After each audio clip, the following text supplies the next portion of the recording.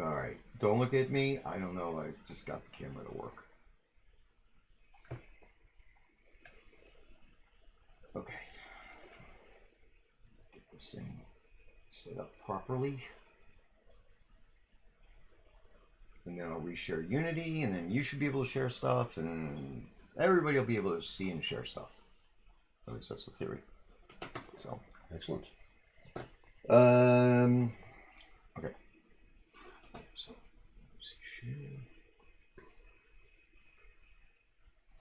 Screen, Unity, share. Okay, there we go. Now it's doing what it's supposed to do. I still don't know why, but whatever. There it is. I mean, I could get really fancy now and try to make these icons on the side smaller, but let me know if the Unity screen is too small for you guys to do it. If I need to get the cameras off the screen. Let me see. Well, actually, I might be able to. What is this thing?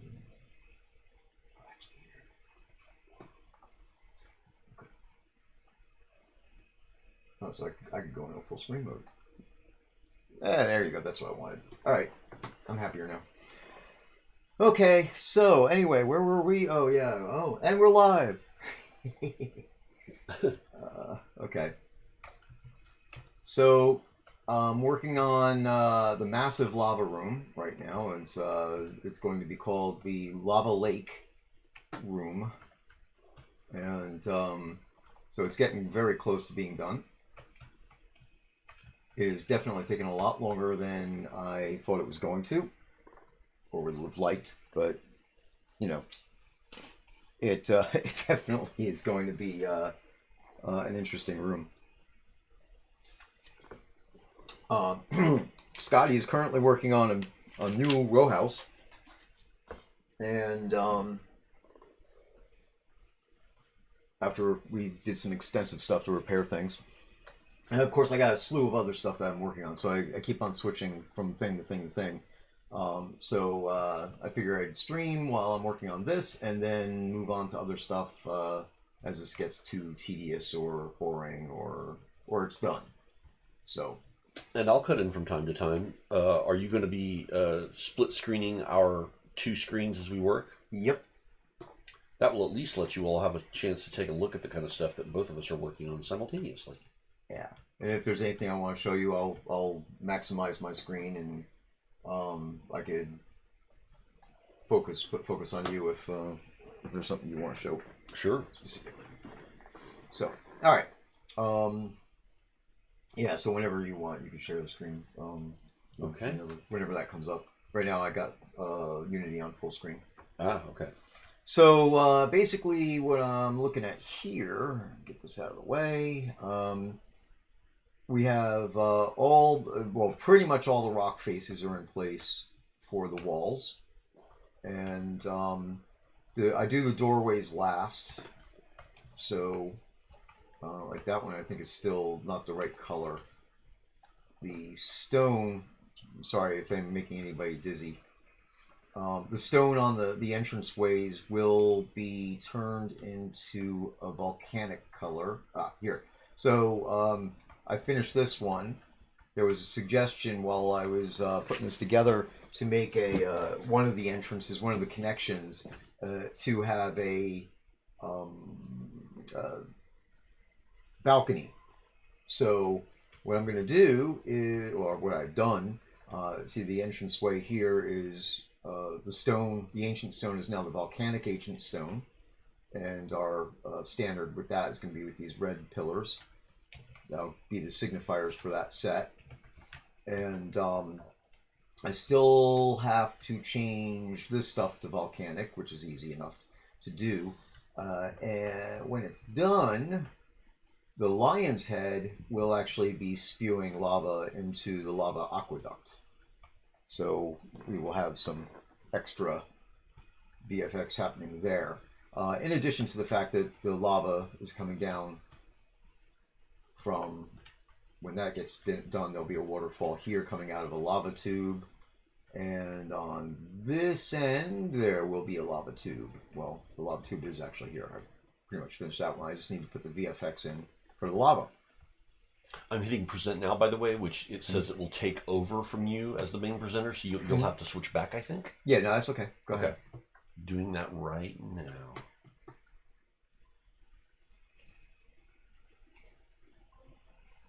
Good. There you go.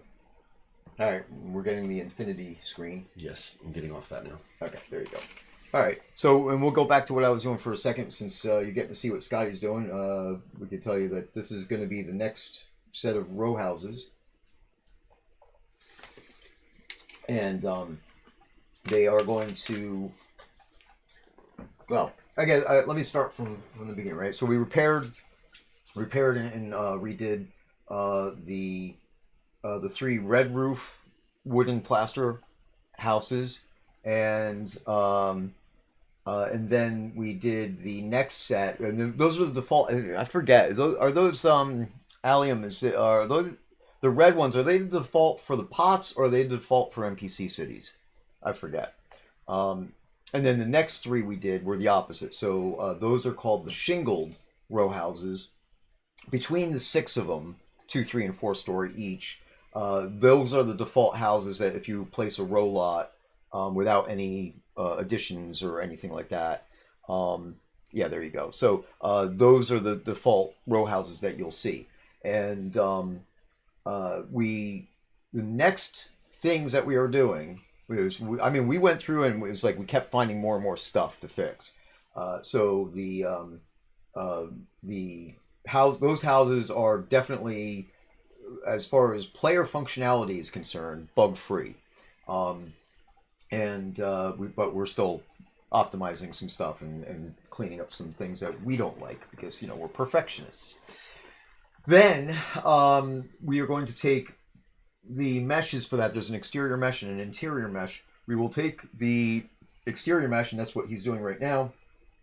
Scottie is taking the exterior mesh and making a new house out of it that will, yes, Allium said, thatch. Yes, it's going to be a thatch roof. Yes. And a pretty fancy thatch roof. And then from there, and ignore the chimney. There's not going to be any no chimney. Pre-placed no pre-placed fireplaces in these houses. So you guys could put the fireplaces wherever you want. In fact, oh look, oh wait, what happened? What just happened? Oh no, it's all gone. All gone. Yeah, but you still have to put the vent pipes in for the toilets, right? Yeah. No, every new row house will come with a horrid puddle that kind of is somewhere nearby. Sir Frank says he lurks and he hopes you are well. Oh, good, thank you. Likewise. So the point here is that we're redoing the textures and stuff on the exterior of the row house, and actually there's going to be a standard model, and then there's going to be a couple of variances on the row houses. We are developing a standard set, so basically, even going forward, we will be able to apply this to the same category of buildings. So as we go into other row houses, we'll be able to apply these footprints in the same, as much the same manner as feasible for those. So there will be a number.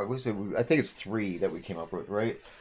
Different footprints, and we're not going to say details about them because that's still work in 3, progress. maybe 4 if we do that whole merchant. Yeah. Okay. And then, but more importantly as well, there will be both the red roofed and the shingle roof, which is basically a blonde colored shingle. Those 2 houses will get one more additional revision. That will be an additional house set up where the walls will be thinner and things along those lines. We're just going to make the house more usable. Get rid of some of the choices that were made that didn't make a lot of sense, like having a front bedroom that you couldn't even fit a bed into, things like that. So anyway, we'll be getting that stuff out, and Scottie is currently working on this. The harder part, well, I don't know. I can't even say that, right? Every aspect of it's hard, but oh yeah. I would say the exterior for me is going to be easier. The interior is a lot more, not just the fixes that I did before. It's going to be a lot more stuff that has to do with truly maximizing the way the interior should have been built to account for thinner walls and better spacing, and the beams which shall take on a more realistic sort of feel as far as thickness goes, sticking out of the wall, and a bunch of other things that I found unfortunately displeasing. I'm trying to be as nice as possible. Abhorrent would be another word, but Yeah. I just want to get things to a state where it's a little more reasonable from a standpoint of what an interior space should be like, and then go from there. Because in the same way that this exterior is going to look very different from the interiors, from the exteriors of the other row houses that have already been made. The interior eventually will as well, but before I do that for this new thatch version, with wattle and daub and a different stone and some other stuff, I'm going to be remaking the interior for the other two, and then basing the new interior for this thatch on that. Yeah.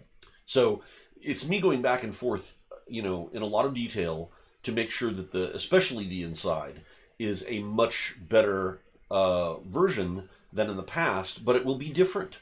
We didn't want to get rid of the old versions. I just wanted to fix them. But for the new stuff I'm making, and for new versions of those same looking old houses, I want them to be made in a more appropriately effective way, so that you all can take your choice. If you want it the old way with the giant thick boards, you can, because I fix those. Or if you want it the new way, where I'm streamlining things and trying to give you more internal space, then I'll do that. But I can't do that for the old ones, because people might like the old ones. People might like the thicker walls. People might like, where they have all their decorations, so they won't want to switch. But for those who do, that's what I'm doing this for.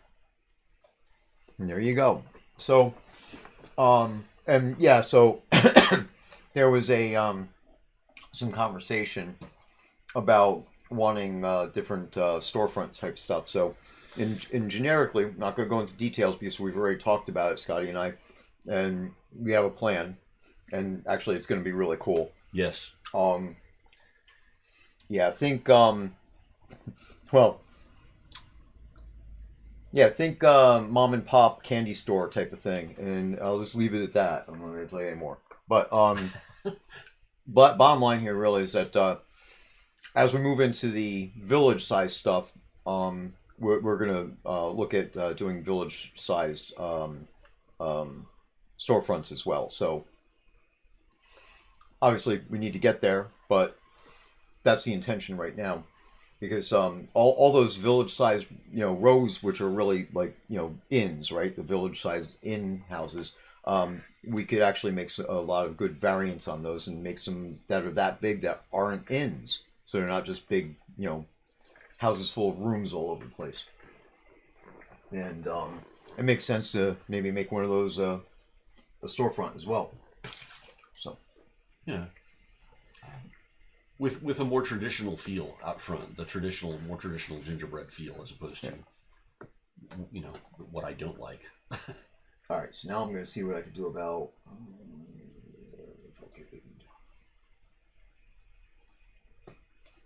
All right, so I'm going to take over. I'm going to see how does I do side by side.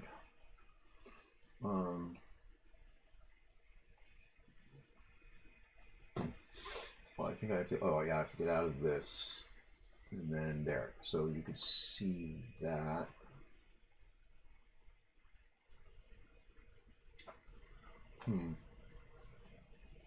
I could not watch. What? Well, so I could I could turn off your camera. I got both screens on there, but like mine's big and then yours is off on the side. But this way they could. It's small, but they could see what's going on. Oh, okay. And then every once in a while we could switch back and forth. I was kind of hoping to be able to do a side by side share, but does that not allow that? I just don't know how to do it. I'm sure. Oh, okay. Yeah, because at some point in time, I'm pretty sure I had it up where in one of our meetings, mine was like the top portion, and then the other share was on the bottom portion or something. But I don't know. I could get caught up on that real easy, and then everybody will get really bored. So we'll just leave it for like that for the moment, and see where we go. Okay, so back to lava stuff. So at the moment, this is the big one. Once I finish this room up, then I have a whole bunch of other things I'll be able to, and as we say in the industry, knock out real quick. Yeah, because that's what we all do. We knock it out super fast without any problems. No problems ever happen. Raven Swiftbow says she's gonna we, I guess, are gonna make her want to buy a new batch of homes, and her guildies might kick her out of the town. Oh no! Well, I do want to make some nice, pretty stuff that is just, me doing kind of the houses I would have wanted to make had I been making houses from the beginning. So right, yeah, exactly. So I'm glad. I'm glad that this is looking enticing to you guys so far. Hopefully. All right. So now I am expecting and suspecting that you guys are not going to be able to read the stuff that I have on the side here, the hierarchy of all the stuff in the scene. So if there's any questions, let me know. And again, obviously, throughout this whole thing, feel free to ask any questions. If it's something that we can answer, we will, especially if it has to do with the work that we're doing. Otherwise, we'll advise you to contact support or go to get to a forum post or whatever. Just went out blurry for you, and that could be. I think the internet here may not be high speed, but it's pretty high, so it should be okay. I guess I could probably change my the bandwidth consumption on this thing if it gets bad. If everybody's seeing it blurry, let me know, okay? And then we'll make adjustments as needed. High speed. Yeah, high speed, which is like the bidirectional gigabit. Yeah, so we'll have to look and maybe get you on that. So the I'm happy when things are doing what I want them to do. Right. They don't always. Yeah. All right. So oh geez, I don't know. I was gonna say something else, but lost it. All right. So right now I'm working on lighting in here, and for those of you who have experienced the lava grotto that I put out a while ago with all the glowing red like this in it, I'm basically doing the same thing in here, so there'll be a nice hazy red glow to the whole place. Obviously, you guys can put your own lighting in here and override some of that stuff that way, but it will definitely have the feel of an actual lava cave. And so we're just optimizing this right now because I have to, let me see, yeah, we got that there. So I got these spotlights set up, and I got a lot of them in here because this is a huge room.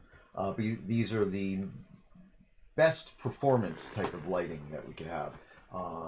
And I do plan on changing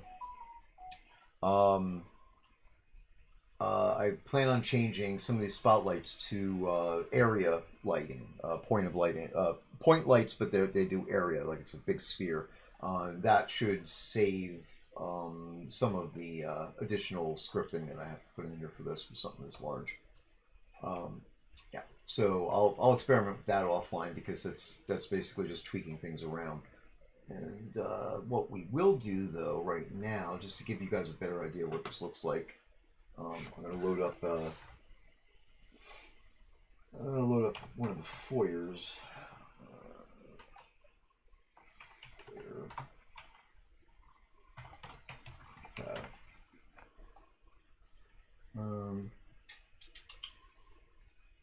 Yeah, actually, not the.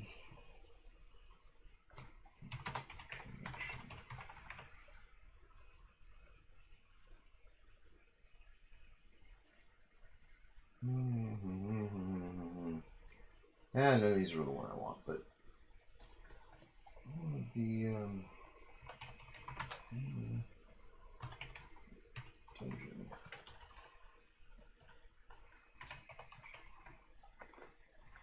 I can't type.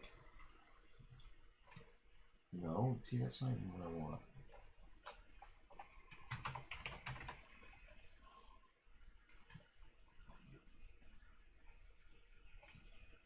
Jeez, nothing's come up with what I really want. But... yeah, we'll just use this one. Oh, yeah, you know what it is? No, I don't want to use that one. It's not a prefab that I need, it's a scene. There it is. Alright, let's go to the green brick floor.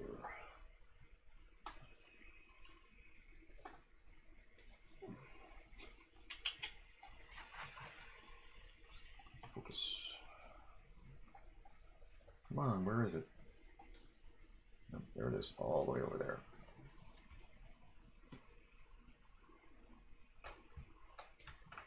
Alright.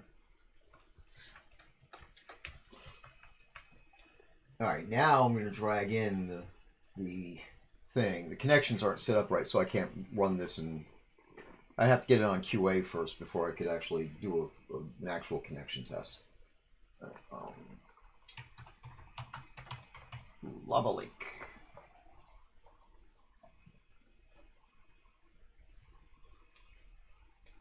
Come on.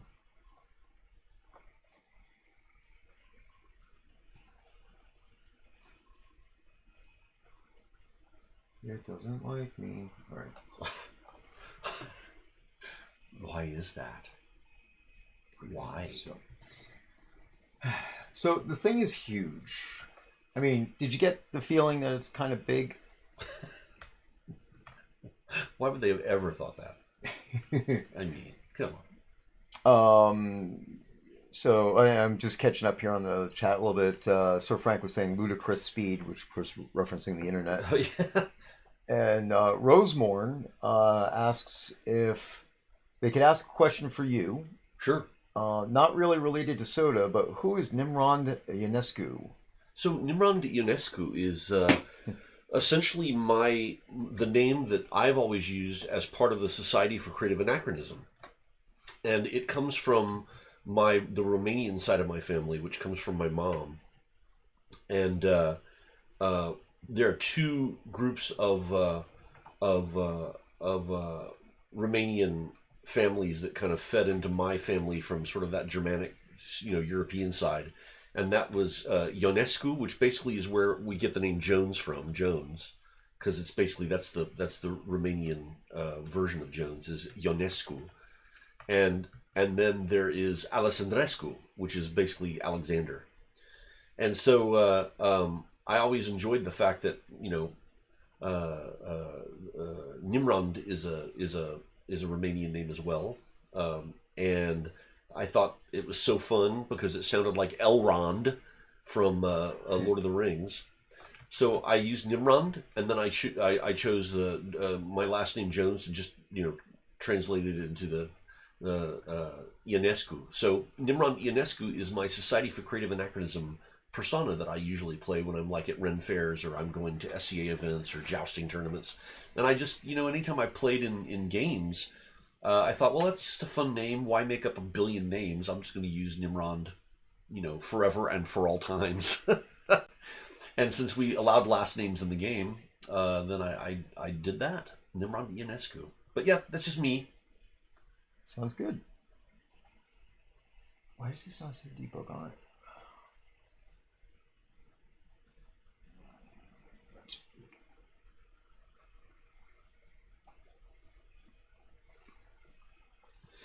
All right, cool. So I'm getting ready to play this in the editor, so we'll see the proper lighting and stuff.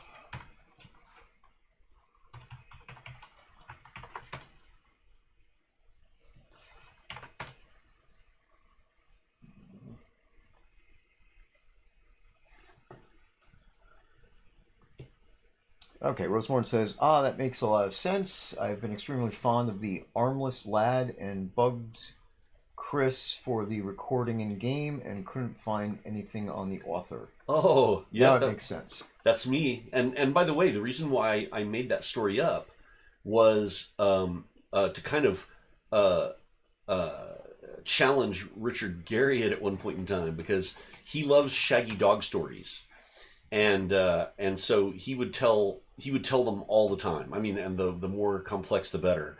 So at one point in time, I decided to one up him by creating the Armless Lad, not just to tell a shaggy dog story to kind of keep you going and going along, but to create a story that would literally like create emotional context that you couldn't like deny, and only at the end to like pull the rug out from under you and make enrage people at SCA events, because they'd get all invested in the story and they'd cry, and then suddenly I pull that last line and they lose their minds and want to come and murder me across the campfire.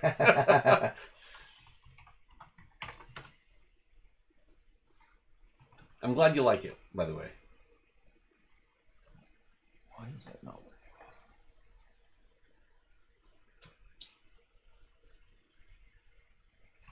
I am waiting for this thing to load. What is it doing? It's loading. It's going into play mode. Ah. So, taking forever and a day. As Unity does. Yes, as Unity does. Basically, it's probably Unity deciding to do another audit on something for some reason. But, where's this thing? Okay. There.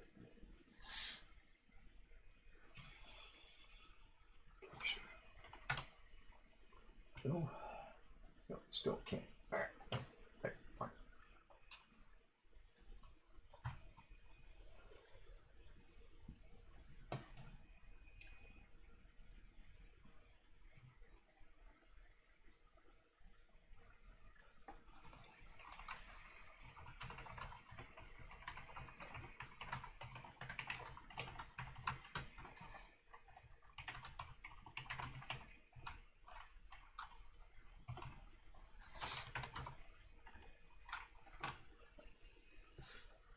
Okay, so let's see here now. Oh, is it done yet? No, it's still loading the game. Okay.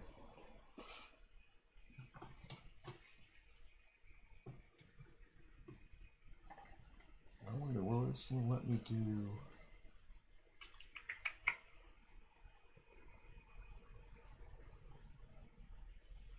Yeah.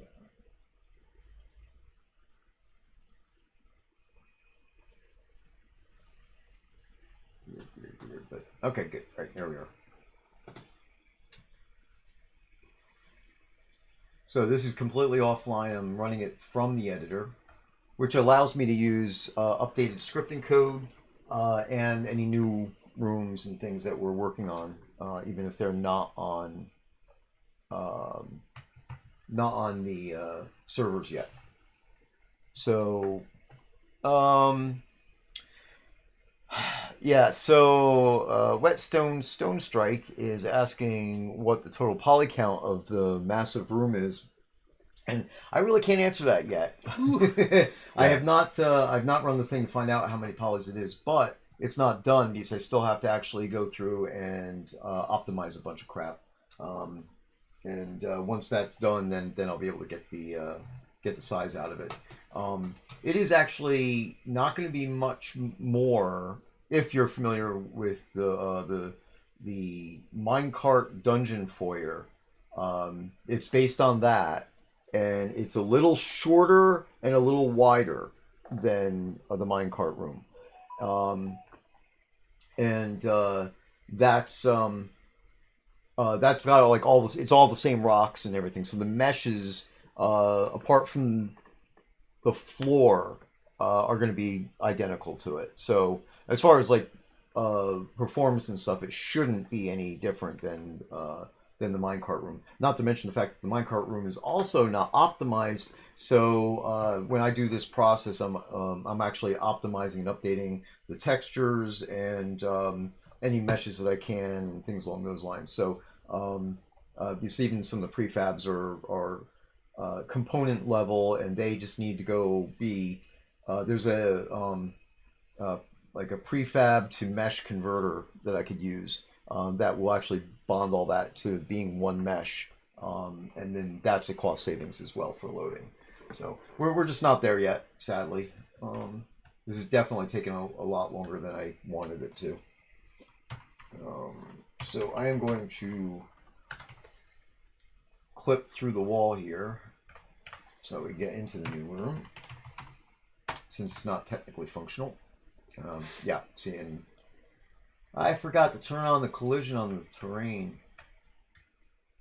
Shame on you. Yeah, I know. So I'm falling through the thing again. All right, so here I'll just slew through the whole thing because this is not going to work right now. I need to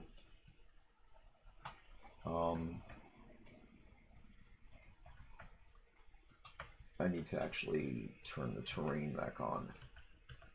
So, so the room without any lights added in will look something like this. It'll there'll be a little bit more brightness. There's some more things to add in, some fumaroles or something along those lines, to get in there. And I still have some coloration changes that need to be done. So this is basically you're getting to just come along on a pre-alpha QA check of where I am right now. So so far I'm pretty happy with the way the rocks are glowing. Though I still want to put a little bit more lighting in because all this stuff the lava should be lighting all this stuff up. One of the last things I just did was I changed the lava VFX. Even in the most recent rooms, the lava grotto and the lava pool, the VFX looks a little bit different, and this is an improvement on the way the other one was working. So I will probably be updating those VFX to match this one. The overall look of the lava is the same, but it's just the stuff that's moving below the surface. I actually made it look a lot better. So, and I gotta get more of the mist in there. There's still what do we call that? The blurbs, blurb. Oh yeah, blurb, the blurbs, the blorps and blurbs. Yep. So the big bubbles of lava in the thing. That's one of the next things on my VFX list to do. They're here. But I need to, well, you know what? Actually, yeah. Once we get out of play mode, I'll show you this is dead center right here of the room, right? This is 0, 0, 0, and basically the existing large lava pool, right? The legacy lava pools, as it were. They fit right in here, right where this aqueduct is. That's how big the lava pool is. And to give you an idea, I mean, you could pretty much see how big this is. But so I had to, because it is a viable concern, that I want to make sure that we're not like overdoing it and causing all sorts of lag and stuff. So I had to find a way to extend the lava surface and get all the VFX in here, and I have to stretch it out properly so it doesn't look stretched and all that neat stuff. So thank you very much for that. You saying that the lava looks great. So yep. Okay. Oh, so our website is shroudoftheavatar.com. I'll put that in here if I can do that.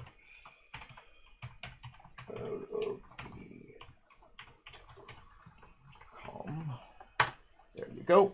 So there's a link to our website. The game is free to play and can be downloaded via Steam or directly from our website. So if you're not a big fan of Steam, you could do it directly. Otherwise,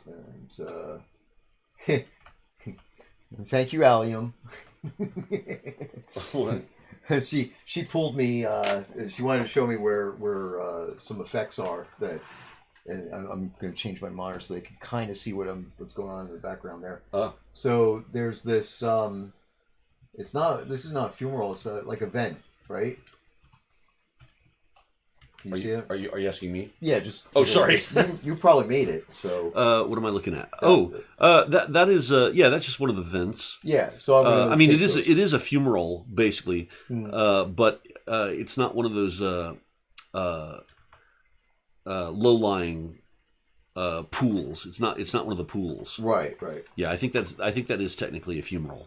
Yeah. So I'm gonna go ahead and grab some of those and some of the fumaroles to throw into the room as well. Get those done. Yeah, because there's those nice pools too that kind of go along with those fumaroles right there, the conical fumaroles. Yep. Yep.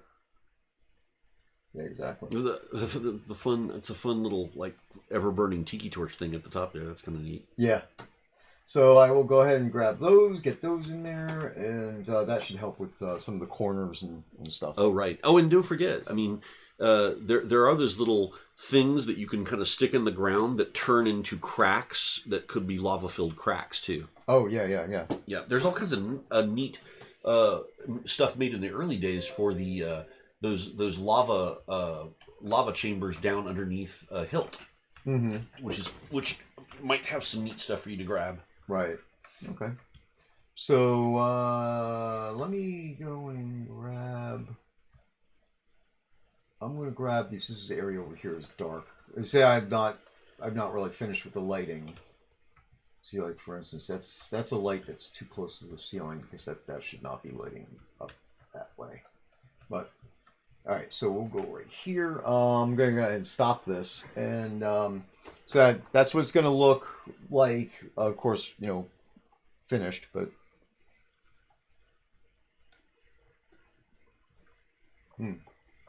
yeah, I think there's a few different lava-looking things in here in the game.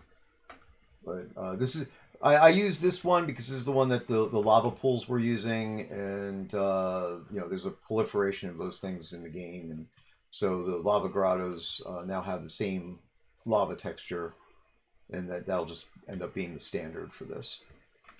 But you never know. I mean, I have to go take a look at that one. Maybe I could still use it someplace else, or maybe even in parts of this, but we'll see. One of the big things I need to do is rebuild the textures for the flowing lava in the aqueduct. Is right now, as you guys were probably seeing, that it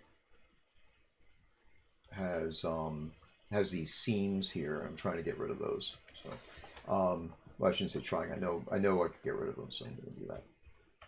Anyway,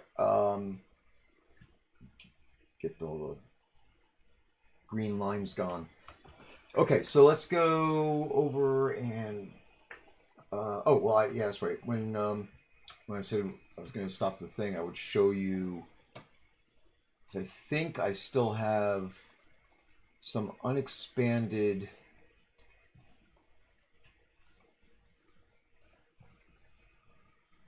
lava pool. Yes, the lava. Yeah. Okay, this is what I want. Turn that on. Yeah. So this is actually the under the surface bubbling, these little donut-looking things. But that's how big one of the large lava pools is, and that's the player placeable deco that I guess we don't support them anymore technically, right? I mean, we got them as functional as we can get them. They're a little flaky, but for the most part, they work properly now. At least we rebuilt them. But instead of moving forward those things, we're going to do a whole series of new stuff. And but to give you an idea of the size, that's pretty much what the large lava pool is compared to this room. So. All right, now I want to go to this other place and get one of those fumarole things. That's in Quell Passage, which is probably not called Quell Passage. You can stop by Hilt and take a look at that other lava too. You never know. It might be so enticing that I might want to change it.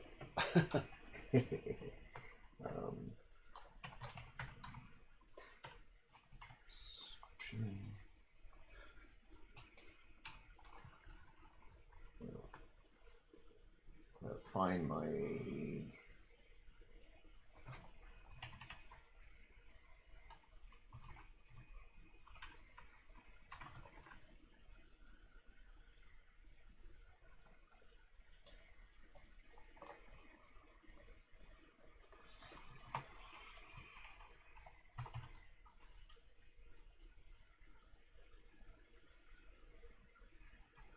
All right, that's not working.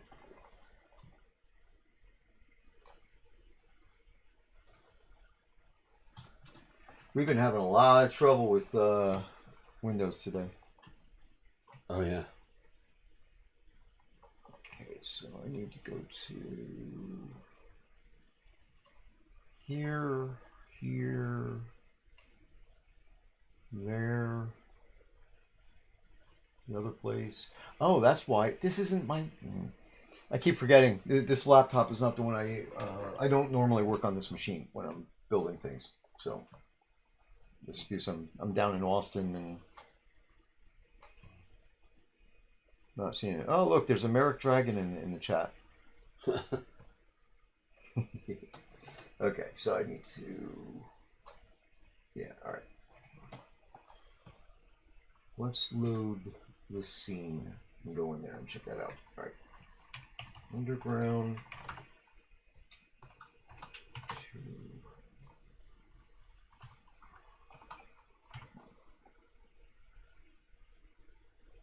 Weird.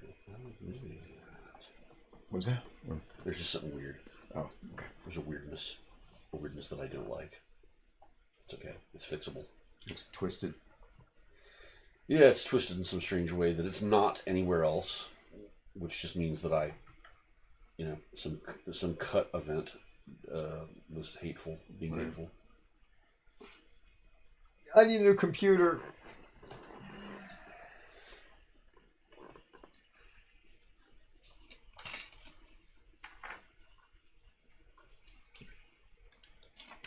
So, we are in the midst of lava month, and I said this room here is taking longer than I expected. I was hoping to be able to publish some stuff already, but basically I'm going to give a little bit more time on this, try to get it done to the point where I can put it out there. At least get this one on QA, so that way players can mess with it and give feedback or report bugs or whatever. And then we'll be putting out some other rooms, and basically things from dungeons that are in the adventure scenes that will be converted into player dungeon rooms, things along those lines. And there's still way more to do. I mean, it's just so much stuff going on here.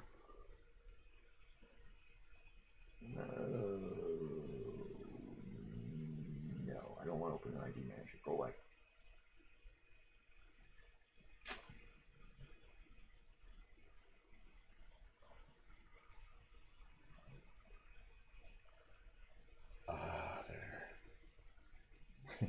That is what I wanted. Nice. Where's the...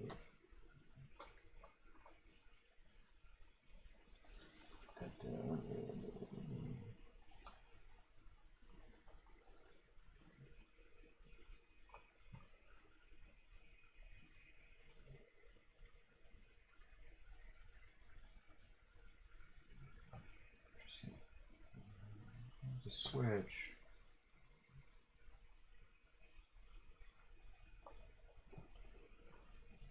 Huh.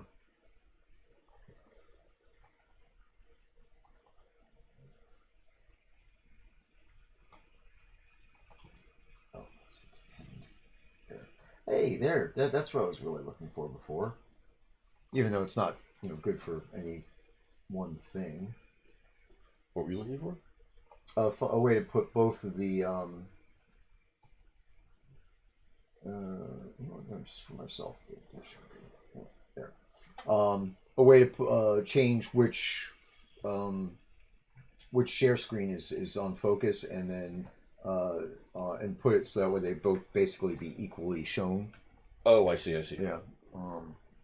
Which is not like I wouldn't leave it that way because everything would be too tiny for everybody to see. So. Right. But while I'm waiting for the scene to load and crap, which actually I guess it loaded. Where's gray? Oh, yeah. All right, it's dungeon.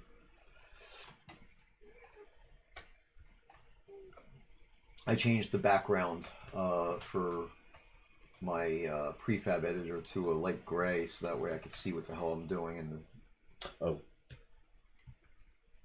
Otherwise, the dungeons just tend to disappear into the darkness. So all I'm doing over here, guys, is collecting. I'm going to collect some assets to use. So we've got this fumarole here. Well, I think I'm going to take the fumaroles. I don't know. I might take the ones out of the lava grotto for that. But here is the thing that I wanted. Okay, that's weird. So is this painted on? Is what painted on? Oh no, there it is. Okay, I just couldn't grab it. Oh. Yeah. So. Okay, that's really all I need to know. It's a fumarole chimney, and I will now go back into the lava lake. Oh yeah, that was the word that I used. Chimney. Yeah. And I believe that would be chimney.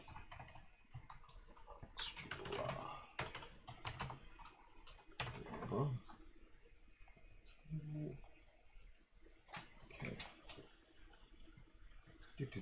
Okay, and is this the side? Where the hell is the entrance? Yeah, that's the other side.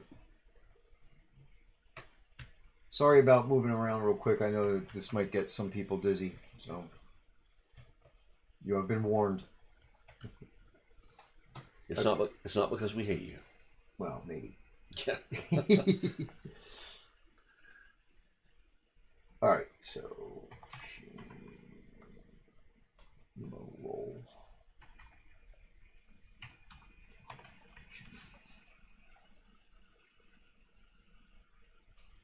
Well, we'll go test these out, see what we got.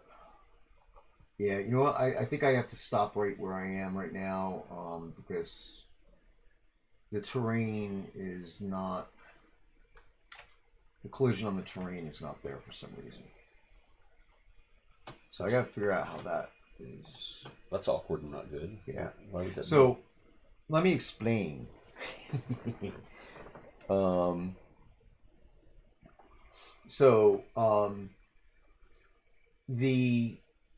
The actual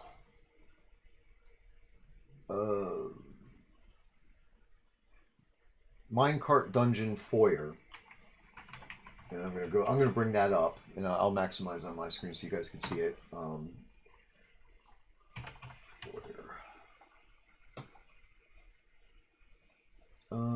That's the moving platform. Where's the... Oh, maybe the minecart doesn't have the foyer name in the name yet. Because we're gonna fix all that. My goodness. The naming consistencies from previous administrations are just so wonderful. Yeah, we've been talking about that all day. I mean, you know, not the nomenclature or organizational nomenclature we'd be using or wanting. Yeah. You know, folders not matching, you know, across similar paradigms, just things not supposed to be where they are, you know, not where they're supposed to be. Yada yada. Yeah, yada yada. We're just, you know, it's just we're complaining whiny. Oh, yeah, all right. Let me do this. Maximize there. Okay, see, that should work. Now I actually got it side by side on the stream. Oh, good. Yeah, I think it's going to be large enough that everybody's be on. Again, if anybody can't see something and they want to ask a question, just say something, and I'll try my best to notice that you said something, and then we could focus on whichever screen and talk about it. You know, so I have no problem with doing that. this is of course we're in offline mode, so you're gonna see weird stuff. Like this is the animation script for the minecart that goes around the loop. But this is as you can see, it's a little narrower, and I think it's about the same length, or maybe even this might be a little bit longer than the lava room that I'm making now. And so it's about the same number of square feet. It's just a different shape. And let's see, where was I going with this thing? Yeah, I don't know why did I come in here?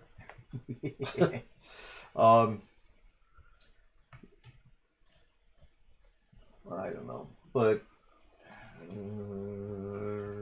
We can pretend to know. yeah, well, yeah, sure. I'm just playing a nasty trick on everybody. Crap, I really lost it. I came in here for a reason to show something, but I don't know. Oh, yeah, that's right. All right, I remember now. So you see the sand down here, right? Basically, this is a terrain, right? So just like, if you go into like, Novi on the overworld, or in any of the scenes or zones, the land you're walking on, is the terrain. And then things like the railroad tracks or the rocks are going to be prefabs, so they're additional to that. The terrain inherently has collision with it, so that way you don't fall through the world. And but the problem is that the minecart dungeon room, which is, again, it's technically a foyer or a foyer, is a starting piece. Therefore, it's a zone. This is actually the zone that you're working off. So when you go to add new rooms to your dungeon, and you go to the hammers to access the connection menu and everything, you add on new rooms. All you're really doing is adding on prefabs.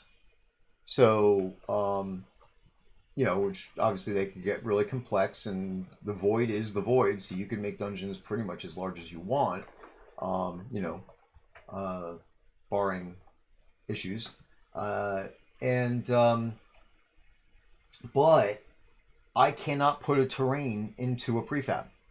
Terrains have to be in zones, in scenes.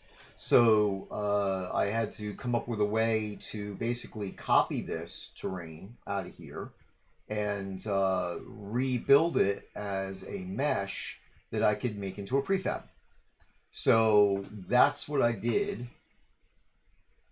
And get out, maximize, go back over to the extra large. Okay. So basically what that means is by inherently prefabs don't have collision. You have to add a mesh to it to identify as collision. So all this lava rock that's on here, which is the terrain, which I pretty much duplicated what was in the minecart room, and then I tweaked it a little bit, made some changes.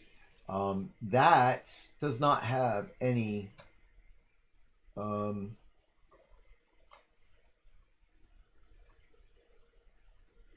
does not have any collision on it at all. So what I really need to do, like right now, it's still in like a build mode, something called Pro Builder, and that's what allows me to modify the mesh in the editor instead of using the fancy tools that Scottie and now I use to do mesh work, which works for something like this. I wouldn't use it to make something complex, but it definitely works for making like rocks and terrain and basic shapes and things along those lines. But I now need to add a collider to this, so I'm going to add collision, and we're going to do mesh collider, and then I just tell it to use the same, wherever the mesh, I see a mesh renderer. Where's my mesh filter? Oh, that's right, because it's Pro Builder. So I actually have to finish this thing off.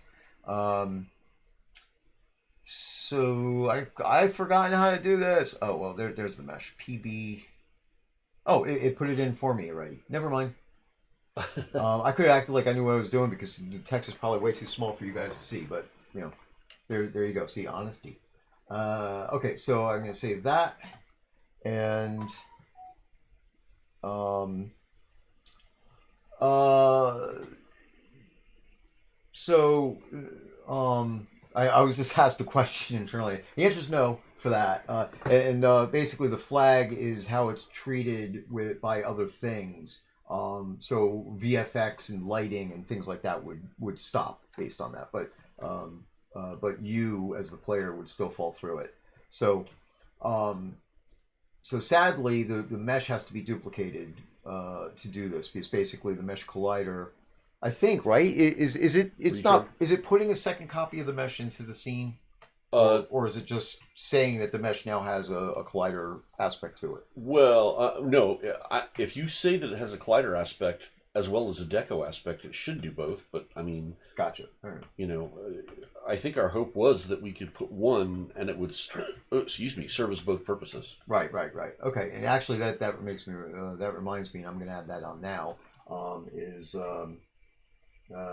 deco surface. Yes, I did not add that part to this yet, but no, I don't even see it in here. Oh, damn it. That's one of those scripts that doesn't show up in the search, Oh, but that's okay.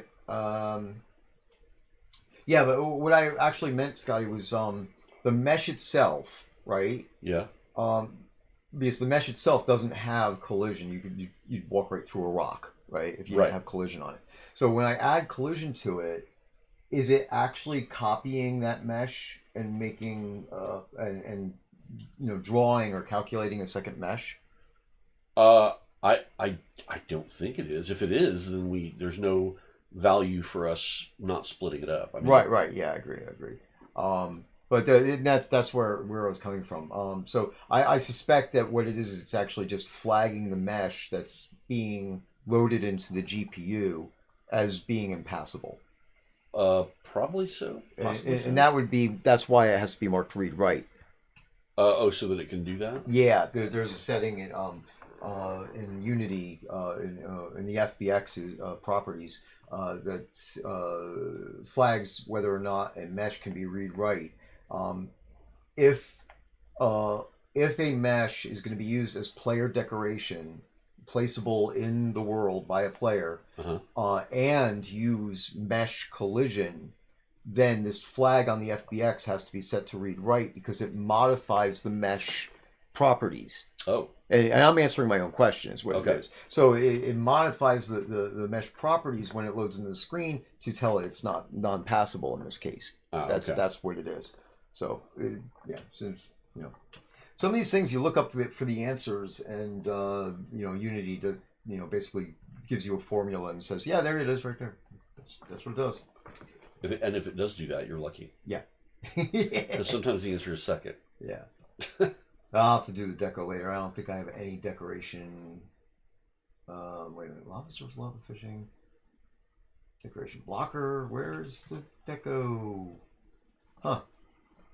Yeah, I don't seem to have the deco in here. I'll have to add that in. But no worries. All right. So this means that if I start up the scene now, I should not fall through the floor. That's the key thing there. So, now the interesting thing is, let me see this one. This is that has a mesh collider. The roof has a mesh collider on it too. I was wondering if the roof actually had a mesh collider. So, okay. Which it does, I take it. Yes, it does. All right, so we're gonna go. Is this the right spot? Yes. Okay. I'm gonna put some fumaroles over here, so we could test them out and experiment. Just need to find the right. There it is. All right. Chimney 1. Chimney 1 outside. And chimney 2. All right. So,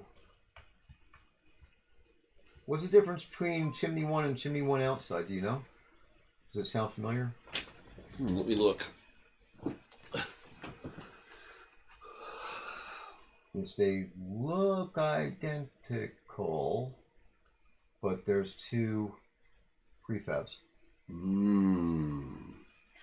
Uh, unless it's referring to inside or outside of a cave. I'm not sure if I created that. I don't know. Hmm. Maybe someone created a version that was meant to be for outside in nature. I don't know. Yeah, I don't know. Looking, see if there's a difference in the. Of course, the prefabs are identical. Really? Yeah. Like identical. Yeah, I mean, let's see. Yeah, we're expanded completely, so nothing's changing in the hierarchy. I mean, unless there's a setting someplace in here it's changing. Yeah, I don't. So, Man, I don't know because I don't recognize the quote unquote outside unless there are differences in the way the particles are being told to light draw yeah, so that it look good outside as opposed to in a cave environment. maybe.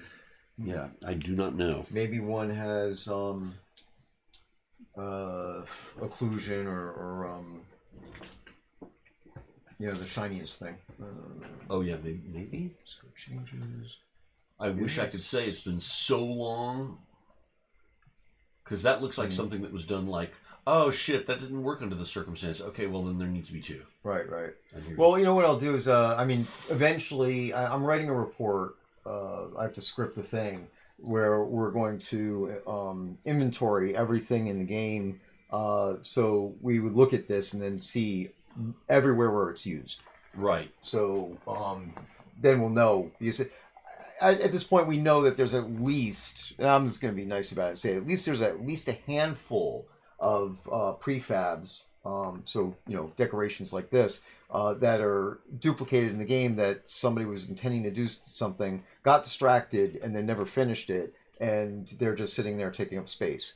And these things are actually compiled into the client too. So, so you guys are storing this stuff on your computer, and it's not really being used. So, yay! We're gonna clean all that up long term. So, anyway, all right. That's what I was just curious about that. So, let's see here. Yeah, Allium says that there are some outside in Nightshade Pass. So, yes, there are. Yeah, but I mean, I'm just looking at this, and I really do not see a difference between them.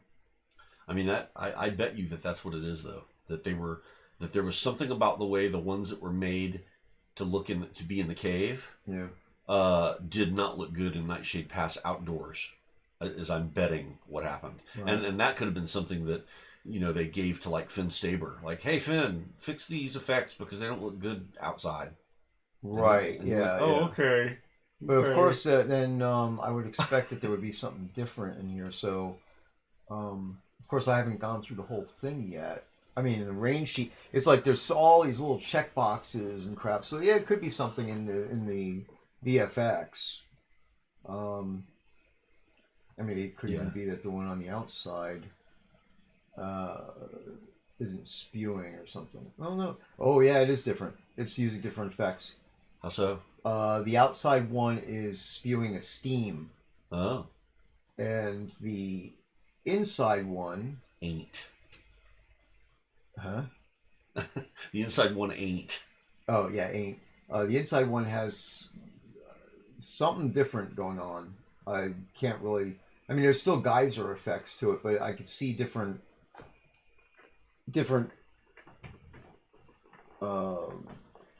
I don't know, emissions or something going on there. Gross. Well, that's what it's called. Let's not be adolescent. All right. So anyway, you got to know these things. All right. So extra lava. We'll go back and we'll mess around with the fumaroles now. Start those changes. I love being infantile. It's just my favorite. Yeah. Yeah. Okay, so so these are, well, actually we'll be able to test this and see, but I think that's what's going on there. So I'm going to put them a little bit far away from each other because since they are spewing. That's not any better. That's not better. Yeah. Dude, if you're spew into this. Okay, so I'm gonna put one of these things over. Well, actually, this is the thing that actually has fire on it, so I want to put this in the dark anyway. So. Yeah, we'll just stick that there. So these are going to be a test for lighting effects and see what kind of differences we'll get out of that. And we'll bring that up. Well, the third one is though. Yeah, the third one I highlighted here should be. All right, now I'm starting the game. Oh man, now it's in. Well, it doesn't matter. I can still deal with this. All right. Oh. So, for those who don't know, this is Shroud of the Avatar, an online game, free to play, and we're working on adding a whole bunch of stuff for August that we have deemed Lava Month, and in a couple of months from now, I have a dungeon that I'm expecting to have in game. But as you can see here, guys, I'm behind schedule. I'm still behind schedule. So a lot of stuff to do. But we keep working. Mm-hmm. And it's not sorrowful stuff. It's just stuff. Yep, just stuff. Just while this thing is... Oh, no, there it goes. Decided to work faster this time. Okay, so now there's a little trick that I could do. Is I go here, even though I got the game running. And this is over here.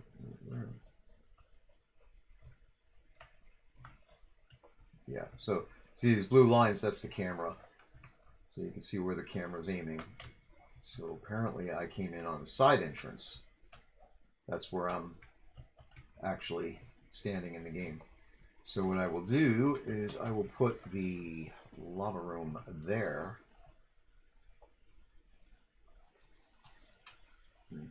Just throw it in here because it's too big for me to place otherwise. Rotate this. I think this is the one. No, that's the wrong way. There we go. Okay. This, I'm not going to be accurate. The first time I put this down in that other foyer, I did it accurately so you can see it was on grid and that the floors lined up and all that neat shit, but I'm not going to bother right now. So these words are going to end up slewing in here anyway. All right, so go back to the game screen. And once again, I'll shrink these down, make it so you can see stuff. Well, I'll maximize the game screen there. Okay. And I'm not using a torch yet because I want to still see the ambient light and how that looks.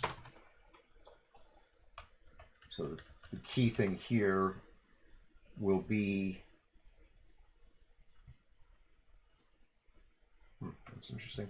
All right, the key thing will be whether or not we fall through the floor. Hey, we don't fall to the floor. Yay.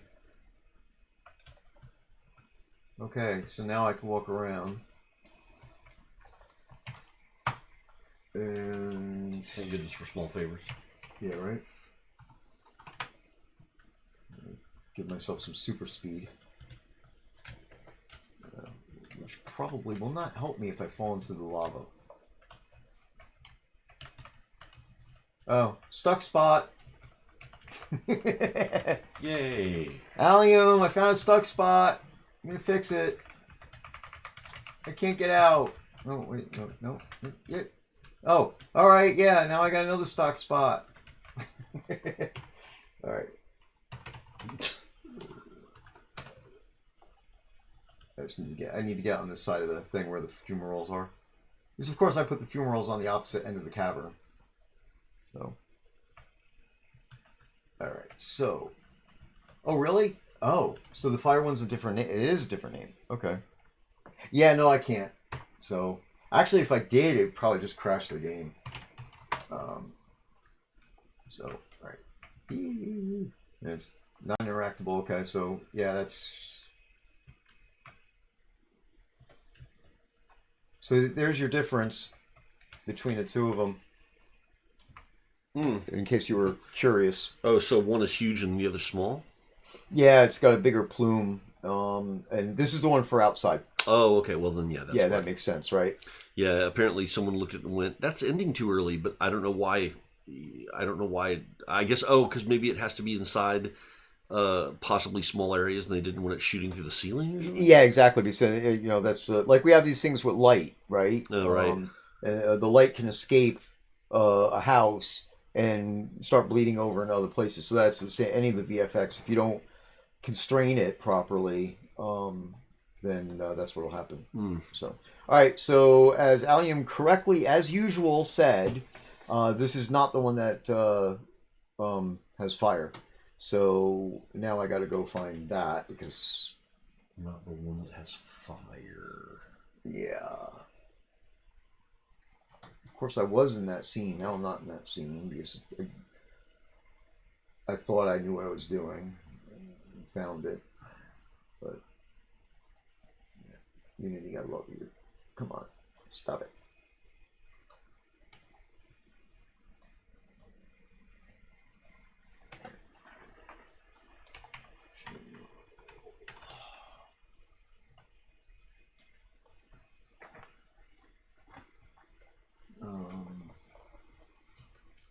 Okay, where are we? Oh, we're in.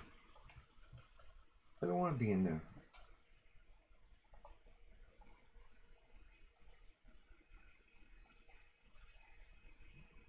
Get back into the lava scene.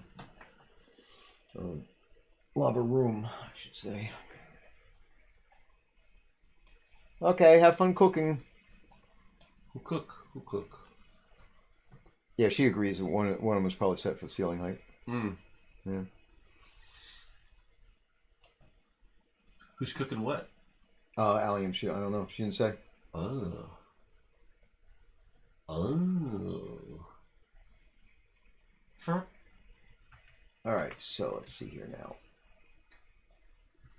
All right, so we have our floating fumarole, and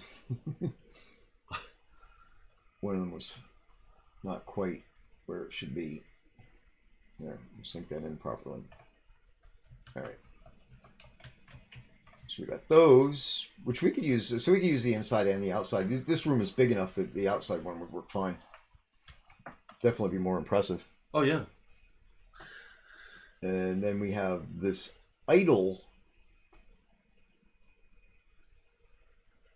fumarole chimney.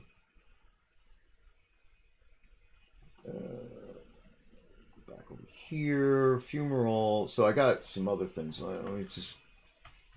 We'll do a little shopping trip here. Put out all our fumaroles. So there's fumarole basin 1. Oh, this is the one I did. Oh, actually, you guys don't see this. Look real quick. What is it? That's the one that you and I were. Oh, yeah. Yeah. So that's a possible future lava pool, player placeable lava pool, but it is not in the game, and we do not have an ETA, so don't ask. Okay, so yeah, lava fishing 1's basin 2 there, and then chimney 1. This has got to be the one that no, that's not it. Oh, that's the chimney. Chimney 1's the one that we did over there, right? Okay, and chimney 2 is that thing. So where? I wonder if that doesn't have fire built into it. I'll bet you it's in the scene. Let me go look at the scene now. So isn't this fun? Everything's so easy. It's so fun. Okay, where was I going again? This is /OC. So fun. I could just scream. I'm screaming right now. Are you now? Yeah, I am. We all scream. Is that before or after you float down there? Yeah, they all float. They all float down here. What was I doing? Oh yeah, underground. Underground. R2. And there it is. Okay. So apparently it's the only Region 2 underground scene. Discard. Okay. So now let's see if I can find... So these coordinates are not going to mean crap while I'm in the editor. But we have those, and find where the hell that one. Figure out where I am. Oh, it's got to be these two then, right? Are there two of them here? No. Nope, that's not it.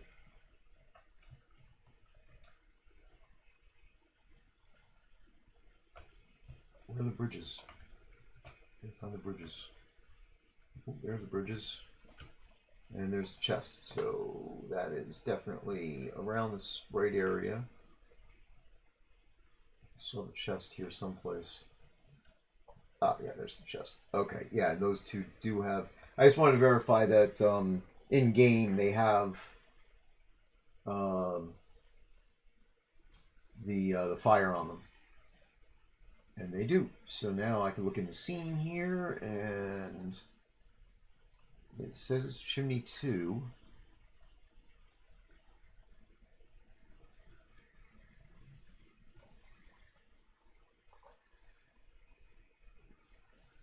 So what's the deal?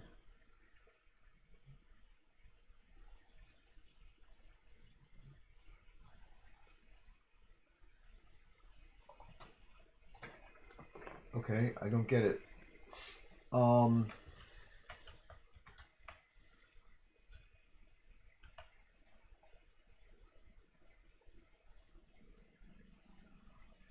That's the right thing.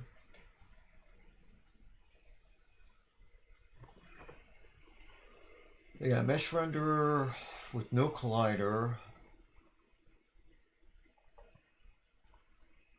And then a mesh renderer with a collider. There are no VFX on this, so the VFX were completely added separately. They didn't even put them into the prefab. Oh. So let me go, yep, VFX. Let's just see if we can find the thing. Lava burst, lava mist, blah, blah, blah, blah, blah, blah, blah.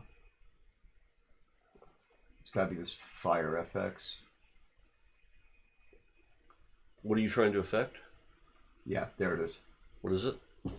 This fire. Oh, the fire that's in the... Yeah, they when whoever built the scene didn't put the fire FX. They rightly so put all the VFX in the VFX category, right? Oh, and didn't attach it to the right. So the prefab. There's no indication that this has fire attached to it. Right. Yeah, and you're right. In a way, that makes sense, because if they weren't really trying to make a separate version that was meant to be its own prefab, they were really just decorating the scene with effects. Yeah, exactly. So I'm going to copy it and steal it. Extra lava.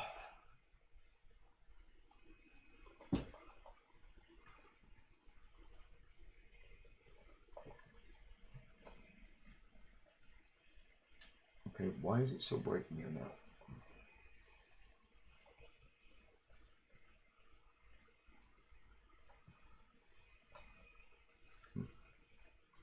Weird. Very strange, very strange, very strange. Okay. So, yeah, basically what I need to do is go here and see, when I do these things, I unpack them.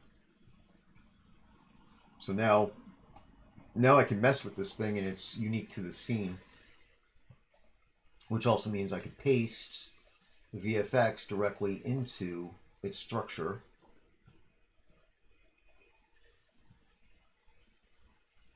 And when I run the game, that should have fire on it now. But of course, its location is not right either. Gotta love it.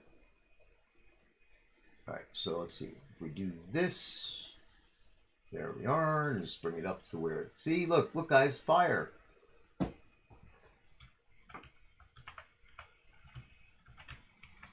It's so cool to zoom in and have it disappear so you can't really see what the hell you're doing.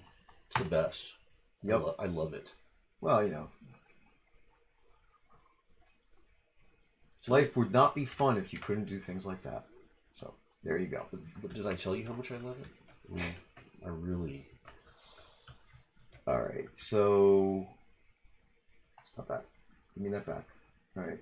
So we got these two. We got this fire thingy, which of course I could add fire to any of these at this point. And we're gonna save this. And guess what? We're going over to another place again. Now I'm going to bring up the lava grotto that I did, and I'm going to steal some stuff from there. Just got to find which one it is. Yeah, this is it. I found it. Okay. Yeah, and people had asked me, there was at least one player who asked, why do I have a black box around this grotto room? Mainly because the way the rocks are all set up in here, there are some gaps. So it's okay to see black through the rocks, but if you put another room nearby this room, you'd be able to see it. And vice versa, because this has VFX in it.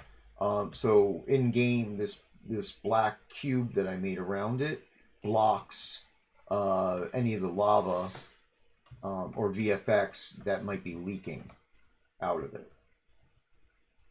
So so that's why this normally we don't really make the outsides of the dungeon rooms pretty. So you know, I'm not going to bother on a lot of rooms, but I just did it on this one because the VFX are leaking all over the place. In the extra large, the lava lake room, that huge room, I'll try to make sure that the lava's not really leaking out. Otherwise, I might have to put some black stuff on the bottom. But I think it's in pretty good shape as far as that's concerned. So going in here, let me just click on that. Get out of the way. All right, so this one I had put in these fumaroles. Yeah, rimstone, flowstone, and I changed the top of the flowstone to be. It's like it's a fumarole that dried up over time. So you know, these fumaroles are basically sulfur, so that you got this chunky. Dirty because it's in a lava room with soot all over the place, right? So it's not bright yellow like you would expect sulfur to be. But there you go. So I just want to grab one or two of these because I'll probably end up putting, making some variations of these with lava and stuff like that. And, yeah. So I'll just grab one of them so that way I can use it.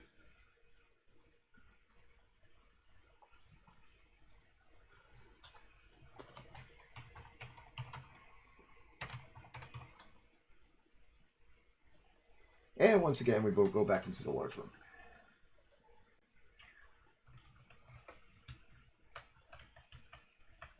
And just think of it. If you're bored by now, imagine what happens with me. And that's why I switch over to other things. Okay. Rocks, lighting. I think we just threw these in here, right? Yep. I need to paste.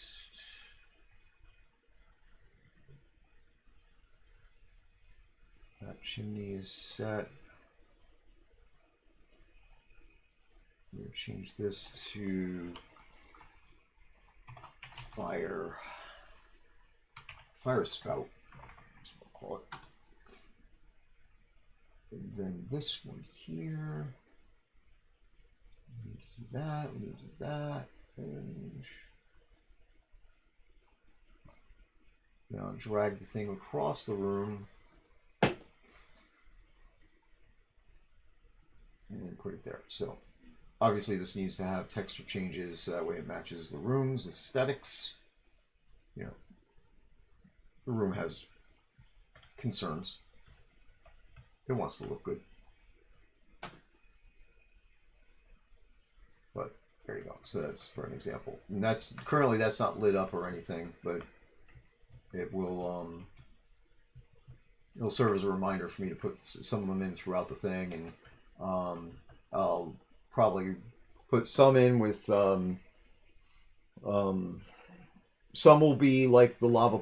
I'm sorry. Some will be like the fumaroles with the water in them, and and steaming. And some of these will be have lava in them. Some of them will have the more sulfury looking stuff with steam coming off of them, things like that. So that'll be the concept there. Okay, so now what we can do is these technically will be in lighting. You know what? I'm going to make this another category instead of putting it in lighting or anything like that.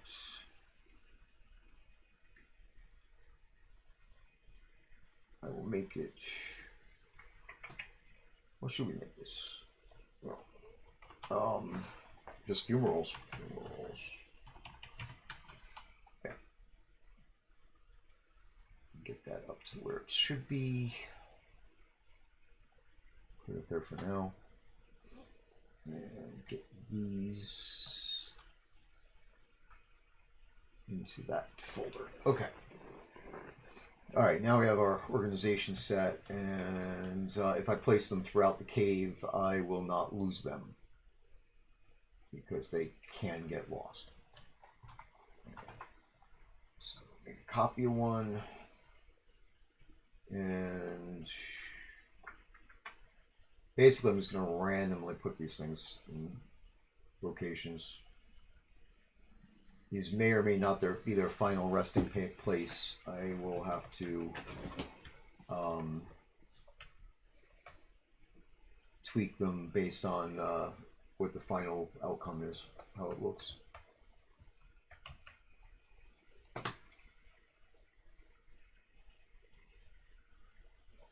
So let's see. That's not sitting how I want it to.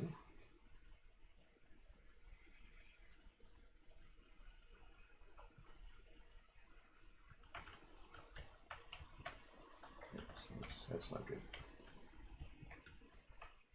I'm probably gonna have to go around and flatten the terrain in places. What I could do is just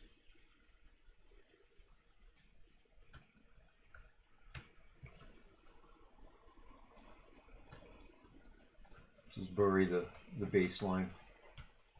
It just be like that. So that's one.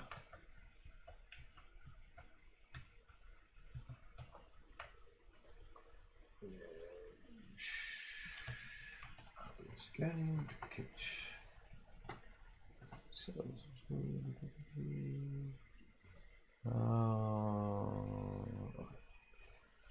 we're going to see if guys ask any questions. Nobody's asking any questions. Hopefully you're observing our work with just rapt interest and attention. It's just you're overwhelmed. I'm pretty sure that's what it is. Well, you know, if they're not asking questions, that means that they understand all the material and they're going to just absolutely ace the test. That's right. Because there will be a test.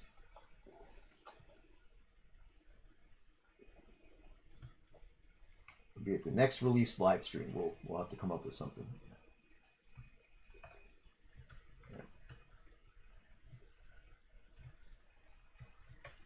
Okay, and I'll just duplicate that one and copy it, and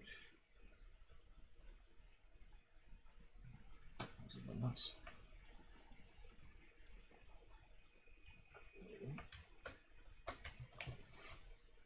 Now, the main reason why I'm putting these out is to provide some lighting in areas where if I put the other lighting, it's not going to work out the way I would want it to.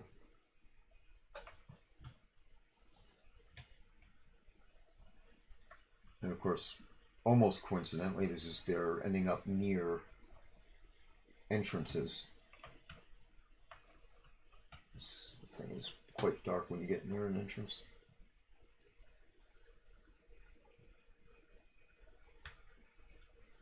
And of course, this room comes complete with echo verb. Echo verb. Yeah, echo verb. That's our trademarked echo sound effects for dungeon rooms. I made that up too. Ah. Okay. So with the exception of perhaps a few tweaks, that I'm going to probably round out a few things here, like probably the edges. I don't want them to be quite as razor sharp. Mm-hmm. But this is turning off the lines here. This is sort of what the new thatch roof will look like. There you go. Nice. Yeah, fun stuff. With a nice little overlay on top that goes up, and I base these very, very carefully on actual roofs of this nature, and kind of fumbled over which kind of stick configuration I was going to use, and which designs I was going to try to make out of it on there. And then yesterday was pretty much all building this tiling texture map, which allows me to kind of put it over here like this and get this kind of level of detail on it. But yeah. So, question here. I mean, I guess based on the stream and everything. So I see a drip edge on the back and the front, right? Yeah. When you say drip edge, are you talking about this part here? Yeah. No. That's the peak cap. Oh, okay. The fact that the hatch, the thatch is hanging over the wall, right? So when it rains, it doesn't. The rain doesn't actually seep onto the wall and cause. I mean, this is real world crap. But, it's got to be accurate, right? Yeah. So, go to the front of the building. I Yes. think there's a better drip edge in the front. Oh, are you talking about? Oh, yeah. Overhang. Yes. And you know what? All I know is that I'm limited, and the degree to which I can actually move that out has something to do with the extent of the plot. It just clicked. In fact, I'm surprised you were able to get the peak to stick out like that. I'm hoping. I mean, I'm hoping that it works correctly. I'll be bringing in a quarter lot thing, right, and looking at it critically in just a few minutes to make sure that it doesn't. But basically, well, you can actually kind of see these lines right here. Yeah. These lines represent the extents of where it's sort of allowed to exist. Right.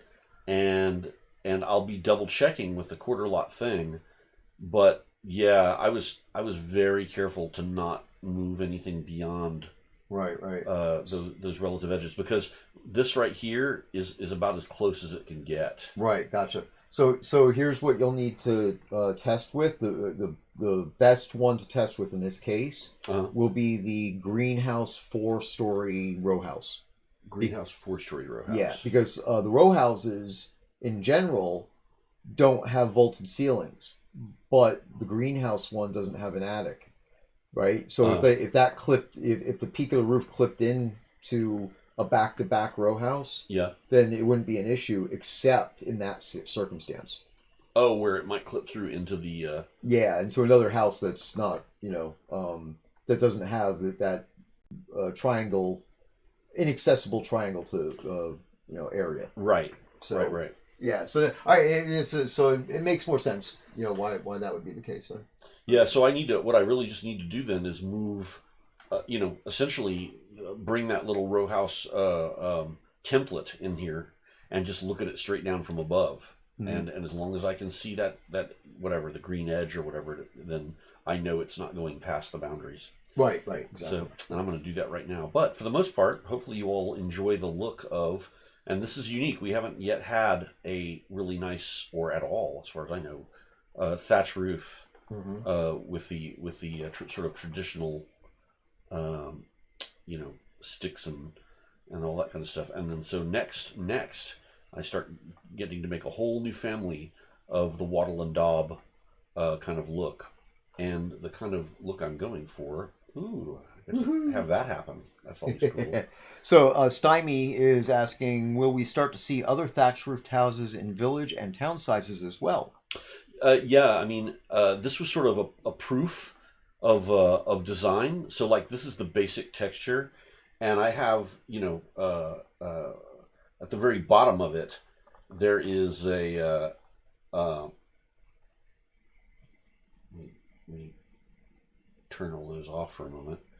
So at the very bottom of it is basically this texture right here, which is perfectly tiles up and down and left and right. And so between these two, these two fancy, and I might even make a fancy version number 2, so you have some different kind of stick arrangements and maybe some different look to these edges, so just something else, some other fancy version.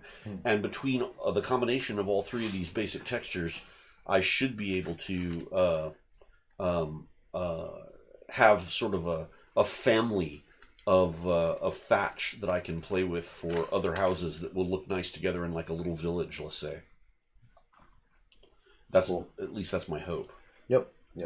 Yeah, that's basically, traditionally, you say, even though tradition is pretty much going out the window anyway, but in a loose way of saying, traditionally, we have a family of classifications or styles of houses. So I would definitely say that if at all possible, then you'll see houses in village and in town. I don't know. Like I don't these, know. Like these right here. Yeah, and I don't know if anybody would ever make a thatch roof in like in a mansion size. So I don't think that would happen. You know what I mean? Oh yeah, no, there wouldn't be anything like that. But you might have a nice small like country lord's manor house that might have this kind of look to it, just because he likes the rustic look. Right. Yeah, that's town lot size. So yeah, so you might have something like this, like you're seeing this right here, or something like this, and you can see these are the things I use as a sort of as a reference for when I was building that texture map, and so I'm going to be playing with things like this nice little side roof above the door, and I'm going to be playing with stuff like maybe windows that are differently shaped like that, and I'm certainly going to be playing with, things like you see this little like kind of bay window thing here. You might see that appear at some point, and I'm gonna look to see if there are moments where I can make the those garret rooms like you see right here, and like kind of up at the top here, the rooms that sort of stick out from a roof. So you might start seeing other house variations later that make as much use of this sort of rustic wattle and daub kind of thatch event as possible, because to me that screams the kind of medieval European home that I'd make for myself if I had the chance. Cool. Yeah. And I love the fact that like these things aren't even. There's uneven timbers used, and it's all. It doesn't look like perfectly straight and factory made. It looks like someone went out with a hatchet and did their best, which I find really enjoyable. Like see these on the side of this wall. It's like those things are anything but straight, and I don't want to be like completely Dr. Seussian about it, but you can see up here there's kind of a different take on the little edge trim, but the disparity between these modern windows and that rustic old look is what I want to avoid. So I'm going to be playing around with stuff to make sure that any windows or doors I put in still kind of maintain as much of that rustic feel as possible, so that it doesn't look like it was made in IKEA or something like that. So yeah, fun stuff. Pretty cool. All right, so let's see here now. Put this back if I can.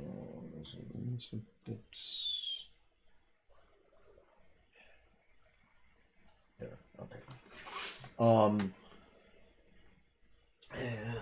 Let's see. I'm gonna take a break from this for a second, and I have to kind of rack my brain on the other stuff I was working on, but so I know there was something else. I was like, oh, I could show them that. And of course, I don't remember what the hell it is. Life is bad. I get old. So, well, all right. I'll show you. I'll show you this.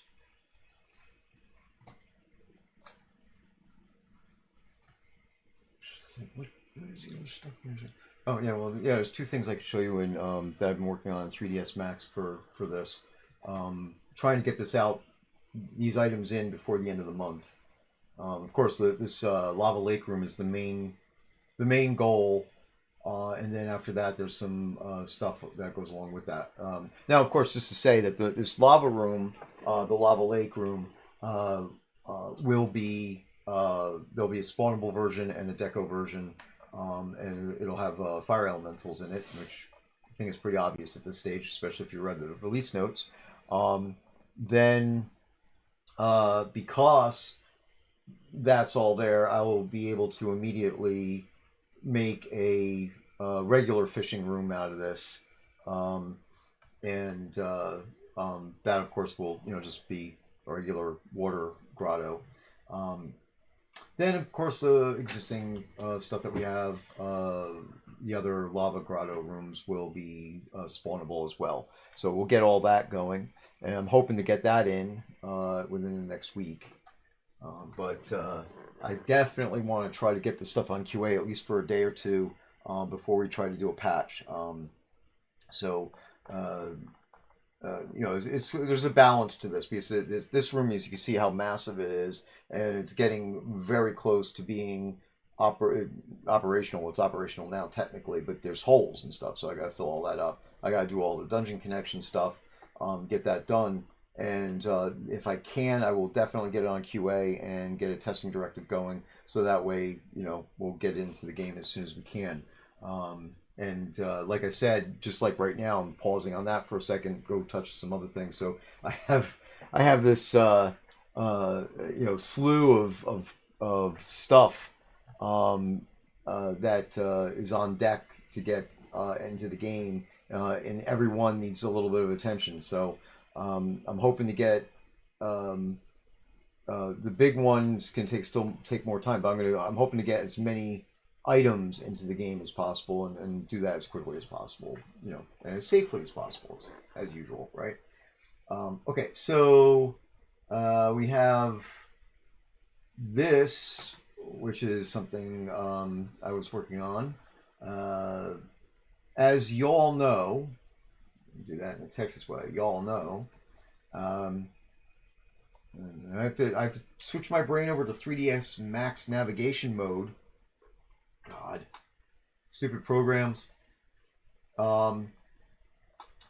So yeah, see, that just doesn't work well. But the some of the dungeon rooms are not on quote unquote on grid. So this is a long and painful story that I won't really go into a big deal with now again. But suffice to say that originally there was this developer who came up with a dungeon kit and put it together, and everything was standardized and put on a grid. And then then things happened. Player things. Yeah, things. Player dungeons didn't exist yet. This is, of course, I'm talking about Scottie. Scottie put together the original dungeon kit for the developers to be able to modularly put together hallways, T intersections, and breakaway walls, etc., so on, and then wall sections, roof and floor sections, so they could build a dungeon. Kind of like a what you see is what you get type of way. And have them all snap together, and there you go. And then eventually, as you guys know, player dungeons came about, and which leveraged the initial kit and something of the same type of nature, except that each piece is consider each dungeon piece is a room. So whether it be a hallway or an actual room or whatever, so you guys aren't putting together the walls and the floors and the ceilings. You're actually getting a completed room that would be functional for whatever it's going to be, whether it be decorated or if it's going to spawn something, or if it's a trap or whatever. So somewhere between there and then, somebody veered off, and some of the rooms are not built on this grid. So basically, the chicken room is a great example. I took the chicken room from the chicken room dungeon as it was separately, and made it into a player dungeon. Problem is that the chicken room itself was not on grid, which I didn't realize. So so putting it in into the game, depending on what pieces you mix with it, you'll end up having a gap. So this hallway is 8 meters long, right? And what I did was I went in here and I chopped it in half. So basically, and I'm going to try to do this real, yeah, LG0, and okay, hide all the other crap, and there you go. So now we have, or we will have, I should say, see, it doesn't always do this crap. But you know that whole thing where it blinks when I hold down the middle mouse button? Oh, yes, yeah. Yeah, it wasn't doing it all day, but now it's doing it. So it has some, at least at the moment, it has some interaction, I think, with the streaming. It's causing that. That's super cool. Yeah, so cool. See, now I can do it. It's just weird. So anyway, this isn't, this isn't for me. This is like, wow, cool. I did this on my own. Yes, Scottie, of course, is our in-house inherent mesh engineer, and I'm just I've been picking up stuff from him for years on how to work with this 3ds Max program, and I finally gotten to a point where I could sit down and do some repairs or fix some things, or even make some small items on my own. So this is one of the things I did. I took the hallway, chopped it in half. And really the only thing I had to do special was these bricks on the sides that normally overlap and extend through the center of the hallway. So I chopped those off. What we will be doing is we'll be taking this 4-meter section. There will be one or possibly 2 arches, either one on both sides, one on one side or one on both sides, and then that will be a piece that when you come up short, is if you're gonna come up short, it's gonna be this 4 meters. So because the pieces in general are all 8 meters, supposed to be on an 8-meter square grid. So if you run into a shortage, this should be it, and then that will fill in the gaps in those situations. There is a larger story here, of course. We will go back eventually and fix the older dungeon rooms. Now, I can't fix them like the way we were fixing the houses, because if they're not on grid, they're not on grid, and there's nothing I can do about that. So what will happen is we will make a new version of any room that's not on grid correctly, and it will be replaced. It will replace the one that's not correct in the game. So if it's a drop, if it's a merchant for gold, or if it's something you buy out of the crown store, if any of those are not on grid, they will be corrected. The existing one will be taken out of the store, taken out of the loot tables, taken off the merchants, and the new ones will go in place, and then that way they will be the correct thing for the entire set. The people who have the old one will continue to be able to have the old one. And then of course this piece here makes those functional, so they could survive like that forever. Of course, most of us have OCD, and we would love to see them gone. So what we'll end up doing is having a methodology of some kind to have players trade in those, whether they're recipes that where you built it or got it from a merchant or got it from the Crown Store. If one of those indicated pieces is has a recall on it because it's off grid, then you'll be able to swap it out for one that's on grid. So basically, if you have a pre-existing dungeon, you're probably not going to want to do that. If you're making a new dungeon, you're going to want to use stuff that's on grid if possible, right?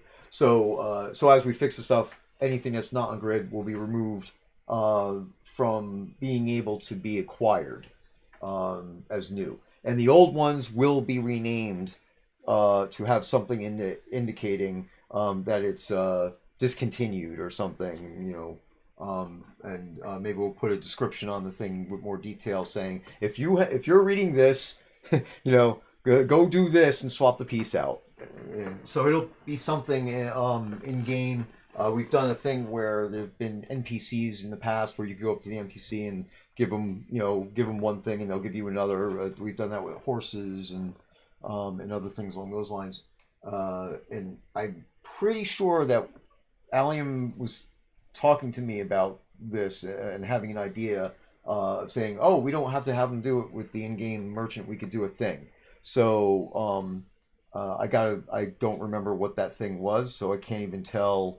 You what the idea was or what the methodology would be. At minimum, yeah, she doesn't recall either. So yeah, and if you don't recall, I might have dreamed it. So because that happens sometimes, where I just wake up and I have a solution for something, and there was a better way to do this, and I don't remember what it is. So maybe I'll remember. But if I don't, then the traditional, as it were, NPC in game someplace will be able to trade out these pieces for you.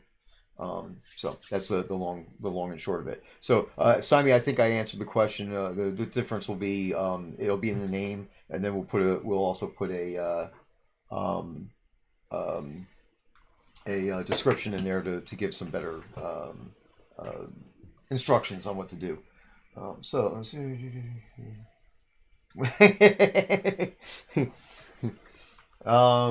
Yeah, right. Okay. Well, no, I wouldn't do that. Never. You see, notice it's like I dreamt about you telling me how to do something, not Well, yeah, all right, that applies. So whatever. No, I would never get mad at you. Just not gonna happen. All right. So that's one thing that I got going on, and I think there was another one too. But all right. Let me see here. As Nico.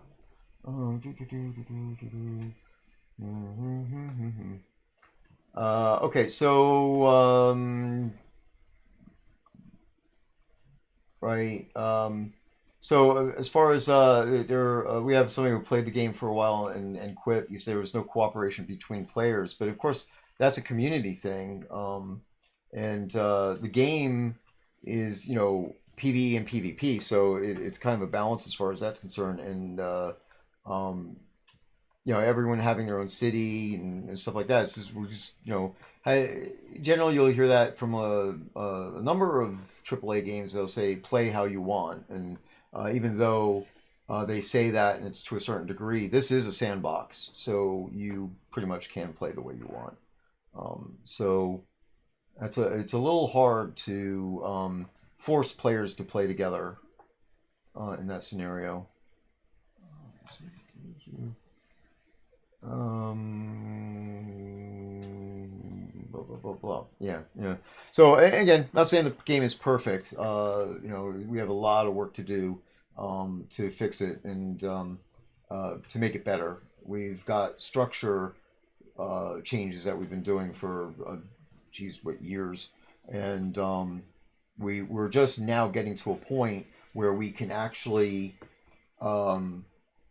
visually see the impact of what we've been working on and cleaning up all the stuff to improve the game's performance and things along those lines.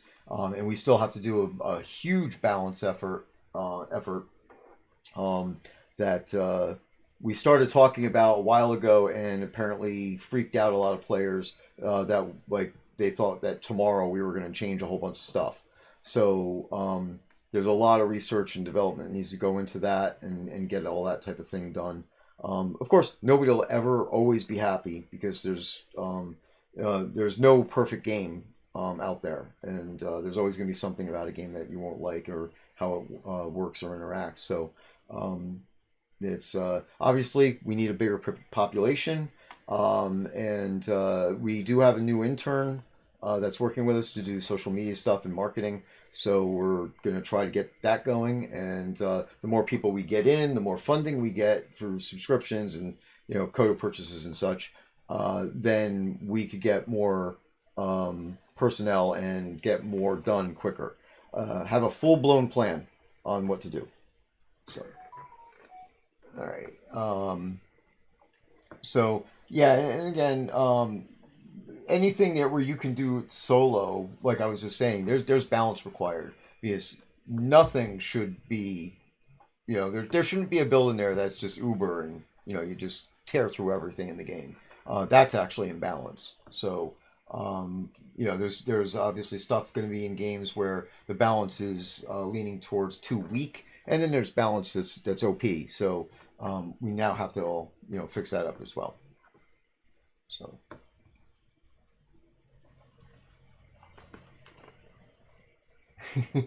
Yeah, yeah. So it would be nice to find a game that doesn't have issues. But yeah. This is the point. Is that, I mean, keeping in mind that truly, and this has been said for a long time, even by my predecessor Chris, that the people who work on this game, this is a passion project. We work on this game because we love the game, because we love the community. I mean, I've been around this community since 1997. Going all the way back to Ultima Online, and obviously this is not Ultima Online. It's not meant to be Ultima Online 2, but the community is we're all familiar with each other, and it's a huge extended family, as it were. And the devs, I mean, Scottie is ex-Origin. He worked on Ultima, and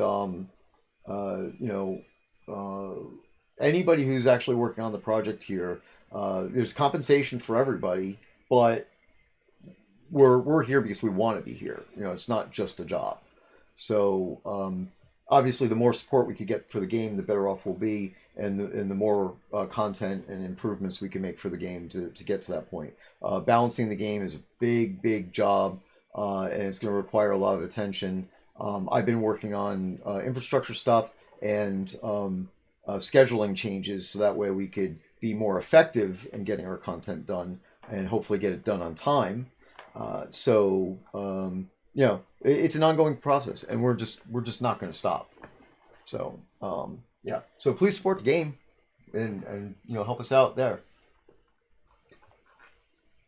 All right. Oh, by the way, I was going to mention. So yeah, I brought in. Here's something interesting. And I just fixed what I believe I need to fix. So I brought in, or I should say, I exposed the 10 by 15 quarter lot box that technically Bob should have stayed in, but apparently there are some exceptions to that rule, because you can look at this and see what I'm talking about here. Check this out,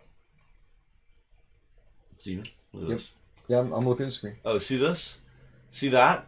Yep. That's the box that supposedly, I'm assuming, effectively defines the quarter lot. Okay. But this balcony has always extended out beyond it. Always. Well, I mean, when that's say... the front. That's the front of it, of course. Yeah. But what do you mean that it's the box that defines the... That's the size. That's the size parameter. So apparently, at some point in time, they're like, yeah, it's okay if the balcony sticks out. But it's not. It is according to this box. See that white box? That box is the constraints of it. Oh, well, that's wrong. So. Yeah, because they might be using that. I guess so. You're saying that's the reference box for it. That's right? the reference box for it. So yeah, and see how in the you see how like even your model, right? I don't know what you would call those guidelines, right in the front. The bottom corners. Yeah. Yeah. So you see how there's a little bit in the front of the house. That's the front yard for the. So that's all within the lot. Oh, okay. So Yeah. I wonder what they were trying to do with that white box then. Yeah, that's a good question. I mean, maybe certain house builders didn't use rulers, so maybe that was just to make sure he actually kept it square. Maybe inside the box. But I mean that because the reason why I say that is Yeah. because that is in fact that object right is called 10 by 15 quarter lot. Gotcha. So, yeah. So do you have the lot indicator, the green? I don't have that. Right. So where would that be? It's called plot indicator in. So I think there's a mesh. I don't. It might just be using a quad. Oh, okay. So I truly don't know. Yeah, but anyway, the reason why I said that, and that's why I was saying before, I assume that you have the green thing in there. If you put the green thing down, then you'll see that the green thing actually fits exactly on where the object outline is. Okay. And well, and hopefully that is the case. But I will say this: regardless of that, yeah, I did what you said, and I brought in these two wonderful things right here, the interior and exterior. Ah, okay. Let me unhide it. And you will note that though it does do what it's supposedly allowed to do, which it kind of slightly, the little beams and stuff slightly intersect. Right. I moved that stuff to where it does not intersect inside. Gotcha. So you can't see it through the wall, you can't see it through the beams, you don't see it at all. But you will note though that I had to squish it back even further. So there can be no overhang, beyond this, right? Yep. And even if I were to move that out a little bit, I wouldn't get much out of it. And I can only, at most I could do this right here, which may be enough. The most I could do is this. And bring out to match the. Yeah, bring it out like. Yeah. Like that, maybe. Yeah, that could work. So bringing that out like that gives a little bit more of the, of that sort of kind of leaning look to it, but not much. Yeah. Not much. Because... Well, it's the sad thing is it's the lowest common denominator where we have to go to, right? Because right. In this case, I think currently, because of course we have plans, but currently I think that's the only row house that would allow that to clip through into a player domain. Right. So. Right. And if I had to go back later and fix it, I could. Yep. But for now, I can get away with that much and no more. Mm-hmm. And that's it. That's it. But I mean, hey, success. Right. There you go. Right. Awesome. Cool deal. Yeah. So I would be interesting to be able to once we prefab it, and then we'll be able to look more closely at like where the green outline is of the lot. That's right. And you'll see that aspect of it. But yeah, that's why. So I see what you're talking about. But yeah, the balcony is technically on the lot. Well, good. If that's the case, good. But yeah, it scared me that that guide box is not. If that's not accurate, yeah. I mean, is there another file that has those things in it that I could draw the green thing from? I'll look. Okay. Very possible that it does. And for the players who are watching, right? Go and point the front down a little bit more and go to right there. Hold it there. Uh-huh. So the lot marker, right? Whether it be the for sale sign or the stone, would fit between, and of course, actually they can see what I'm doing. It would fit between that white line and your and the that white, outer box. Yeah, the outer box. That's where the lot stone would go. So Right. that's technically in a place where they can't place deco, but it's really still part of the lot. And of course, that outer box is indicative. That's just a max thing. Mm-hmm. That's drawing around the mesh that I Right. have highlighted here. Yeah. But hopefully it is close to what the actual green lot marker would be. We're assuming at this point. Mm-hmm. But yeah, that's good. It's good to know. I mean, because the other thing that would be a truism too, and I have to check this to make sure I'm not creating something that will look gross or have flashing, Z fighting planes or anything. But my assumption is that with this, if I create another one and set it over here at, what is it? Is it 10 exactly? Is that what it goes to? Yeah, I don't know, 10 or 15. Because I think they're right beside one another, right? Right. So, yes, yeah, they are. So it's that. And so this, I've got to look and decide, like, am I okay with that? Right. I mean, you won't get any flashing, but it's almost like it forms its own little decorative, mesh, decorative weird thing. But it's because I cannot have them be coplanar. Right. So, unless I do something weird and crazy, mm-hmm. There's going to have to be some of that going on if you have a 2 4 stories right next to one another. Right. But I'm pretty satisfied with that. I don't see anything wrong with that. I'll know more once once I have a chance to once we have a chance to see it in the game. Mm-hmm. But there's a lot more I've got to do. So now that I've done proof of concept for the thatch roof, I'll be moving on to the other elements that make this different visually from what you're seeing here. From the roof down. Okay. All right. Sounds good. Yeah. Wish me luck. Yeah. Very much. Okay. So let me bring this back up here, and so let's see here. We have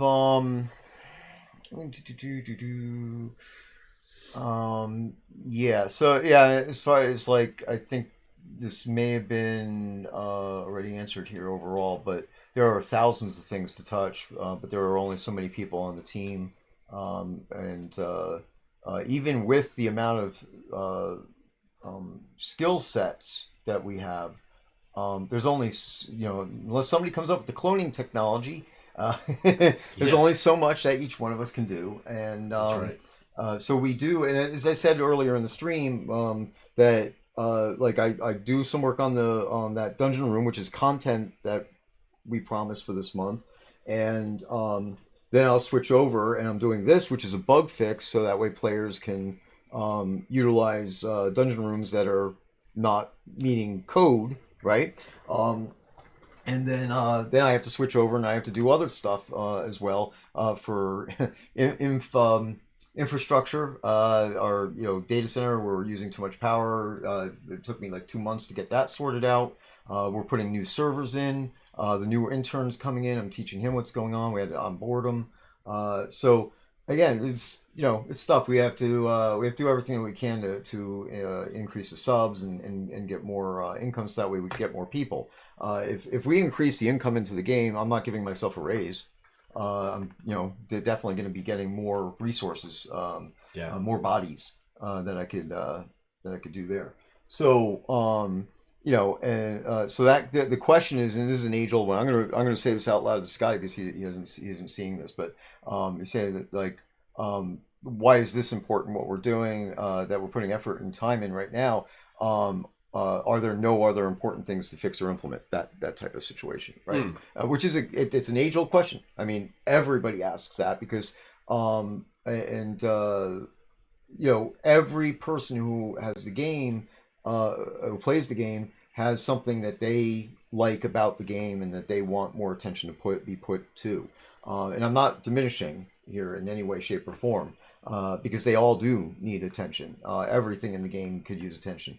This game, originally when it was designed to be everything to everyone, and that alone requires a staff of 100 people continuously, period, until the thing is done.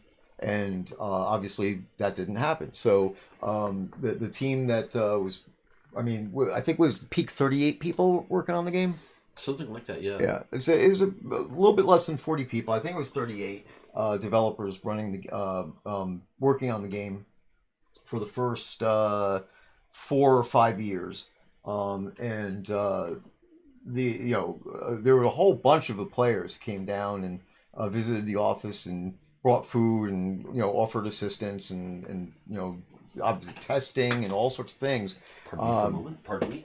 So, but there's only so much that everybody could do.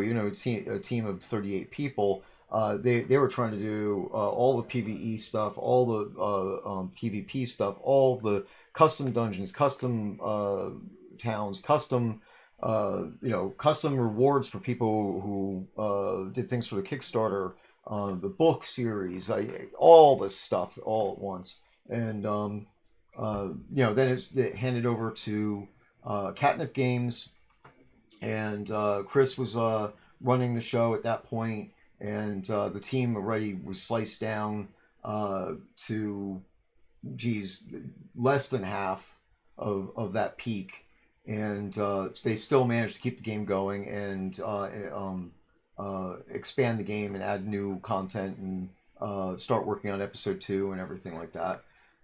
So now, where we are, I've taken that over from Chris, and we taken a little bit of a step back and said, okay, this is what we need to do, stabilize the game. We worked for quite some time to stabilize things and make sure the processes are done correctly. We're updating hardware, we're updating software, and we still have an actual plan.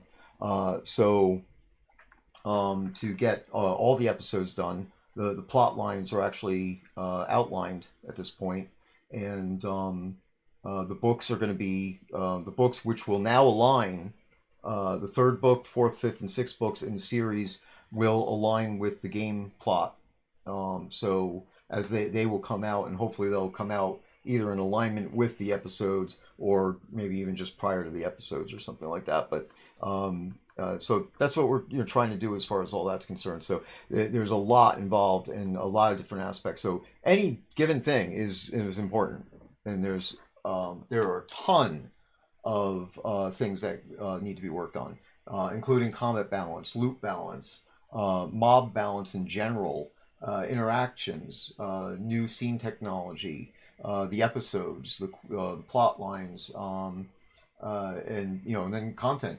And the thing that I know I harp on this, but for the people who've been around, but the fact that we are correcting literally from the inside out all the things that for years we were like, performance in the game is horrible, and we thought it was just Unity. Turns out that a lot of stuff was not implemented in the best fashion that it could be.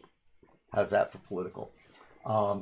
So we found a lot of things that could be improved upon that will increase FPS for people and decrease load times, etc., etc., etc. So all the performance stuff, which is incredibly important for the game as a whole. So, all right. There we go. Yeah, understood. Understood, and it's this is other problem. It's a very complicated game, because of the fact that they try to be everything to everybody. There's a lot of different aspects to the game.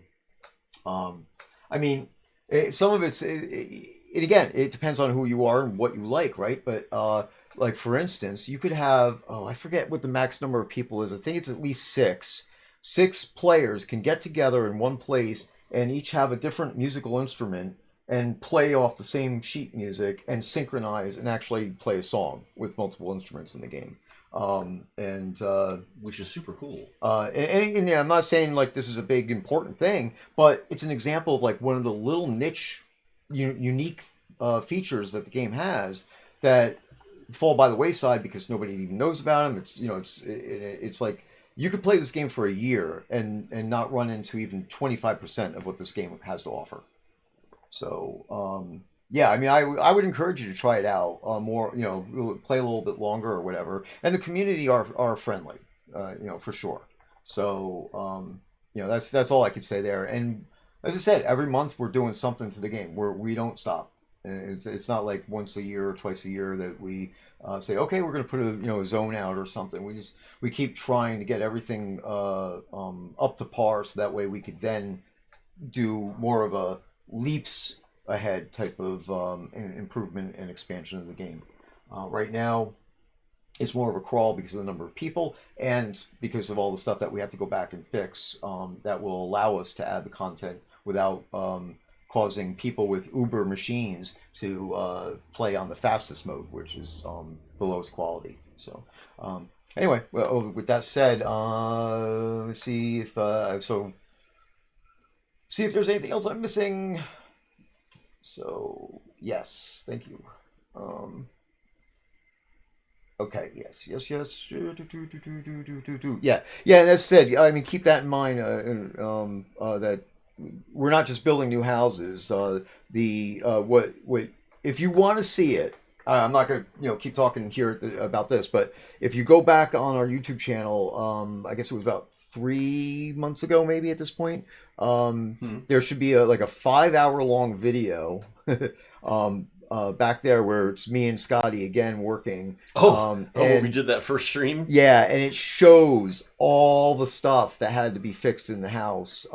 That like, I mean, if you know anything about mesh work, you can easily have something where like these meshes here on the screen, you can have some overlaps and maybe there'll be some double draws or whatever. We had like things that were being drawn 8 times. Oh yeah. So there's a zone. There are 2 zones in the game that well, I guess 3 total, that I am really targeting here, and I'm hoping that our changes. Well, it's not really a hope. I'm pretty positive our changes are going to improve these 3 zones to the point where they're livable.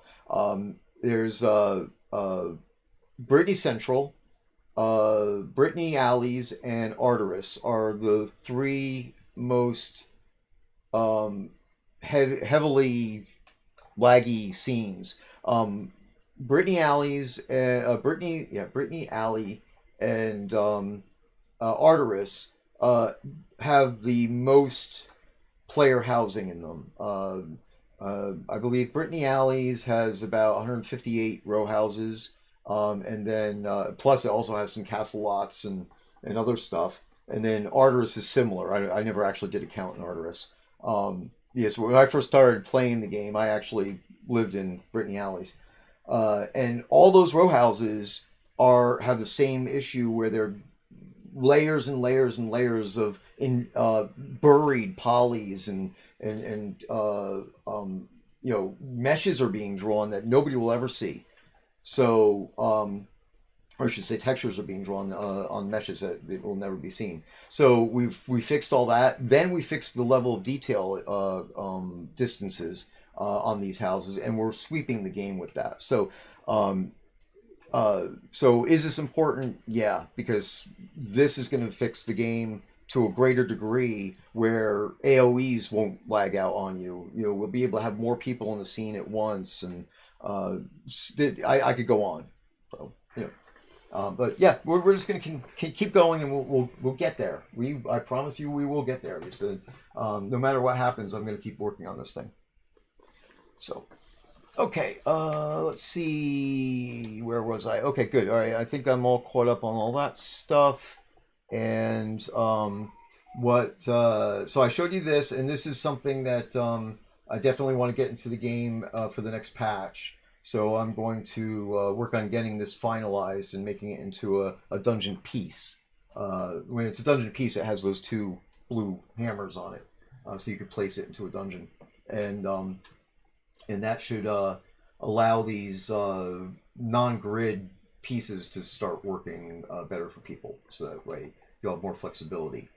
Then I do have this. No, I didn't change anything. No way. This is a memorial Well, here we go with the jumping around the screen again. There. And then this maybe, and then, yeah, okay. So I just can't, I have to hold down Alt if I'm going to do the slowing when the stream is running, apparently, Scott. Oh. So, kind of sucks because, but, all right, so this here is I want perspective. This is going to be a memorial to a Mr. Ozzy Osbourne. We're going to be throwing that into the game. And I haven't discussed this with the team yet, so I can't really say anything in details, but there have been other companies out there that are doing things to benefit Parkinson's disease. So I'm going to be bringing that up at our team meeting tomorrow and suggesting, not for this item, but for something that we would do to benefit the charity. And so of course, I mean, some of you guys know I'm part-time DJ, and I have a great love for music and stuff like that. So I wanted to get this in here. So what I'm planning on doing with this is going to be like a black marble. Ozzy's favorite colors were black and purple. So there will be a bat at the top of the thing, and possibly, I haven't finalized this yet. So there'll be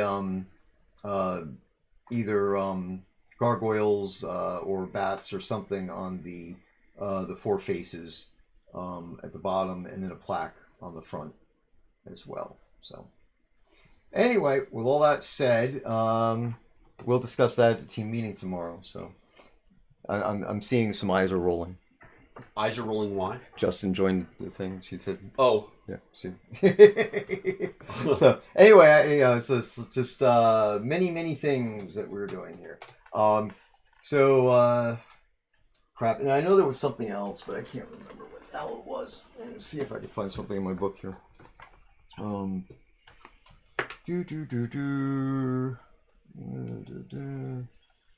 Yeah, that's the main things right there with that, and then of course the putting the fire elementals into the rooms. That's actually probably took a day to get that done, because I have to.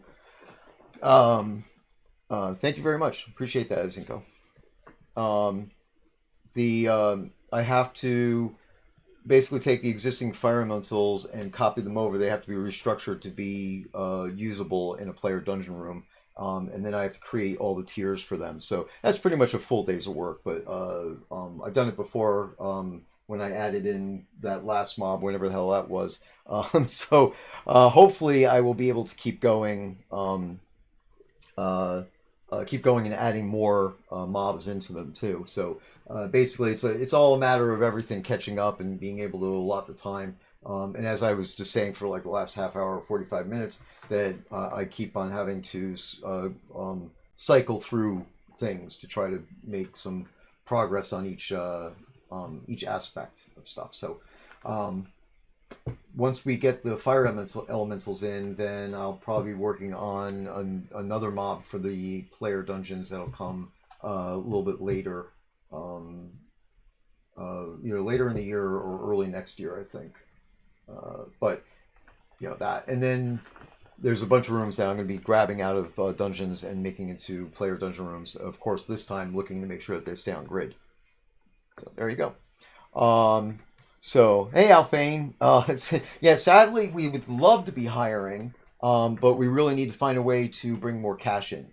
And that's basically where we are. If we could get more cash in, then we will expand the personnel. And obviously, we'd be interviewing and taking resumes and stuff at that point for the specific roles that we're short. We have specific aspects that we need skill sets in. So one right now, of course, is our intern, who is going to be known as Morbaden. You'll probably be getting to meet him on stream sooner than later. He's indicated his um, desire or willingness, I should say, to be on streams. So, and he will be concentrating on fixing up our social media stuff, helping work on the website, get certain charts that people want done, and update verbiage and structure, and possibly some marketing stuff as well. Well, not even possibly. That's my hope, is that we'll be able to get to the marketing stuff. So Chart. What does charts mean? What do charts mean? well, no, they know. Oh, okay. I'm not saying it out loud because it triggers people. So. Oh, okay. But yeah, there's some charts that need to be replaced and things and updated. So and I mean, long term, I would love to be able to get to that player manual and it's not that it's wrong. I think that the format needs to be updated a little bit, and it could use some better searchability and things like that. So, but. So anyway, with all that said, yeah, so we could continue on and do some stuff. So where are you at, Scott? What are we doing now? Well, right now I'm about to go in and start playing around with the texture maps for the new family of Waddle and Daub. Gotcha. Okay. That's the next thing I wanted to do. Cool. I know that there was more stuff I wanted to show. I got a ton of stuff I'm working on. Unless Allie can remind me, because she's always helping me there in my dead brain. But bottom line is, let me see now. I'm going back to the 3ds Max way of moving. Great. So, but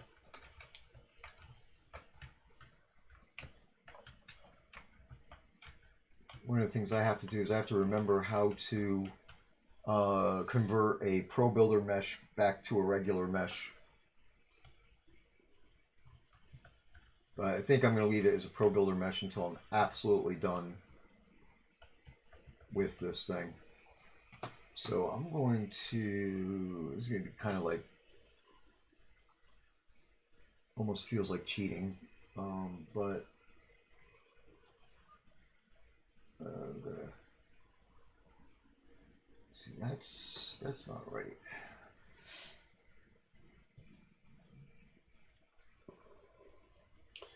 The other thing I can also do is I could potentially go back to the inside again and then start making my, like, seeing what it's going to take to make those fixes to all the walls and all the other pieces, so that it becomes, so I would, essentially at that point in time I'd be working on the fixing of the interior space for the new updated versions of them, which would then be shared across.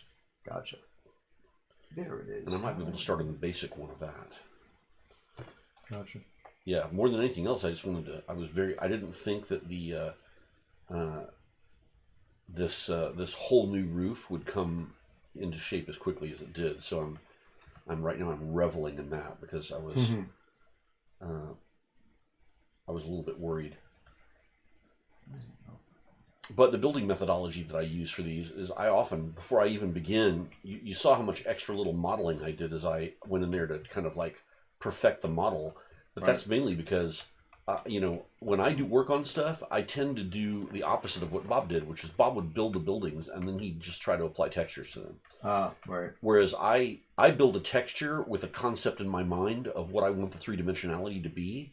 I apply it to really basic shapes, and then I cut the polys, the very basic polys, into a variety of different shapes to allow for the texture map to start taking on some three-dimensional quality to it. And by doing that, I'm usually able to get a lot of bang for the buck as far as polys go. Because without really a lot of crazy polygonal detail, I'm working with the texture, the already pre-made texture, to achieve some special effects that I otherwise wouldn't have known exactly how it needed to be built to work properly. And by starting with the texture first, I almost always end up using fewer polys than someone who would build the polygonal model first and then try to texture map it, especially using the more modern techniques, which are not they're not very cost effective, to be very honest. Right. My techniques are old school, but they get the job done with fewer polys no matter what, almost every time. And as long as your texture map's awesome, then you get good results.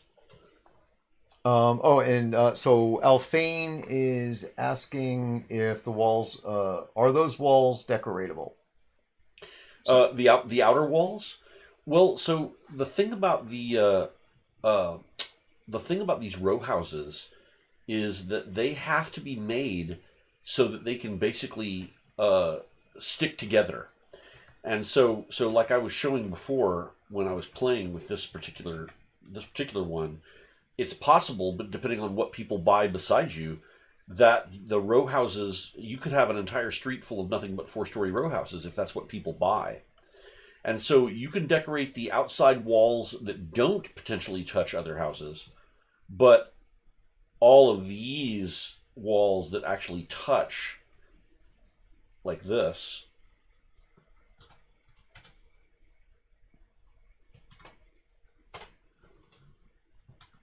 let me see, there we go. The walls that actually touch like this are not honestly okay to have any deco surfaces on, because if someone else buys a house, it would cover up whatever you have decorating those outside walls on the sides. And the same goes for the walls on the back. So if you imagine a row of these, you can't have any deco surfaces on the back, and you can't have any deco surfaces on the sides. You can only have deco surfaces on the front. And in that case, it's fine. Whatever you can reach, you can potentially deco. But to give you an idea of what deco surfaces might be on the outside, let's see if we can go find one real quick. I'll unhide by name and look and see. Now, I was going to say, because I know in my town, we do actually have a row house, and that has decoration on the outside, on the side. The thing is that you wouldn't be able to decorate the row house on the side, I think, when it's on a row lot, but you could do it on the village lot, because any decorations that are going to go on the wall would actually be technically outside the lot. Right, and I guess it's code, right, that tells the so like, you can see right here, this orange is the deco surface for this object, which if I were to move it around, you can see it's actually on all sides. So here, let me do that real quickly. There we go. Standard deco wall exterior. So there it is, and it surrounds the whole thing. But what that means is that if this were placed in a row lot, the code, I'm assuming pertaining to those row lot houses, disallows deco on the side. Rotate your camera around, because they're still not seeing the other side when you. Yeah, oh, yeah. Well, and you'll never see the other side. The things are so coplanar that there's a rounding error. So, like that right there it's as coplanar as it gets. Right. No, as Alphane was saying, only one side, because even when you pulled it out, it didn't look like there was another. Side. So that's all. Yeah, it's on all sides. Yeah, and that's because there's backface culling on it. So it goes down and looks through it. It's invisible from the inside. Yeah, you can still see the geometry of it, though. Right. Because the color is just for a dev reference. Yeah, it's just so we can see what we're doing. I'm assuming that the deco ability of them anywhere but the front ends if you are on an actual series of row lots down the side of down a road, essentially. And is that correct? Is that how that works? I'm sorry, what was the question? Because I don't know what stops them from decoing it when they're on. Is it code? Oh yeah. So basically, the code is saying that you don't have permissions. Right. So I suppose there could be an edge case. And if there's anybody to do this, it's Alphane anyway. But where you could probably try to stand on the very corner of the lot in the front of the row house and try to get something to stick to the wall because you have permissions there. But if you go on the side of the side of the row house, even because you'll be on somebody else's lot, or you'd be on like the NPC town or pot land, to try to get the angle to put something on the side of the house. So you really need a village lot to be able to utilize the decoration space on the sides of the outsides of the house. So that's why it should be okay. I mean, it's like after all this time, it's been there all that time. I haven't really heard of anybody saying that there's an issue with that. I would be interested to see because I've never really played with decoing row lots or any of these things like this. Right. I'd be interested to see what happened if you tried. Yeah. I mean, it may just not let you do it at all. Yeah. I mean, under normal circumstances, said Alvin even responding, he goes, I mean, I could make stuff work to my bending of the rules. Alphane is the master. He is the author of some of that weird deco that we don't really appreciate as much as Alphane does. So each to his own, Yeah. Well, to a degree, because I mean, it said when especially with the LOD issues and everything that we have, it could create a black hole in the game and crash the game. So right. And I mean, obviously, if it ever became a real issue, it's somewhat of an issue. But if it ever became a real technical, like crashing the game issue, we'd have to actually work on the solution to eliminate those loopholes that allow those things to work. Right. Well, yeah, at that point it becomes each to his own to the degree that we allow. Yeah, exactly. Right. I mean, we have to have blockades in place so that you don't get like the weird bridge of bread and strange things that people are able to try to do. And sometimes people are able to break the rules even when we don't want them to. Right. Yeah. When we hadn't intended, and that's when we have to go back and go, oh no, we can't allow that because it breaks the game, or they're building a bridge of bread loaves all the way into, or trying to build it all the way into someone else's property to see if they can mess with them, or whatever it is. Yeah. And that all works. So that's never muy bueno, by the way. No, of course not. What is this one? Yeah. See, and now the chimney is really, really gone, and soon it'll be gone in the interior as well.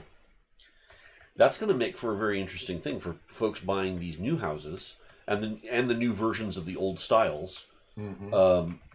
They will have the power to. I mean, that's a lot of that living room that is no longer occupied anymore unless you really want it to be, with a fireplace. You have, at that point, you have the ability to say, I don't have a fireplace, and you have all that extra, room that big hearth takes up on that lower level, and of course the intrusive chimney sticking into the rooms on all the interseating levels. Right. And then you can choose to use a fireplace kit, of which we have many different kinds, to build your own in whatever configuration you want to, and it can go almost anywhere because of the way I built them. Yep. Whether you want to craft it or buy one. That's right. Yeah, we have some decent craftable ones, but the ones you can buy are really cool. We spend a lot of time making them fun and fancy. Yep. Oh, and they are really good. Yeah. That was a chore. Trying to get that done because the earliest builders, including Bob the Builder, didn't have necessarily a very specific template to build from. So we didn't have, all doors must be this big, and all windows must be this big, and there was no consistency with our paradigm of building houses. So he started to kind of go into a certain direction later, but some of those early houses just were, they went crazy, and ceilings weren't always the same height, and banisters and stuff weren't always the same, and window ledges weren't always of the same thickness throughout the house, or even across several houses for sure. And I had to create these these fireplaces in such a way that, and here I can actually show it to you. I can show some to you. Where are they? I had to create fireplaces in such a way that not only could you deco certain parts of them, but they also had to be able to be set inside of a room or a house, including these really tall ones for tall houses and multi-story buildings, so that it would pierce through the floor and ceiling and not mark itself as being incapable of being placed. And so I had to really do some crazy planning to allow for collision to work so you'd run into them, collision to work so you could deco them, but not so that it would complain because you're sticking it up through the ceilings and the floors. And so I eventually voodooed my way into getting all of these to work. So yeah, you can have like some really cool, Art Deco iron gilded fireplaces, large and small, really fancy ones that are made out of stone and wood and with kind of pseudo-Celtic, Anglo-Saxon carvings and stuff in them. Fancy fireplaces made of white stone that have their own more European / Italian sort of stuff on them. Small and large, really, really pretty ones with nice wooden carved but simplistic designs, and then like sort of the kind of craftable ones that look more like cobblestone and kind of a peasant fireplace thing. So there's a whole bunch of them to choose from, and they all have like little places where you can put objects on mantles and and deco them nicely. And yeah, speaking of that, Irish Eyes is asking if we could use if we could get window ledges that we could deck up. Oh yeah, that's already part. In fact, the window ledges that I've fixed in the old houses will now be decoable. And in fact, the formerly of the Deco Divas, right? One of our own is going through and she is making damn sure that the new deco surfaces I added to those old houses now function properly. So we are adding functionality to the old houses while I fix what I can fix without actually moving the width of walls around, because wall deco surfaces that are in the old houses need to stay where they are, but I am able to add new ones, and that includes not only to windowsills but to those really thick wooden kind of chair back guards that are at the top of sort of the surfaces inside the house toward the floor, the baseboard kind of stuff. And those things are really thick, and they were so thick, it's like, okay, those are thick enough to where you could put little goblets on them and stuff. I mean, it's ridiculous not to allow them to have deco surfaces. In the new houses that I'm making, though, those widths are much more realistic. So there's no deco surfaces because they're so thin, but that's also what gives you more room along with the thinning of the walls. So you have more floor space in the new ones of those same styles that I'm building right now after I've made all the fixes. So y'all are getting the best of both worlds, whether you keep the old one or you get the new ones. Fun stuff. And the new ones will not have built-in fireplaces in those few that did. Right. Still, they now fireplaces are yours to place with your own desire to stack them up as you want to or whatever. And you can kind of see. I mean, if I go over here real quick. You can actually look in like this little house here and see where I was playing with placement of these things, and so they go right up through the ceiling quite nicely. You can see them here sticking through, and and there's like there's like a really tall one, and then there's others that you can stack on top, and they go right through, and or you can choose to kind of pretend that it comes up but then it vents out through the side of the house, and you can kind of build it in different ways. Here's a really fancy one there going right through that roof as well. So placement of these things is nicely freeform, and it's good to be able to kind of have that kind of freedom instead of having to deal with a fireplace the way Bob originally kind of manhandle them into place, and then that's what they get to be. Because we also have the ability to scale things too, which I think we can scale the fireplaces to some small extent. Yeah. So you're never stuck with what we gave you. Exactly, you're able to have a lot of freedom when you're playing around with that stuff. By the way, the same way that you see this sort of like open ceiling plan in here with the beams, and you can see the bottom of the slats for the roof. Likewise, for the new row houses that are going to have the thatch roofs, the ceiling will be open in those as well. So you'll get to look up into rafters and see the bottom of the thatch while you're inside the building, which to me it kind of opens up the space much more nicely. Because right now the row houses, which you can see over here, you go inside of these things and you can't see up into what would be like an attic space or whatever. You're just looking at the bottom of a flat roof, or I should say a flat ceiling, like these in here.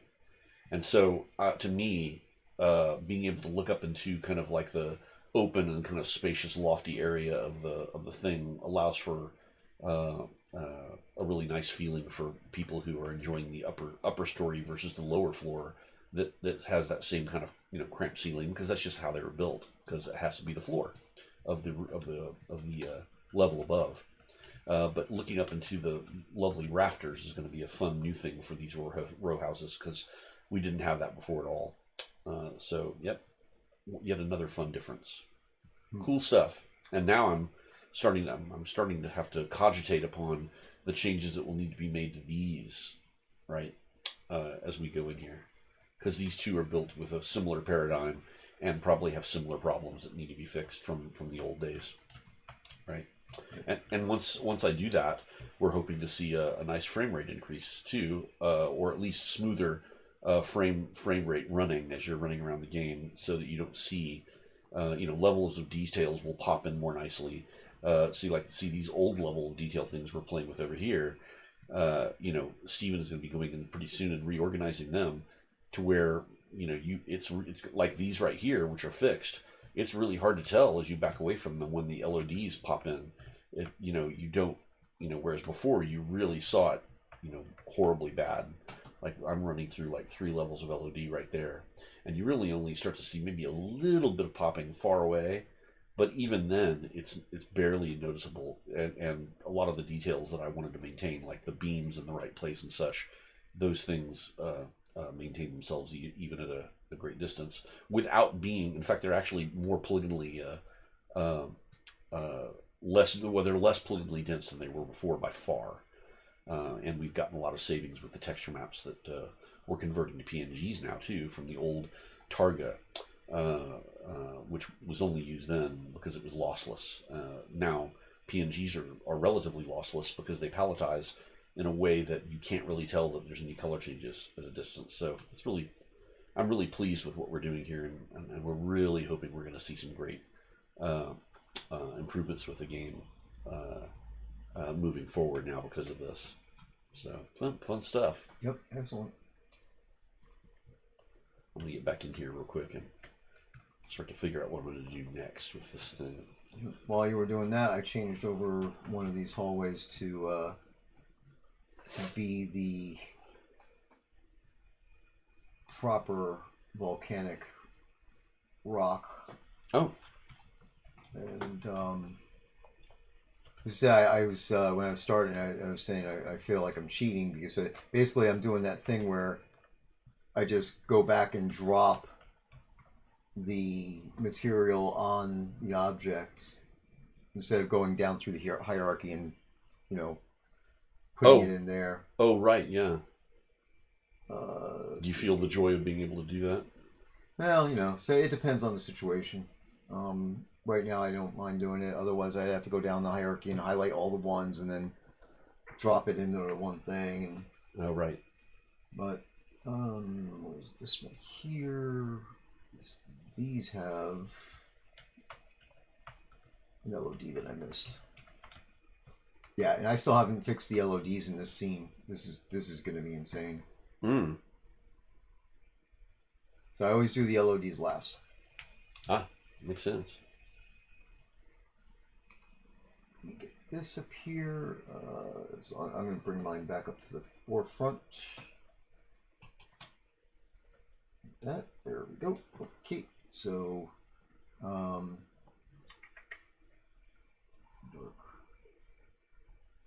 yeah, and the naming on this stuff is kind of stupid sometimes.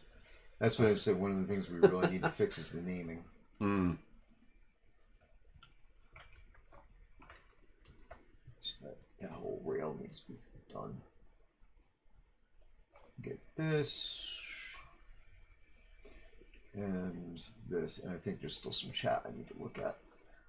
There's another one I missed.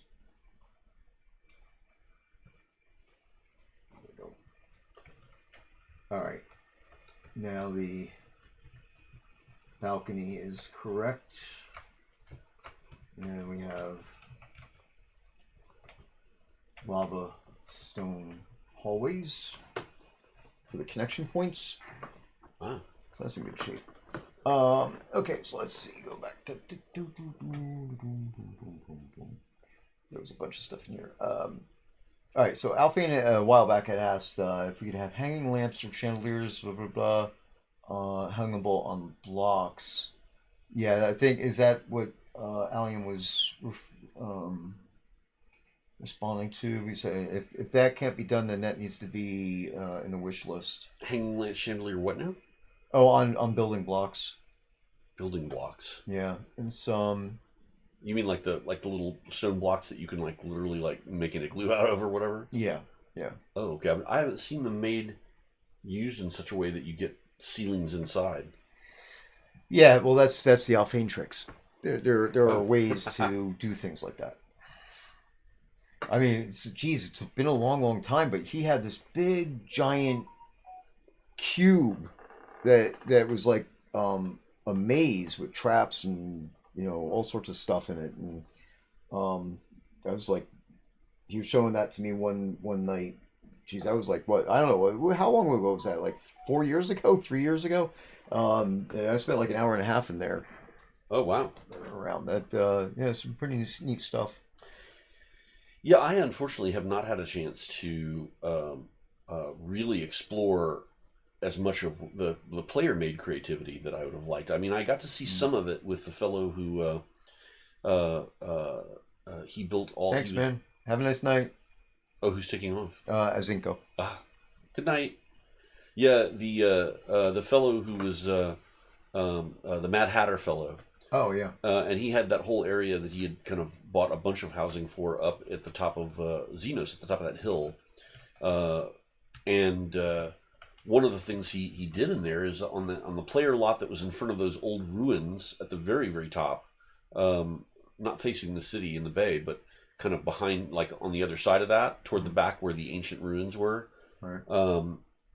In the lot right in front of that, he decided to expand and extend sort of a ruined palace out all the way into the covering that whole player castle lot or whatever that lot is there. It's a huge lot, a manor house or whatever. Mm-hmm.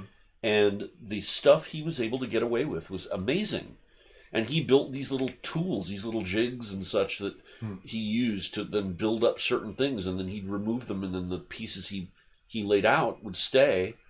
And he really, I mean, I was very impressed. It was one of the few times I got to see a player just go hog wild with all the different stones and pieces and ruined objects and things like that, and make things that I did not think was possible in our game. I was very impressed. Cool. That one. So now I'm doing it the right way. As you can see, it's a lot less interesting. The right way? What do you mean? Yeah, to change the material. Oh.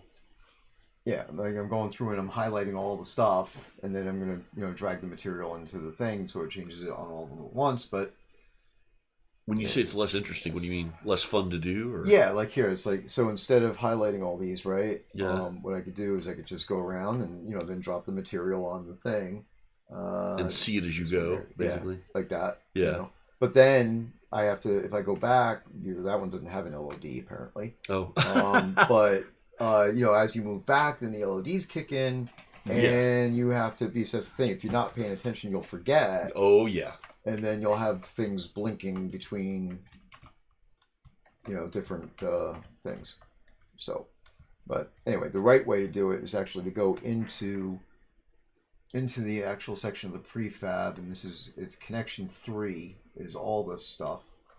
There, click connection 3, and it highlights all the mesh for all the stuff, including these are actually technically part of it as well, but I don't want to change those. So I have to highlight just the right ones.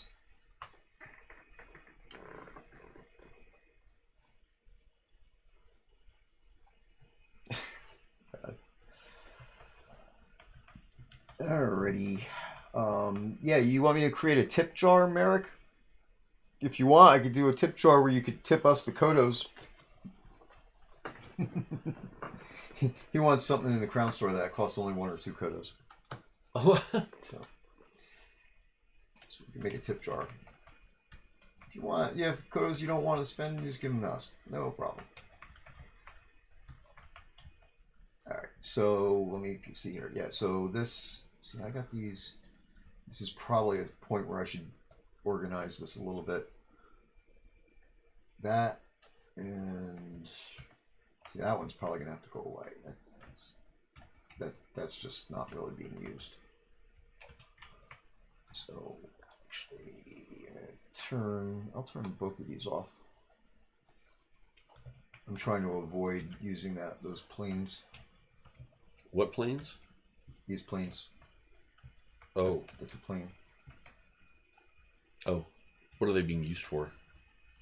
Basically, the entire room has a mesh on top for the ceiling, a mesh for the floor, and then it has quads that go around the entire. Oh, just to enclose it and make sure there's no light seepage, or what is that for? Yeah, so that way you don't have to put rocks everywhere. Ah. That way there's and these are, even though they look rough, they're flat, so they're deco surfaces. So I mean, everything in here is going to be a deco surface when I'm done. The rocks will all have deco script against them, but yeah, I mean, you'll be able to put candles on them because candles are so small that they'll attach to anything. But so you want to have some flat surfaces, so that way the players can put things on it that are a little bit bigger.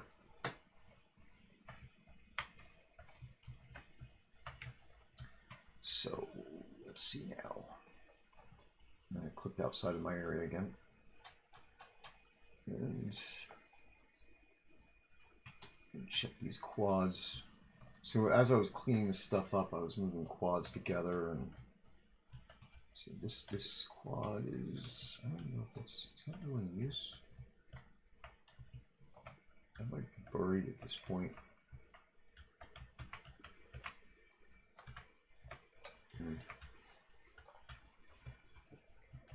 Yeah. You see, it might be buried. It might be buried. Yeah, it's, like in the wall or something. Right. Yeah, it's a quad. These connections, these hallways. As I said, I've used these. These are copied from the Minecraft foyer, and they needed the planes in those areas. But the way I've structured this is it doesn't really need most of them. But I'm not deleting them, I'm just hiding them, turning them off for now. So then that way, as I go along, if I need them, they're there.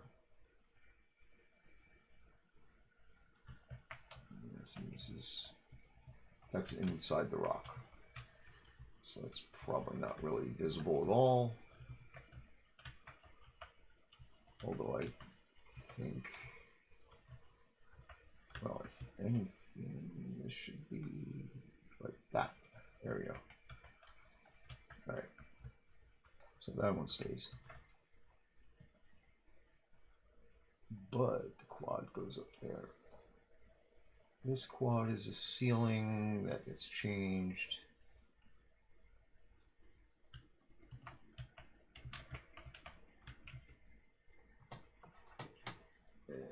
This one goes up here.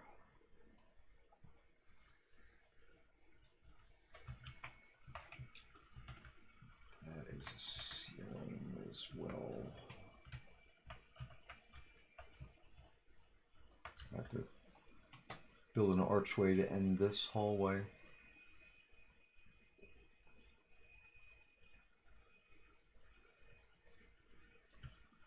So many quads. Okay, there's a wall.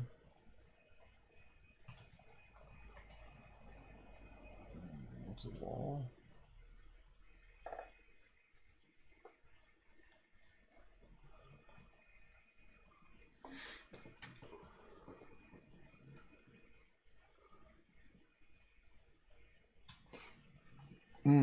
Oh, sorry, I'm not even paying attention to the chat here.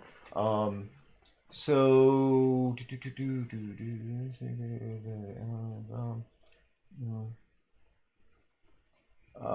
What? ceiling are in deep orange. I don't know what that means, but yeah, Irish is saying that she would love to remove the chandelier that's in the triple connection foyer. What we'll probably end up having to do is make a new version. Yes, if I took this has actually been discussed several times over the years, about even with the houses that we wanted to just strip the lights out. But if we strip the lights out, we would need to provide you a light because you got it with a light, right? So that was deemed to be too intensive of an operation to do. So what I'd probably end up doing is having to create alternate versions, or like I said with the other rooms that are off grid, we could end up making a Rev 2 of the foyer, and then putting that up there so that way it doesn't have a chandelier in it. But of course, the problem is that if you have a pre-existing dungeon with that foyer in it, then you can't swap it out because you'll take down your entire dungeon. So, oh, was that the thing that was happening before? no, That's a different thing. Yeah, different thing. But this is based on the request. Like, she wouldn't be able to swap out for a version that doesn't have the light in it baked in, because it would detach the entire dungeon.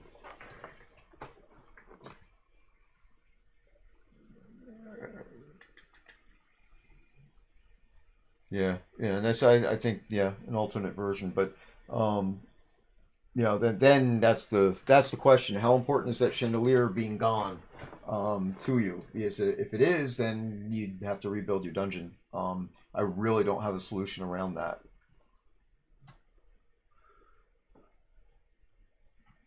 Ah, those pesky limitations. Yeah.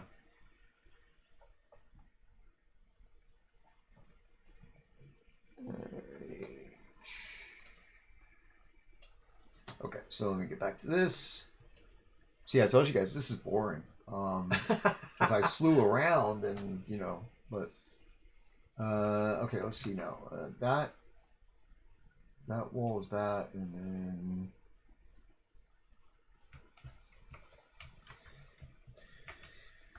And it's not super duper boring, but this stuff isn't like, yeah, man, it's so cool. It's like we're playing a game for a living. Yeah, no. Oh well, yeah, that's right. Yeah, yeah. A lot of people think that it's all fun all day long, and it's easy. It's so easy. So easy. It's so easy, and I don't want to tear my hair out and cry ever while I'm in the middle of building things. Never.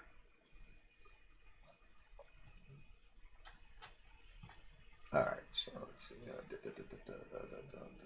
Columns. Nervous breakdown. What's that? Yeah.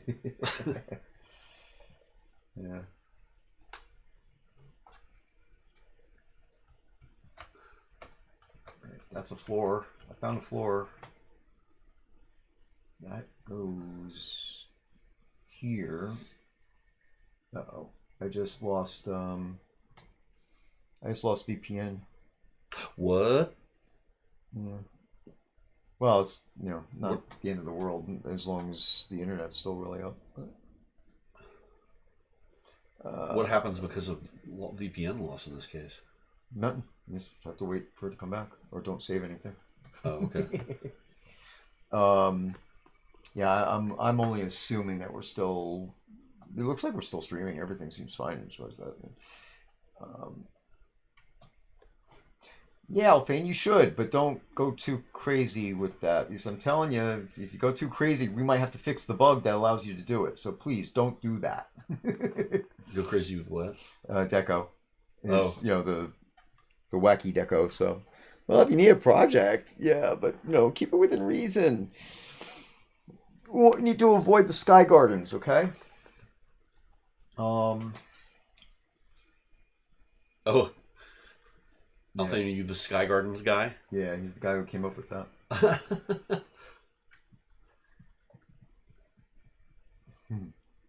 Well, I mean, the lost hanging gardens of Babylon. Who doesn't want that? He says, "Nah, it's within the rules." Well, my finger is on that programming button because right now. Well, I'm gonna pause. I'm gonna show you something. Well, I'm gonna check this out. Actually, do I have my VPN back? Yeah. See, now Unity's like, I don't know what you're talking about. Hold on, I gotta go reconnect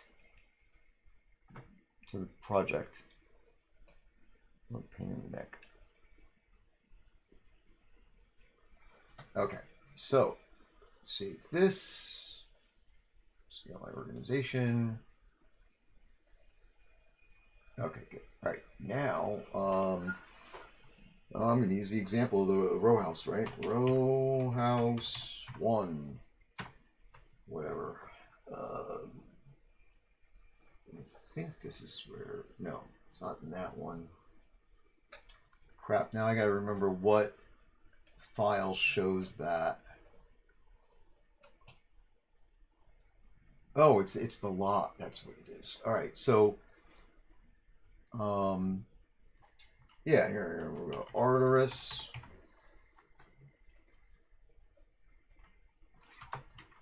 T:/C. All right.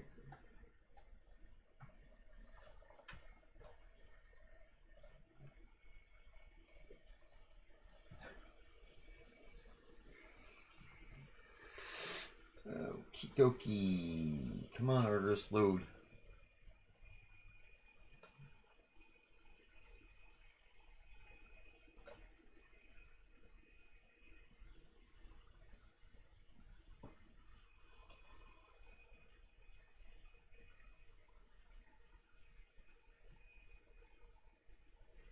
It's thinking.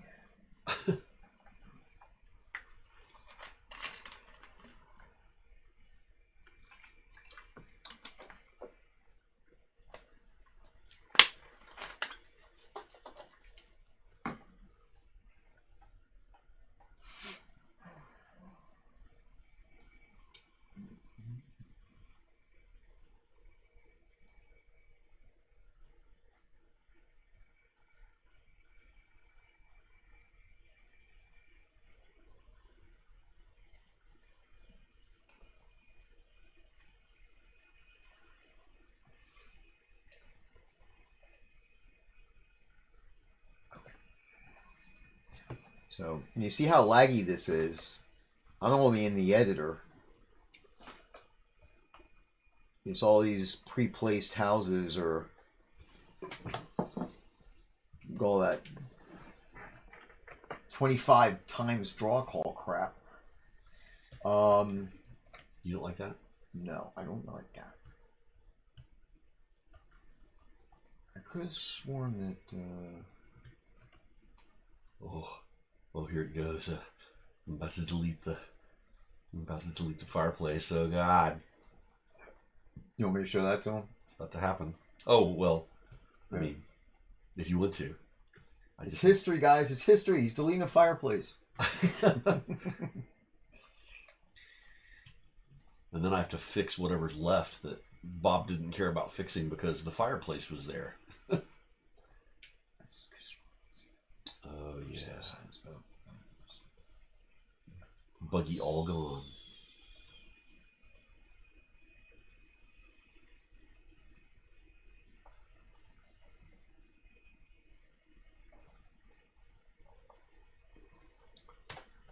Boop. 10. Oh, look, a hole in the wall. Mm-hmm. Wonder why. Wonder why there's a hole there. Couldn't be because bullshit hidden. Okay. I'm trying to find the thing that's going to show me this thing.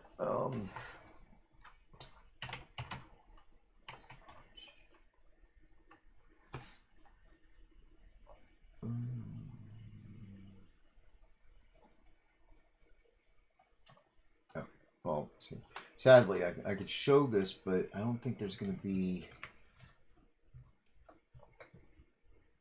Well, I guess so.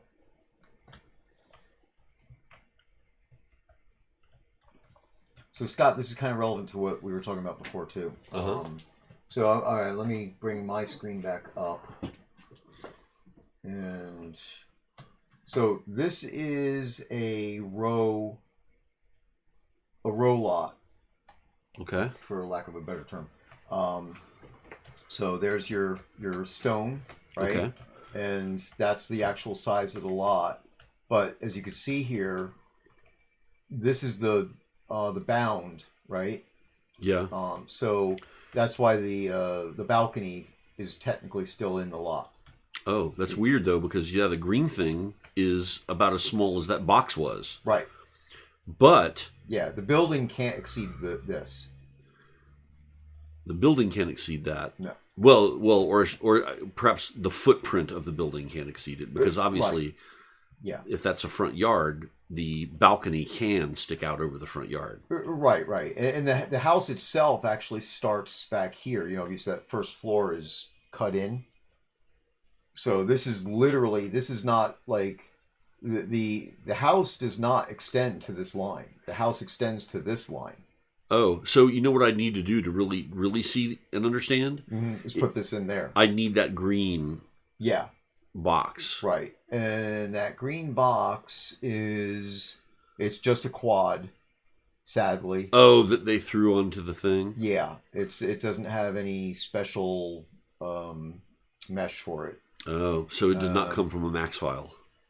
No, See, and that's what I'm wondering. That's why I'm wondering if Oh, no, there is a mesh called plot indicator. Oh, there is? Yeah, there is. Oh. Yeah, so I don't know where it is, but well, I'll go look it up. But I could, if there's a mesh called that, if there's an FBX called that, I can bring it into the Max scene. Right. No, that's what I'm looking for right now. Yeah. So. Oh, you know what it is? No. It's self. This is a reference to the prefab itself. So the plot indicator is this object, and it's just a quad. So no, there is not a there FBX isn't. or anything. Yeah. But somewhere, well, I mean, the size is 10 by 15 by 1, so you know what I mean. Yeah. And of course, this rotation is off, but yeah, as usual.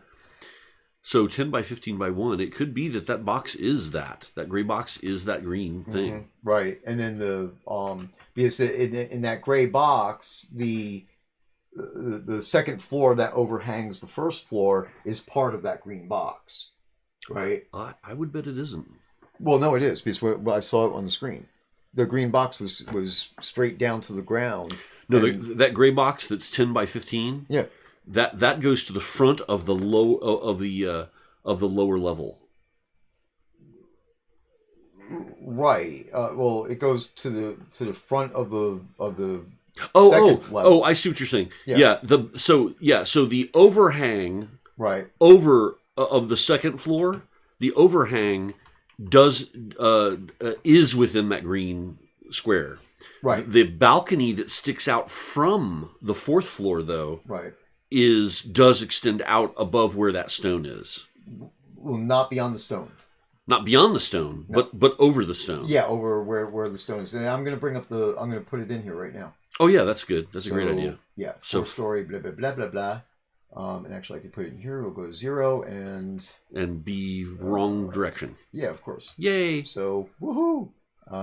And we just go 90. No, wrong 90. Oh. That 90. Wrong 90. Negative 90. There we go. Okay. So yeah. So there you go. Yeah. See, that's the thing. So there's that, and then the balcony goes over. Right. So in the balcony, actually, let's just say, I wish we could do slice lines in friggin' Unity and that'd be 3DS nice. and all that crap. But luckily, the second floor is close enough to see that it is within the green. Yeah. But that the balcony isn't. Right. And the balcony is not. I don't even know if it. Because if you see the space between the green line and the stone, I think the balcony is pretty much just coming right up to where the stone is. It might be overlapping the stone by a little bit. Throw a plane in there. Yeah. Oh yeah. There you go. That's our slice. Yeah. Throw a plane in. Okay. Yeah, that'll do it. That'll give it. 3D object, plane, and then now I got to do this mess. So All just right. rotate it. Yeah, rotate it and grow it big. 90, no, wrong 90. Well, I got to do that 92, right? 92. Man, tell me this is not on. What the hell is it doing all the way over there now? It loves you. Yeah, it sure does. And now you can, make it big or whatever. Yeah. Why is this? It's not square though. Why is it not square to the? That I don't know. Oh, position 99. Oh, 99. When the hell did it do that? Oh, I don't know. It's 90. There we go. There we That's go. better. All right. Now get in front of that.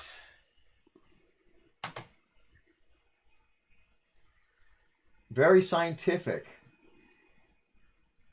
There we go. All right. So Yeah. I'm just gonna. I want to pull it out and see where it's right on. It's where There, they can deco. Can they deco on the railing? That I'd have to look. Let me see. All right. I'll look right now. Basically, it'd be right there. Yeah. So now I just make this thing as high as. I think this is the right one, right? 2. I'll hide by name. No, that's not. 1. Deco floor exterior. 2. Unhide. 3. Yes, they can. They can decorate on the railing and they can decorate on the floor of the balcony. Right, gotcha. Okay, so you see here, I put it where we have just the extrusion of the, the absolute. The barest. Right. And now. And it's right on the inside of the stone. Right, so it's kissing, basically. Yeah. Kissing the inside. Right, yeah, because the stone itself is not part of their property. Oh, I see. And that's what I'm saying. So you see how close that was? Yeah, it's yeah. Yep. And that's why, because they would not be able to deco this if it extended over the stone. That's why I was saying. So, but, yep, there you go. So that's how that structure works. Yeah. Now, the reason why I actually brought this up, I'm gonna get this house out of here. Well, actually, no. Let me see. Control Z. Put the house back. Sadly, the house is gonna have all that wire crap and get rid of the plane.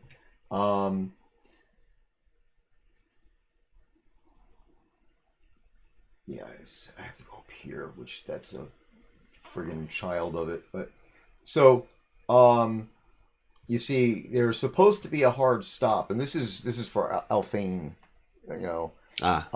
where he's basically doing like cheating and stuff to get, he says within the rules.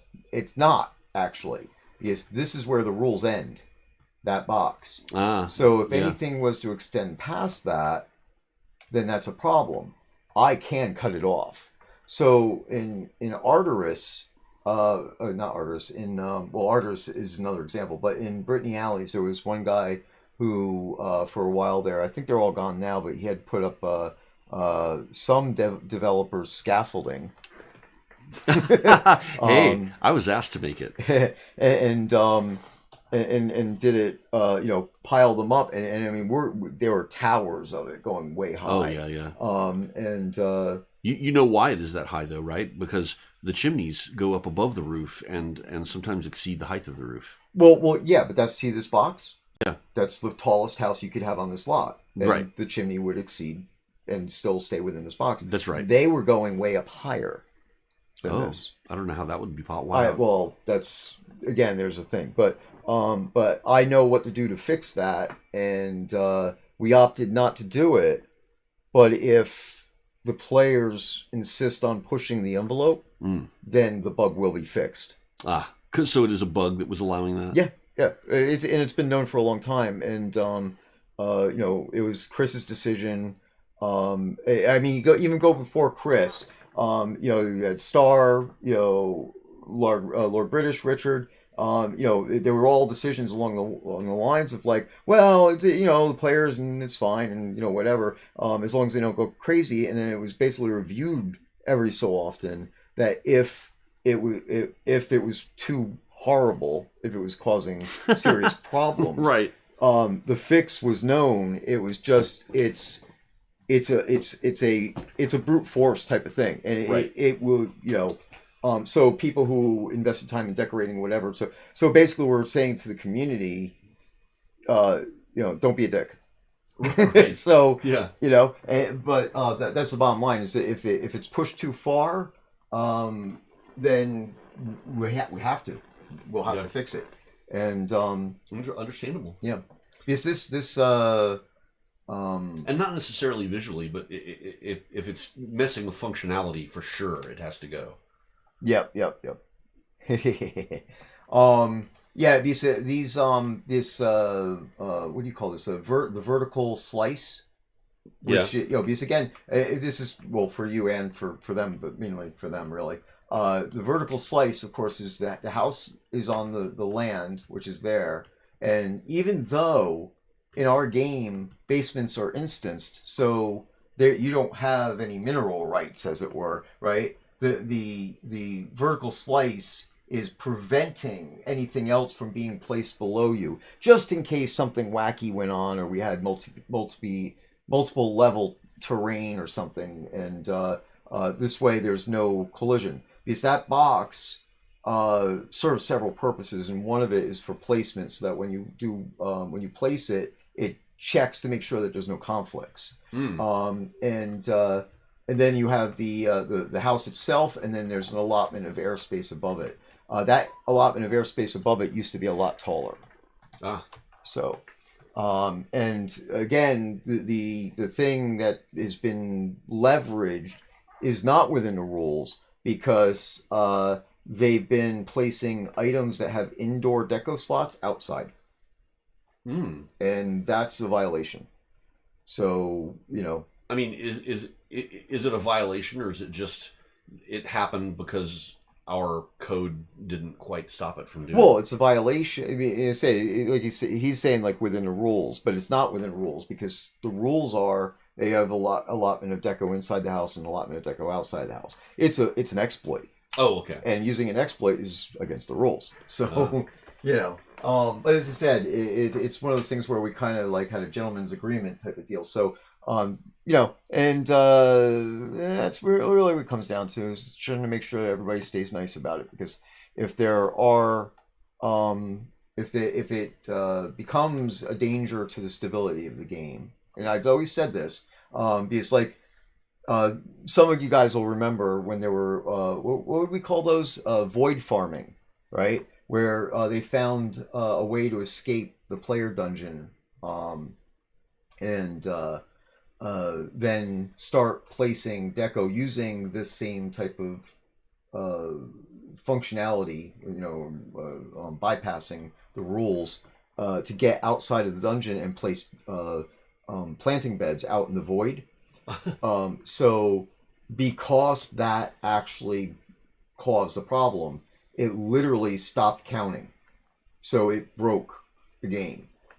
So we had to go in there and we had to do a bug fix. And it's that same type of bug fix that we would end up having to do for the rest of the game if it became a danger to the game itself. So right now it's causing, like when it was at its peak, it was causing a lot of lag. And obviously new players would come in and start scratching their heads about what all the the weird deco was floating around, but it wasn't crashing the game per se. Void farming. What a strange. Yeah, yeah. But the extension of things, and I say this with love, gentlemen and ladies, the desperateness of having to extend your indoor deco count to the outside because you can't plant enough. Stop it. Just buy a larger lot, okay? So help the game. Was this like the planting of like endless pumpkins or whatever? Oh yeah, yeah, kind of yeah. stuff? And that's the endless pumpkin thing is more along the lines I think of double XP. Oh, is that what it Yeah, was? they were Being? stocking up because pumpkins originally had the best XP to effort ratio. Oh, You know, it's like, but that actually was fixed quite some time ago. So, but nonetheless, because that is again that goes back into exploit city. yeah, Right. exactly right. Yeah, and I mean, so obviously it means that we have to fix bugs, and but when something is deemed to be an exploit, and once we announce it's an exploit, players should not be doing it. So Right. That's when it does become yeah, rules breaking. right. So okay, so let me. There's been a lot of chatting here, so I'm gonna scroll back and just make sure that. Um,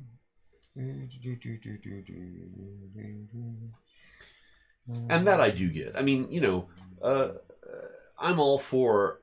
Oh, hey, if you made a game where the rules, where the essentially the code is the rules, where the code allows it, but if it was a mistake to do that and that needs to be fixed because it's hurting us, then at that point in time, it has to be called an exploit, right, right. and it has to be made against the rules because otherwise, you know, uh, otherwise we're allowing our own code to harm us, and we can't do that. Right, right. Yep, yep. So until we fix it, Exactly, right. And so, and that, that's the thing is the more intrusive the issue is, where I mean, and again, keep in mind, breaking the game is not like causing the game to crash on boot only, right? I mean, there's that. Obviously, that's an extreme one, but breaking the economy, causing the ability to grief, causing the ability to cheat the system, which of course kind of goes into the economy and stuff like that. But things along those lines, where using the exploit is giving you a significant advantage over another player, or causing harm to the game in the more traditional sense of like lag or extreme lag, I should say, or crashing the game. That's where you start getting into the exploit area. So, which Right. of course, that doesn't cover everything that's an exploit either. Because you have to have something happen to say, oh, that's an exploit. Yeah. So, and that's actually, it's like one of the most important jobs we have, as any developer on any game has, is that when an idea is presented, and this is why ideas have to be presented to a structure, whether it be in a larger team where you have department heads and things like that, or team meetings of any shape or form. Those things have to be discussed, and even if everybody around the table says that's a great idea, let's just go do it tomorrow, you still need to take a breath and make sure that everybody sleeps on it and thinks about it, and specifically anybody who is responsible at a project-wide type of thing, it's their responsibility to say, how could I take this and break the game with it?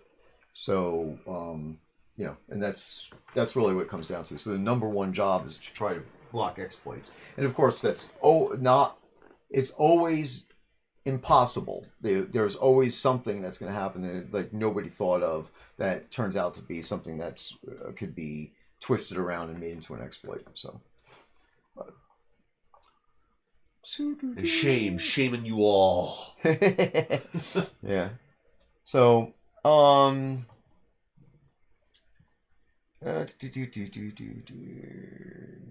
mean, we had the Bell of Shame at one time. That was very exciting. the what? The Bell of Shame. Oh, Yeah, we had the little bell in there to ring it in, and with the little the picture of the lady from Game of Thrones that was ringing the bell walking down the street. Oh, was that the cowbell? Well, it wasn't the cowbell, but it was Oh. kind of like a bell on a stick that was like you're ringing it and Oh, okay. bringing shame to whoever it was. So what you're saying is that we need to put an NPC in the game that walks around, rings a bell, and says, "Bring out your dead." Yeah, or at least in this case, just simply shame, shame, shame. All right. I'm sorry. It's okay. We love you all anyway. Don't worry. Yeah, exactly. Yeah. Shame or not. I'm reading through the stuff, and there's some pretty good stuff. And they're talking about, like, when they were asked to break the server, so it's not their fault, and Alphane promises he won't cause problems, and, things like that. So, yep. Yeah, and anyway, yeah, it's obviously, so that's there are things that we're trying to avoid messing with, because of course it's like open heart surgery to fix some of these things, and I'm just I'd rather not have to do it, so please don't make me. So anyway, there you go. Well, deco within reason. Okay, so anyway, that explains it. That helps Scotty with what he was doing, and gives you guys a visual on how it's supposed to work. So, anyway, How okay. we'd like it to work, at least. Where was I? I was going back to my lava room again, I think. um,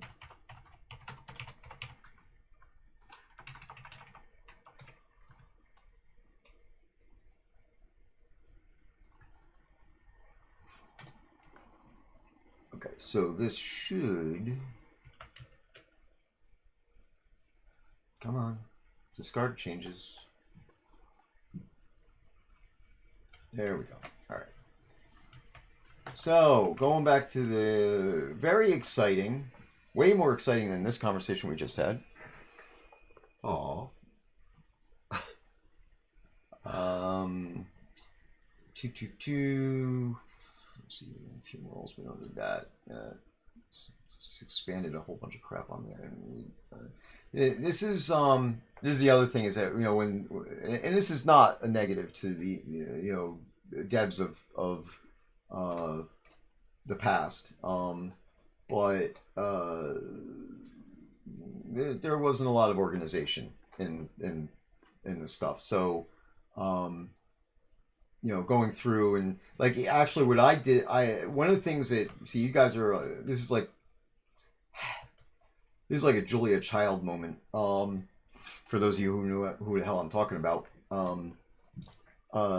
you're getting to see right now. Like, if I go in here and I look at the rocks, oh, that's a lava balcony. Hold on, wait. I gotta get this thing all closed up. Now I can see where I am. All right. So if I look at the rocks, I've split them up between rocks that are actually mounted on the ceiling, to rocks that are in the upper wall, rocks that are in the lower wall, and then non-lava rocks that are on the floor, so meaning ones that don't have the red effect on them. And then from there, it's other things, like the lava ducts, of course, are kind of like the entrances. They're just compartmentalized. So if I ever want to steal them for something else, I just have to grab that one object, and everything comes with it. But the main point here is that, which I still may do, by the way, is that the rocks that are, let's say, on the non-lava floor rocks, I might make them blacker than the rocks that are, because these are a little bit brown. These are supposed to be lava, old old solidified lava, volcanic rock, right? So it's got the pits in it and stuff, like from the bubbles of crap and all that, and but it's a little browner than I think I would like. But the thing is, with the lighting in the room, that brown lends to the red shift in the lighting. So if I made it too black, you literally wouldn't see the rocks. They would be too dark. So that's why things are like this. But so anyway, when I did it, it's to give me some ability to organize and if I want to shift the colors, which I did do in the original Lava Grotto, not the pool, but the one that's just all rocks. I actually have 3 different stages of rocks, and when you get to the roof, the rocks up there are regular granite because that grotto is not. It had a lava tube running through it, but it wasn't created by the lava. This room was created by the lava. So, anyway, see all the thought that goes into this. All the pain Yeah. that goes into this. All right. So anyway, when I came in here, the rocks were just all over the place. They weren't in any subfolders or containers or anything like that. And so lots of cleanup needing. I found some more hidden polys. Oh, You're kidding. just a few, but they're there. How many polys do you think that we got rid of at this point? Oh God, hundreds and hundreds. Because you show them exactly, if you don't mind. Yeah. Show them exactly what a hidden poly is. Well, so can you all still see my screen? Hopefully. Yeah, I brought it up. Okay. So see those little red lines? Those are polygons that, if you look at it this way, you can see them. They're facing downward in areas where a player can never see because they're literally up against the floor facing down. This is an interior space. So those polys can never be seen by the player, but yet our code has to think about them, and it draws them anyway, and it lights them. Yep. It draws them, lights them, shades them. Yep. Potentially verts colors them. Yeah. It doesn't take up extra RAM space in your GPU because it's the same. It'll be one of the same textures that there is in the rest of the house, in theory. But it is making your CPU think harder. Yes, and it doesn't need to. It doesn't need to. It's like, come on, guys. Let's not have that, because it may seem like only a few polys here, right here. Yep. But multiply that by every. Let's say I removed, because those 3 polys are quads, but they're made up of tris, and tris are what matter. Tris and verts, and so the tris are individually lit based on the vertices and how they're lit, and it moves across every tri, and that has to all be calculated. So for every quad I find, that's 2 tris, and so if I found 100 quads, that's basically 200 tris. And multiply that by the number of houses that are being drawn all around you at any given time, and those tris, every time they have to be drawn, you have to calculate the texture map. You have to calculate the their location pertaining to lighting. You have to calculate everything about them, every piece of data that triangle could hold and the vertices hold has to be calculated, and every time it's calculated, it's considered a draw call. And that draw call, once you start, it's like people who, a lot of people are like, I don't understand how you can have these giant floods here in Texas, right? Like, how does it suddenly go from nothing to it's flooding downriver and it's just insanely it rises 50 feet in a matter of half an hour? And it's like, well, all you have to do is imagine that every river has dozens of streams. And those streams are all getting rained on in various different areas. And if every stream is getting 2 inches of rain, 3 inches of rain, 5 inches of rain, and in the case of what we just had recently, it was like a foot of rain within a very short period of time. Within an hour, you're getting like 6 and 7 inches. Even if it's just 10 inches, then 10 times a dozen. Because that's what happens. 10 inches going down a stream flowing into the same river, that's multiplied by the number of streams, and that's the amount of actual, so suddenly you have, a dozen streams, 10 inches, it's 120 inches of water, right? Yep, yep. And that's all coming down river at the same time, all converging into the same river, and suddenly you have this insane flooding. And that's what happens. You're having a flood of extra vertices and extra draw calls, and every draw call has to be conceived. And when they're multiplied like that, they're multiplied and they don't go away. They have to draw in front of each other. So even if you never see that polygon, it still has to draw because it doesn't know that players can't see it. And it's a problem. Yep. So, while you were talking, Merrick Dragon said it's like walkway pavers that show from underneath, and and they do. Yeah. So yeah, it's not okay. Yeah, it's not happy making. Yeah, that's been on the list of things to fix for quite some time too. Yeah. Actually, yeah, you and I were talking about that, weren't we? That was years ago at this point. Yeah. Now, the only reason you might have something that you'd show from underneath is if for some weird reason those walkway pavers could be put in a place where if you might be able to look at them from underneath because they're on a ledge or an edge or something. But I don't know of any ledge cases like that where a walkway pavers change level, right? You can't really change level. They're all kind of like they're flat. They're all flat. Yeah. I mean, you could certainly let him hang off of something, but it's not. I can't even think of a situation where that would look proper. Well, I mean, that's improper usage of them, right? Well, yeah. I'm saying I don't think they would. I don't think they would ever look. I can't conceive of a situation where somebody would intentionally do it to make them look like something was happening where they needed to be doing that. Right. Because. Right. The bottom line is like those pavers they're not exactly solid underneath. I mean, it's like some of the stuff is and some of it's not. So I think some of the fallow granite pavers, I think they are solid completely around. But and the funny thing is that I mean back then I didn't have the skill to fix them. Now I do. Oh right, yeah. Yeah. So. And that's good. Siemens has been doing really well with the very slow. I mean, learning Max is a thing that generally it takes months and years, depending on what you're trying to master and what you're trying to do.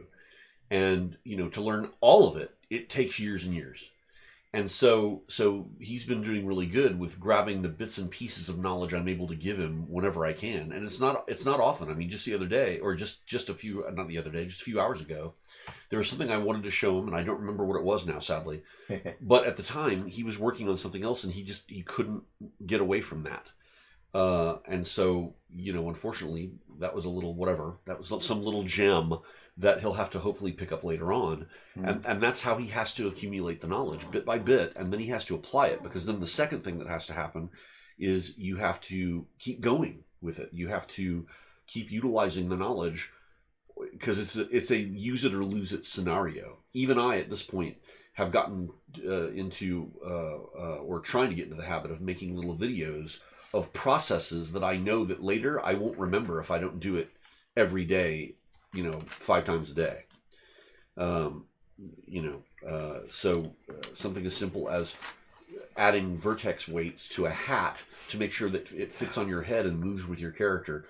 I even now I don't remember how to do it, but I made a video of how to do it. And so if I need to do it again, I'm going to have to go back and rewatch that video and essentially relearn how to do it. Yep. And that's just the way some of the stuff works. It's not, it's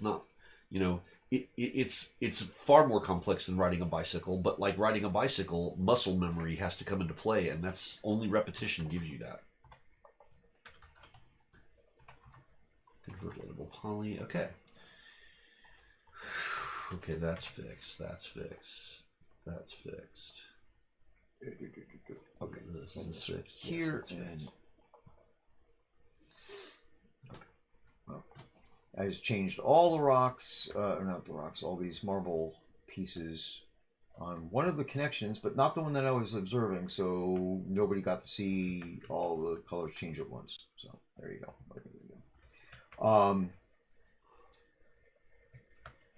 Yeah. There's 1,000 ways to skin a cat here, guys. Okay, so let me see. Next one.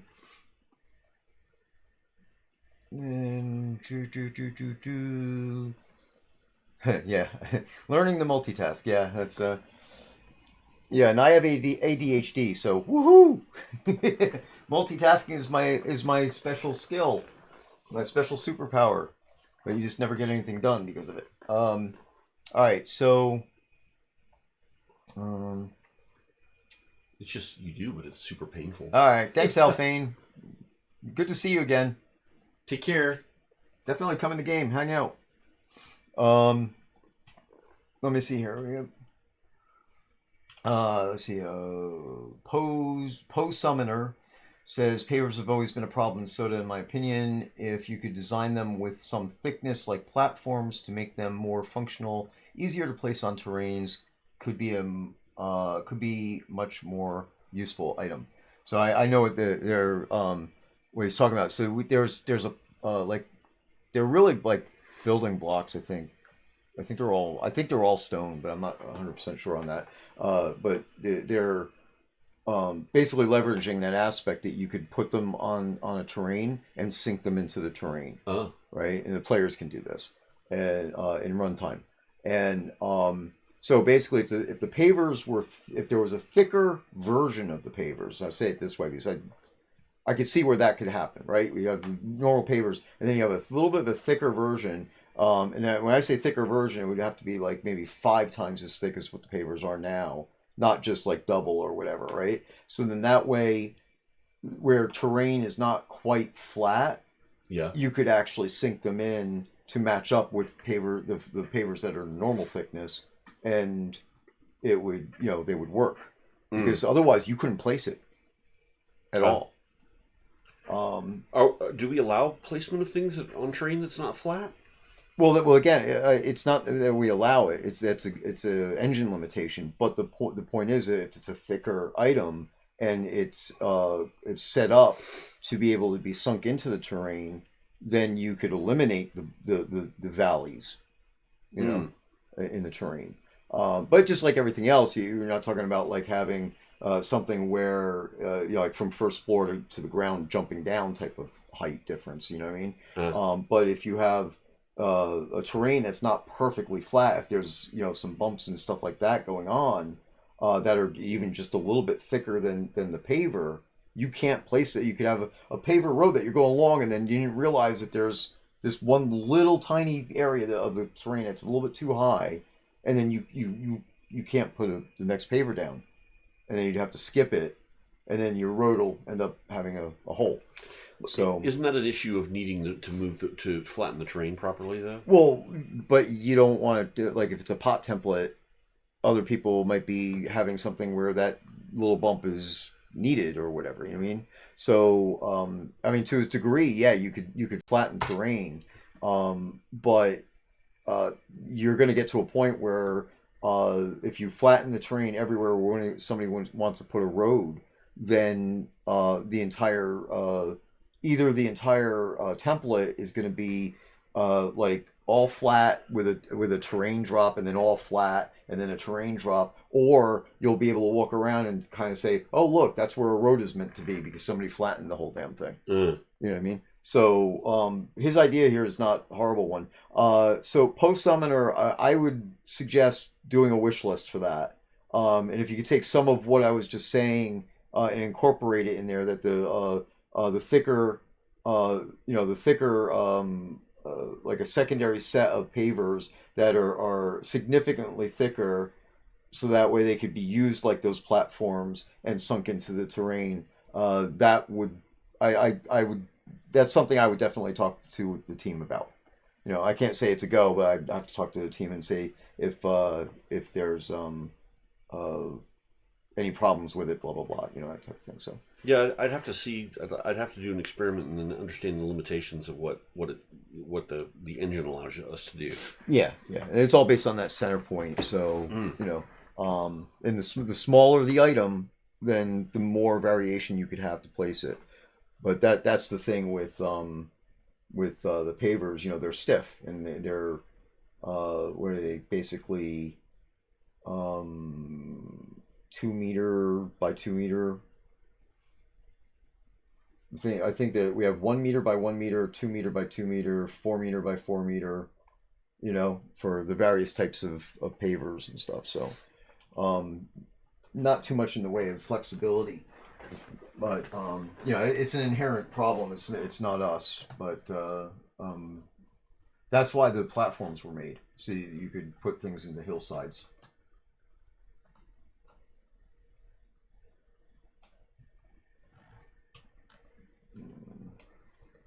Yeah, I can honestly say I've never tried to decorate a POT, so I don't know where no-nos happen. Right.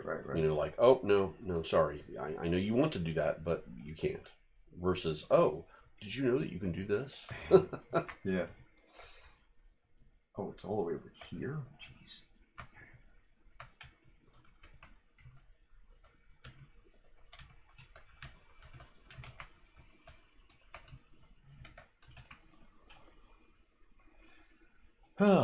So, just to say that I will be. How does that go? We'll be here all week. I'm. Today's what, Tuesday, right? So for a little bit, and we're going into. Of course, we're going to Wednesday, and definitely we have meetings. I have meetings throughout the day tomorrow, and of course, we're going to continue working tomorrow. But I think we may be able to get another streaming day out of this before I go back up north, and hopefully next week we'll be able to stream more too. Well, at least me, because I'll be up there, and of course you're more than welcome to come into streams if you want. So we'll go see what. All right. Post Summoner says that we need to get Scott Jones ready for 70-hour work weeks. He's productive. Yeah, well, 70-hour work weeks need to become a thing that can be afforded. Yeah. Yeah. So, if 100 people subscribe in the next hour at the $27 level, then we'll be able to feed Scottie for another month. Yeah, because that is the issue.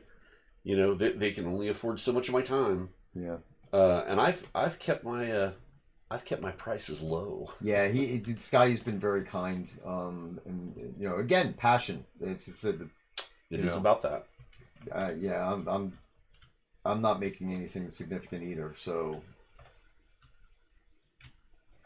I'd like to be. I mean, I don't want to be rich, but I would like to be able to not have to worry about paying bills and stuff, and then and then be able to do this stuff which I love. So that would be great.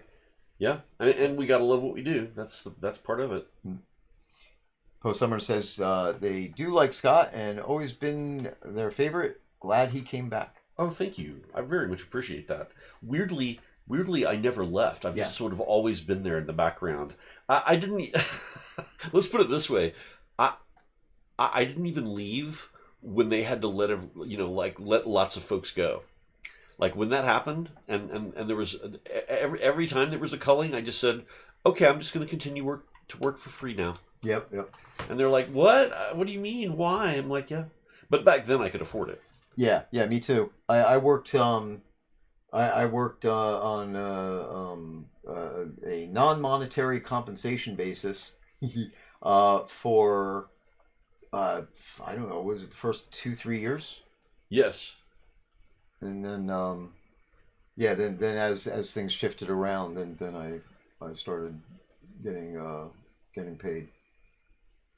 But we all have our own limits and constraints, and we just do the best we can to work within them.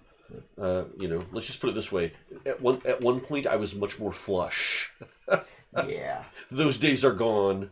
Those days have been wiped away with groceries suddenly costing 3 times as much as they did 2 years ago, and and everything else for that matter. It's funny that is another good point. Is that and again some things like the costs of POTs and things like that, and I could understand the expenses and everything, and one of these days we'll be able to do something about right sizing things, but the thing is that if we right size things, then the costs of things that are the cost per crown would have to go up, Right. Yeah. basically is what it's saying. And so, I mean, I think this is pretty much the same as most MMOs. Is that, well, once they're built, because it's the cost of the investing and thing, but then there's the maintenance, and if you're still developing in the game, which we still are, we have to have enough money coming in to make sure the developers get paid. And we have enough developers to continue at an appropriate pace, which right now, that's what I said, we're short on developers, so our pace is slower. But what do? You say, I can't go and, charge $60 for an apple tree, Right. Yeah.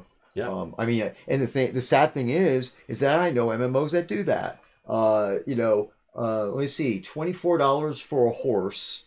And Of course. and this is not us. I mean, I think what do we charge, like 12 for a horse or something like that. I mean, of course, this is assuming it's like 1,200 kodos, I think, for a horse for a mount, if I remember correctly, and that's assuming that you bought the kodos with no discount whatsoever. Which the only way you could possibly do that is to go up and spend $9 a shot or $10 a shot, whatever it is, to buy the 750 kodos, which is the smallest pack. So after that, it's never costing you the full price. So anyway, with all that said, is just saying that we haven't done any inflation cost changes. So we're just constantly trying to find ways to make money without having to raise prices, and obviously alternate means of fundraising are going to have to be considered and figured out. But Yeah. Oh yeah. Yeah. Which just all goes back into the realm of understanding that we do what we can. We do what we can when we can, Right. and then the more we have resources, the more we can do. Right. Exactly. And we want to do. Believe Right. me. And Allian brings up a good point, is that horses are free if you don't want the special appearances. These are just horses in the game that you go get. You see, Post Summer said, like the lava dungeon, you have to make sure that your price is accordingly versus the lava pool price. Which, yeah, this room is definitely, this will probably be the most expensive dungeon room that we ever make.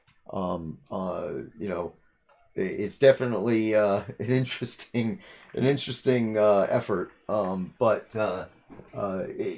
I don't think we'll be making very many that are this large. From here forward. But yeah, the price is definitely going to have to be consummate with its capabilities, as it were. So, obviously, I'll try to be as gentle as I can, but that is a significant thing, and it's something that can be an attraction and therefore could help pull in some money. So, okay.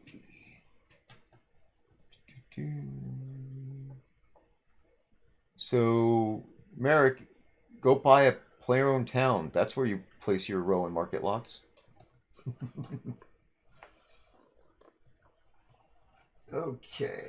But that's why I always have to laugh when people are like, "This is just a cash grab." Yeah, because we're rolling in the dough. Yeah. Yeah,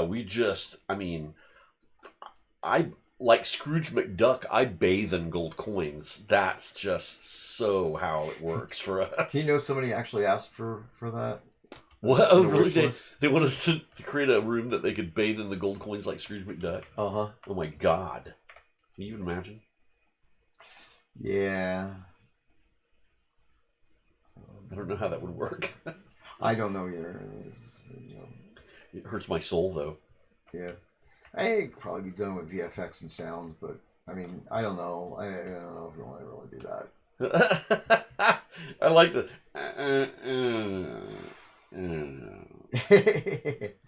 Well, it is like anathema to both how we actually are able to live and what we really don't want to see in our society these days. Yeah, right. Okay, let's get this down here. I continue with my organization process here. And currently, there are 9 connections in this. Let me put this up here. Get it out of my way. There are 9 connections in this room. I think the largest number of connections we have, other than this, is 4, maybe 5 connections in a single dungeon piece. And as is it currently, this one has 9. Rumor has it this one might have 10 by the time it's done. Or there may be an update to the room later that will bring it up to 10. And I can actually, there are certain aspects to, like, let's say this room here, I'm going to show you right now. Well, let me steal the screen for a second. And there. So, come on, do a thing. Oh, look at that delicious space I just opened up in this room. Well, hold on. Don't go anywhere. I want to show them something first. Yeah, no problem. So, like I said, this is 9 connections. If I go around here, you can see all the connections around it. Pretty much, you know, like the minecart room, and then it has one up here. So it had 8, and then I added that one. And then there is a area somewhere in here, which I know where it is, but I'm not showing you.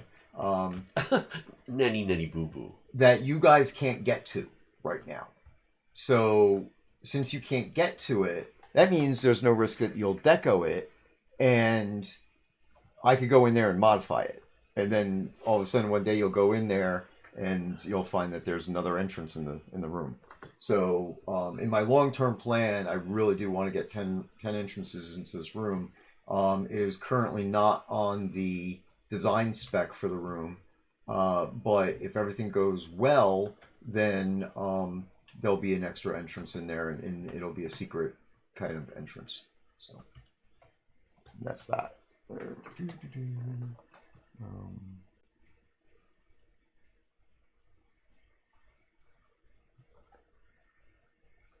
There's another hidden poly.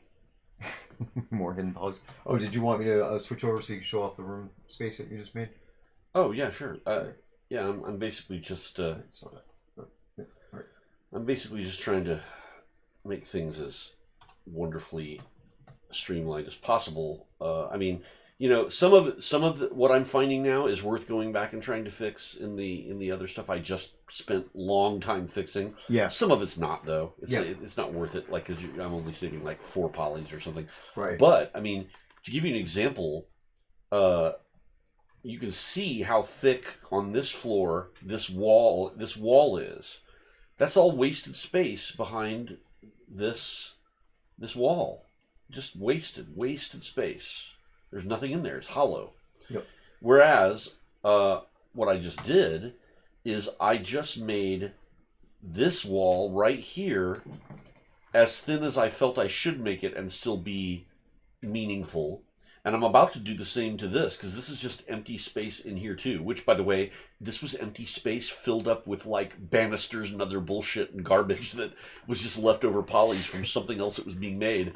And I got rid of them. And that was like 100 polys all on its own that was hidden in this empty wall. So you see, you know, in real life, right, you know that carpenters, electricians and stuff, when they're building a house, they shove, you know, cans, whatever, into walls, and they just stay there forever. Well, so do digital artists. Yeah. Except unlike the really real world, where that doesn't matter because no one cares, everything about our game cares. Yeah. About hidden bullshit. So yeah. But so I just and it's good that I opened up that space here, right? Because this little wall literally went almost all the way out to this wall, right over here. And so that's a little bit of extra space gained in this room, because a little bit of extra space here will be lost in this room as I give more space to this sort of bedroom. Right, right. or whatever this thing is up here, because this amount of wasted space in here, I get to shrink in, and I'm going to be moving that wall inward. Everything I can to give a little bit more space and a little bit more realism to the the sections of stuff that get made here. So that's the goal. That's the hoped for purpose of all this stuff, and even more room still, because once I finish doing that wholesale to the walls as a whole, then I'm going in here and I'm grabbing things like that. It just doesn't need to be that thick. No baseboard or whatever you call it is that thick. It's ridiculous. And so things like that are going to be pushed in and made about as thick as these thin things here, because that's how you'd really make it. I mean, Yep. I mean, even this is more theatrical than it should be. It's like a 2x4. Yeah. And oh look, see this thing down here? That wall now gets to move in and be underneath it. Just like that. House remodeling. That's the way it should be. Yeah. Okay, so there's a couple of things here. Let me see. Going back. Yeah, there's a bunch of stuff here. I'll read off.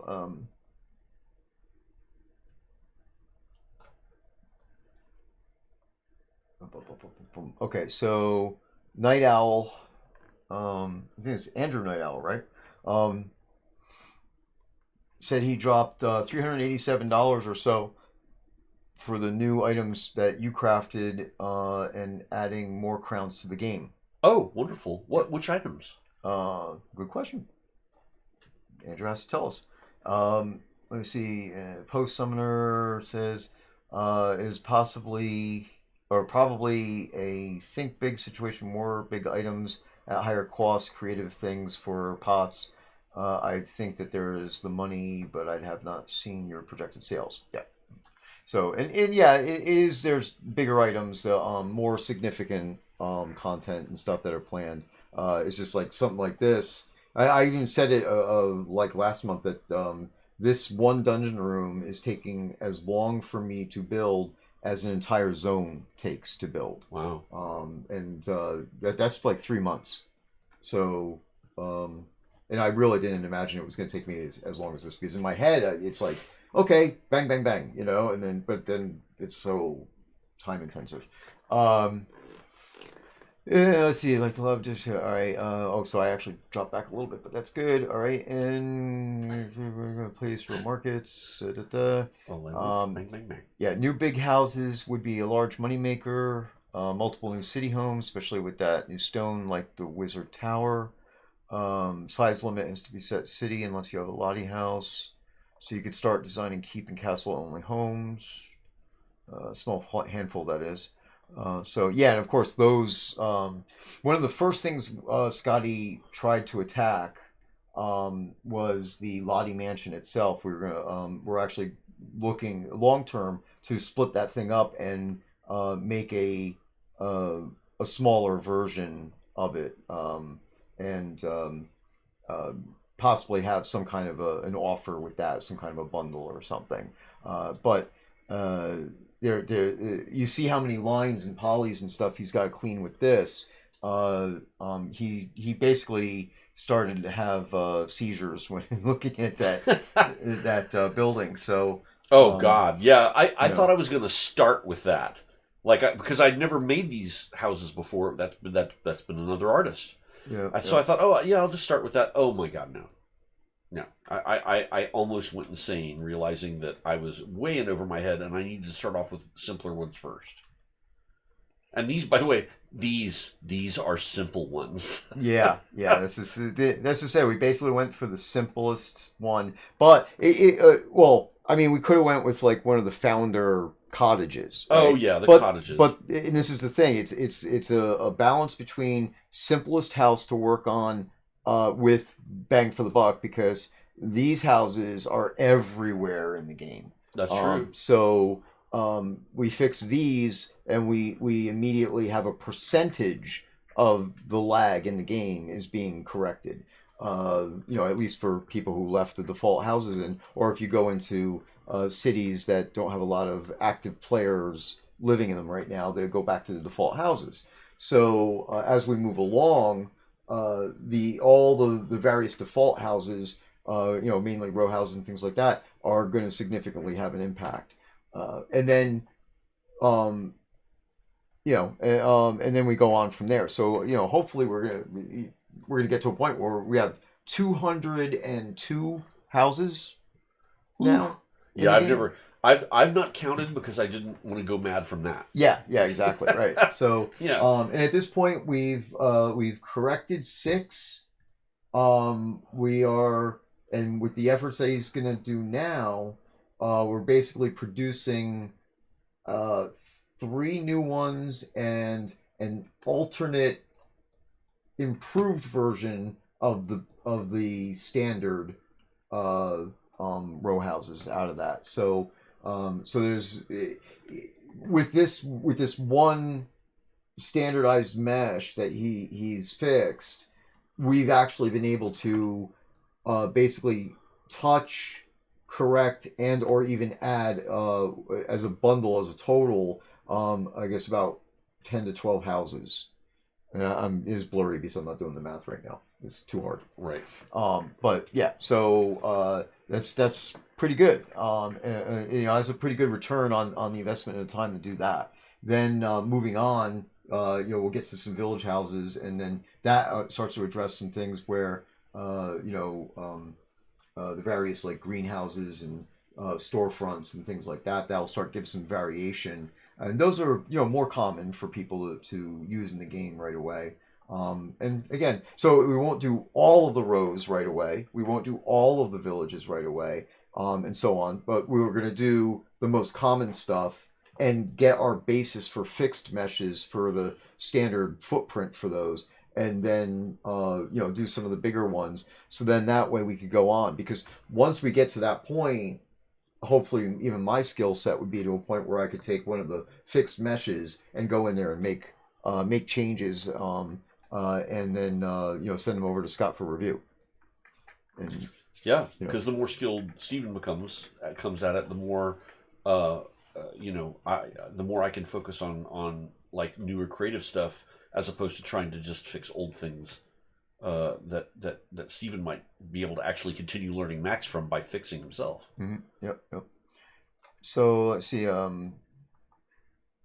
Post Summoner says, but definitely designing a greenhouse multi-tier for village to city that gives you a combo of indoor and outdoor points for plant growing. I seriously think that would make a lot of cash, but not sure how hard it would be. So, I mean, yeah, and like all of the houses, of course, have the combination of indoor and outdoor points for plant growing. Especially, you could take a row house. You could take a greenhouse row house, and put that on a village lot or a town lot, and now you have some more inside growing with the sun bonus, right? Daylight bonus. Because of the because of the top floor, in addition to the outside stuff. But I mean, it's all a matter of balance. And as we do make these improvements and stuff, like we make a village home, and with that ability to have the grow bonus on the top floor of that, or on a roof of flat buildings, that gives you more space. I mean, the game has to have a balance as far as the point. It's like where if we optimized everything to be able to use all of the deco slots, internal and external, for growing, then that actually introduces imbalance to the skill trees, and would have to be addressed. So yes, there's room for improvement, but obviously we wouldn't be able to go so far, because then that would cause a little bit of minor havoc. Oh, more hidden polys. Oh. And these were so tiny I barely saw them. Yeah. But I only saw them now because I'm going in and literally moving walls around. Right. God. Interesting. Yes. Oh, it just All right, let's see what we got. so painful. Yeah. Oh, so yeah, Ellen was saying when we were talking about the Scrooge McDuck thing. Yeah. This acts like water. You swim in it, but it's textured like a bunch of gold coins. So that's what saying. If we did do something like that, it would have to literally it would be water, but then the water surface would end up having to be like VFX of coins floating around and moving. And then the swimming action, which currently gives you kind of like a froth, would have to be coins moving out of your way or something. But Oh, I know. Yeah, that would yeah, be hard. Or, it I would mean, be. because, when totally unrealistically and cartoonistically, when Scrooge McDuck jumped into the thing and dove, which I don't even think we can't dive, can we? No, What no. happens? How do you swim? You just kind of convert to the swimming position. Yeah, yeah. You walk into the water, and then when you get up above your knees or mid thigh, Yeah. it'll switch to swim. Because that's half of what made the Scrooge McDuck thing funny was that he jumped in and a splash of gold coins shot up into the air like water, which is ridiculous.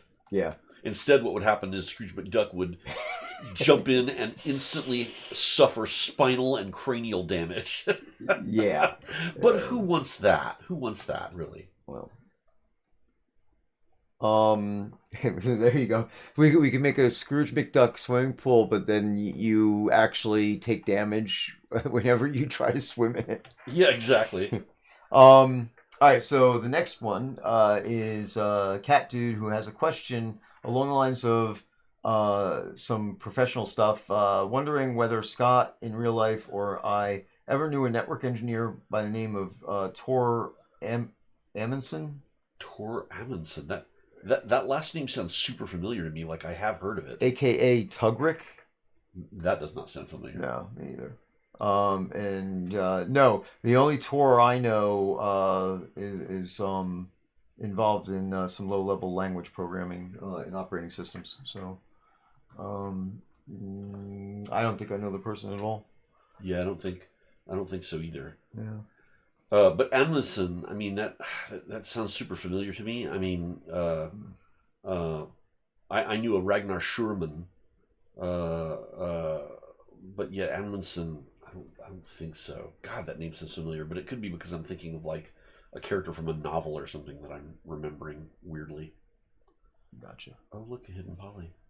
I don't know if Alphine's still floating around, but he whispered me about showing you that the thing that I was talking about earlier. I think is he calls it his dome project. So Oh, yeah, it's, later on offline I'll show it to you. oh, sure, I'd love that. Like I said before, I enjoy seeing creative stuff that doesn't like murder us. Yeah, yeah. Allium says, please don't put things that rot in your walls. Yes, I'll do my best. I'll do my best. Although, I mean, now that I've seen what Bob left in here, I know, right? I'm tempted to like put repairmen's corpses and stuff inside Yeah, of the exactly, walls. right? Yeah, like that one at the top of the stairs. Don't Yeah. make it thinner. Just put something. Put like an arm in there or something. Yeah, make every once in a while the Easter egg is a skeleton breaks out through the plaster and falls out, and then you can never move it. Yep, It yep, will forever be in your house. yep. Oh yeah. So Andrew Night Owl confirmed. Yeah, he is Andrew. I thought I remembered that right. And he said he's been buying items Scottie made for crafted in game for over 10 years. Oh, well, that's wonderful. I'm so happy that my stuff has been pleasing to you guys. It makes me very happy because you never know. We are often in a position where we don't get to hear whether folks like our stuff. We kind of just make it hoping, and only recently have I got to hear more about whether things that I make get appreciated or not, and whether they sell well and things like that. Right. Yeah. Yeah. So yeah, thank you. I very much appreciate that input. So post summoner, he's to say that he's talking more about the details of planting and in the houses and the internal and external stuff. So yeah, I mean, assuming that this is not already on the wish list form, please put it up on the wish list form with great detail on how you think it would work. And then, we could talk about it during team meetings and such and see how viable it looks to be.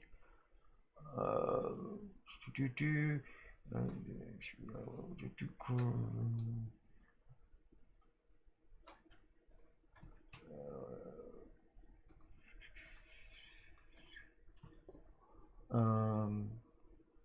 Oh, okay. So Cat Dude said that Tugrik passed away a couple weeks back. Um, that's not no, that was somebody else that we knew, right? Uh, oh, well, yes, Kirk Winterroud. Yeah. Yeah, my friend Kirk Winterroud passed away a while back. Hmm. Very, very unfortunate. I mean, the sad part is we're getting to that age where everyone loved being rock stars in the computer gaming industry, but the computer gaming industry rides us hard and puts us up wet, Ugh. and we we don't get I mean, and that, by the way, just so people understand that that's not some gross sexual innuendo. It's talking about horses, right? You will really hurt a horse if you ride it really hard. It gets all sweaty, it's nasty, and then you just put it back in the stable and you don't clean it, dry it, and get it back to a state of happiness. You don't ride a horse hard and put it up wet unless you want it to get sick and die, and that is kind of what happens to us. The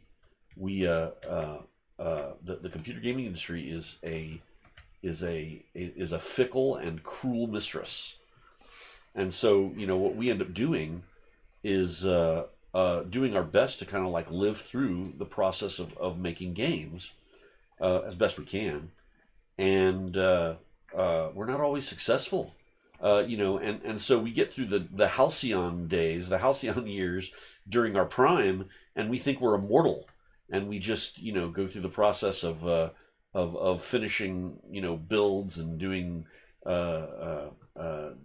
really great work and sleeping in our office. I can't even count the number of times that I had to basically sleep in my office during crunch, and it was for that reason that EA in those old days basically got sued by folks who were in the gaming industry uh, out in California, and those lawsuits were, I mean, they were a big deal. They were super meaningful because everyone was getting abused, and it was hurtful. It was hurtful to folks who were just trying to make a living because they were basically being kind of treated like slaves and serfs.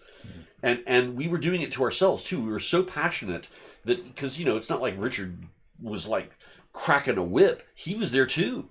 He was sleeping in his office. He was looking with bags under his eyes as we're all like trying to figure out what to do and eating shitty pizza and whatever else we're doing just to get the job done. But man, that takes its toll. I'm sure the computer gaming industry has aged me physiologically 10 years older than I really should be aged. Just because of the stresses of trying to get the job done. It's kind of shocking. And so lots of us are only feeling it now as we're getting into our late 50s and early 60s, and folks like Dennis LeBay, because Dennis is a veteran 11 years older than I am, for instance. So whereas I'm like 50, I'll be 57 this year. He'll be 68, nearly 70 years old. And those are some old dogs in the industry. People think I've been in the industry a while. Folks like Dennis and back before he passed away, Michael Priest. And yeah, so unfortunately these days, the X Origin mailing list is full of just as many funerals as it is meet and greets and get-togethers. And hey, let's go out and party, everybody, because hey, let's go out and party, everybody is like 10 o'clock rolls around, we're done. We're having people roll us out in wheelbarrows because that's it. We can't party like we used to. And when we did party like we used to, it prematurely aged us. So let's see here. Among his creations, Cat Dude says it was Furry Muck and several sites that were some of the better known web comics are hosted. So I don't know. I don't think he was quite exactly in the same segment of. Oh well, to some extent. I mean, Furry Muck, and folks that I know were on Furry Muck. I mean, certainly like Manda D, Jeff D, folks like that, Aaron Derive, who worked at Origin for a while, and certainly Dr. Cat, who did Furcadia, along with Manda. I mean, and of course, because of what I do on the side, doing the Shard role-playing game, the RPG, that's very much adored by people who are in the furry fandom, and we, normally we sell at Anthrocon every year and do pretty well, and every furry convention I've ever been to, I mean, we sell really well, and it's surprising the number of people who go in and out of the computer gaming industry who are also on the fringes of that too, because a lot of that creativity kind of goes hand in hand, especially because of like the advent of Furcadia, which really became the place where folks who were adamant lovers of the computer gaming industry ended up, those Venn diagrams overlapped in areas like that. So pretty fascinating stuff. And man, I would love one day to see the Shard RPG property made into a computer game. I think that would be beautiful.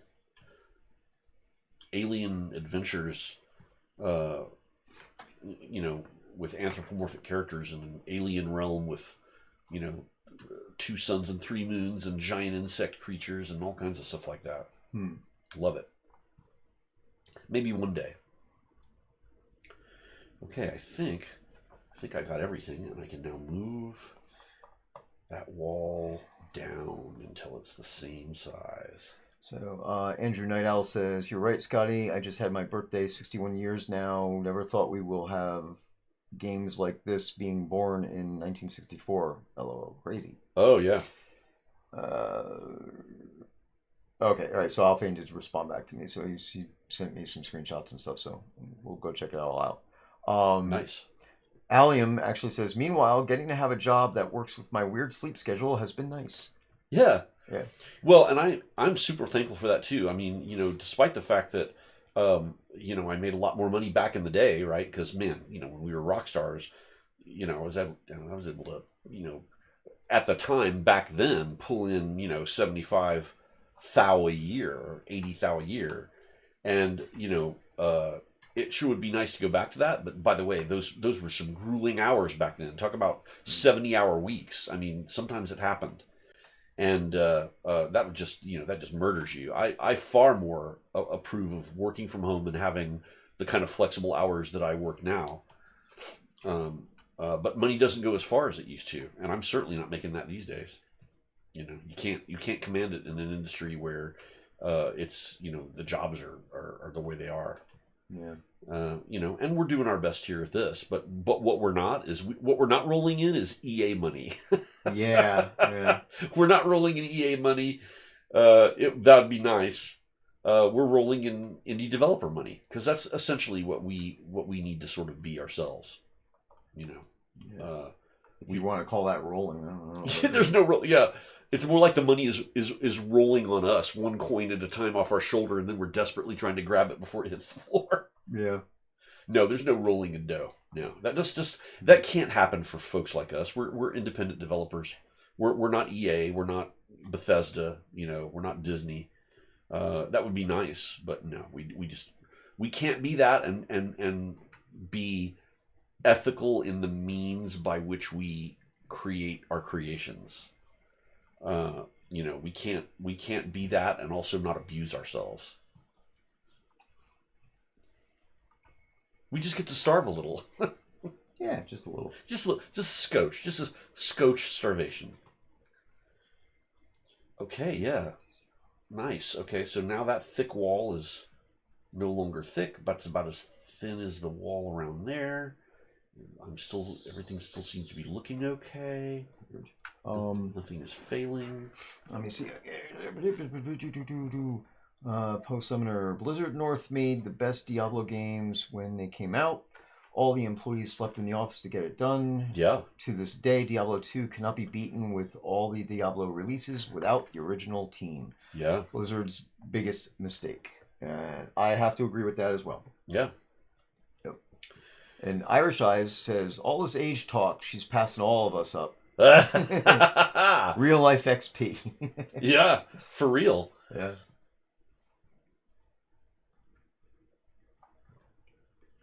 I keep looking at this thinking hoping that I don't find something bad, and so far I'm okay. Nothing terrible. Oh, except a hidden poly right there. I hate you so much. And I get why it happened. In this case, it's less that it's a hidden poly, I mean, although it is, and more, this little thing is in the corner. Because it's in the corner, it doesn't need the poly that's facing the corner. But before, it was probably this thing over here. And Bob probably made it out of itself and just kind of took the polys and moved them over and shoved it in the corner and went, oh, whatever, who cares? Don't need to delete that poly. But, it's better if you do. If it's shoved in the corner, it's better if it's deleted. See, there's one right there. It doesn't need to be there. It doesn't need to even exist because you'll never, ever see it. Yeah. But it's just not worth it to go back and try to find all those in the other one. I did what I could at the time because, again, we have a schedule. And we're trying to stick within it, and so we do what we can. But this is my true chance to make it as clean and as good as possible, because that's part of the goal for these new set of houses is, right, really, really taking it to the limit of goodness.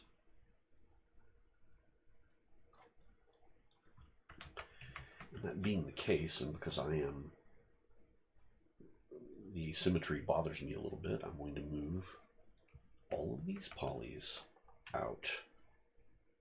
All of these right here. That. Yes, all of those can move and should be fine if I move them. Let me do that. I can't make it, I don't think I can make it the same as that, but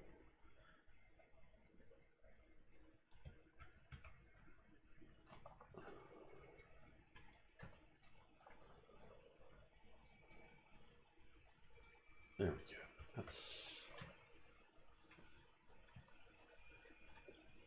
It's a little bit too big there, so I'm going to split the difference. As long as it's close, because again, I don't mind it being a little uneven. I just don't want it to be ridiculously uneven. There we go. That's good. That makes me happy. Okay. Now I got that connection actually cleaned up completely.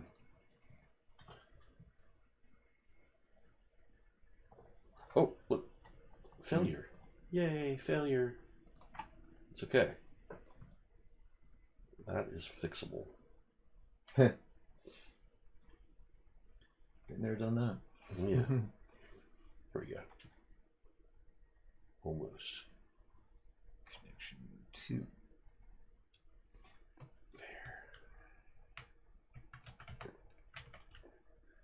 Now I have to fix that thing on the end though, because I totally screwed up the UV mapping on it. Isn't that beautiful? Look at that. It's so pretty. Oh, yeah. Let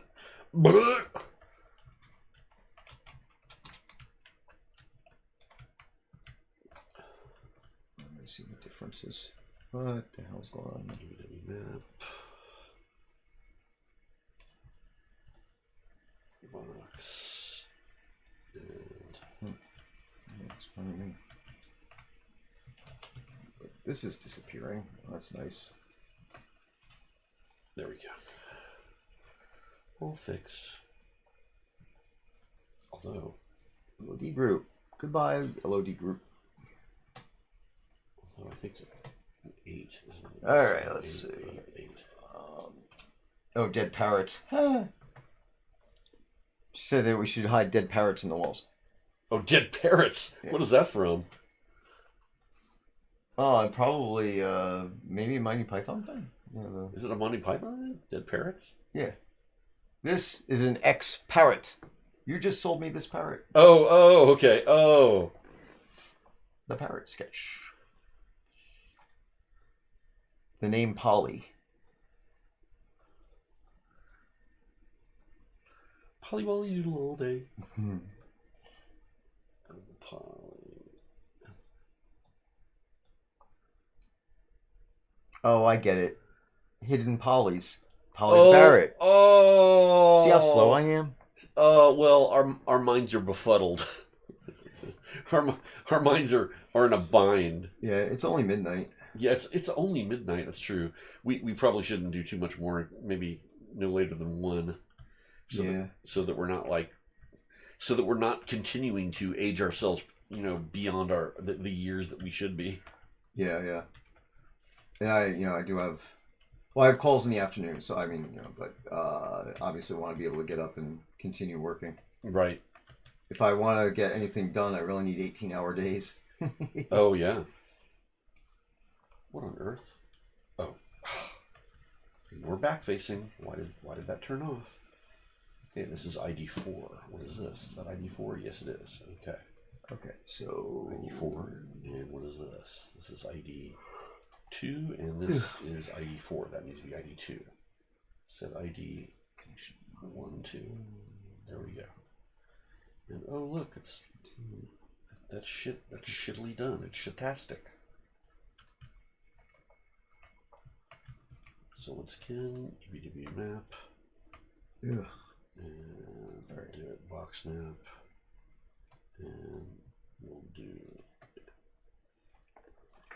these quads.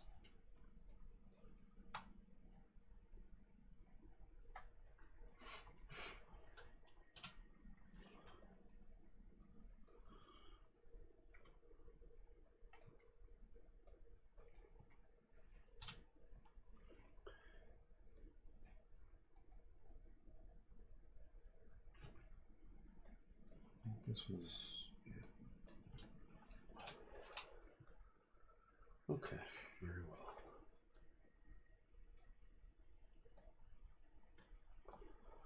I was really to clean this stuff up. Okay.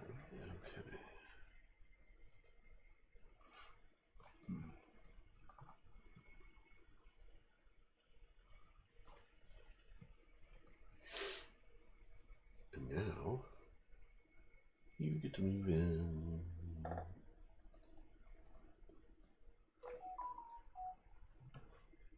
And you get to be preserved UVs.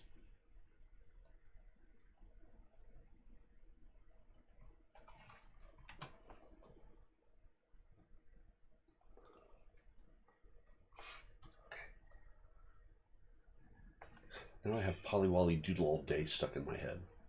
It'll never leave. Ooh. You can put on more Pink Floyd if you want. Probably get a copyright strike for it, but yeah, I don't think we do it on live stream.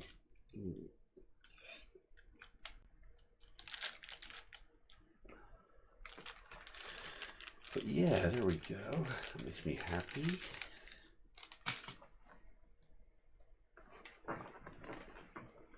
Substance.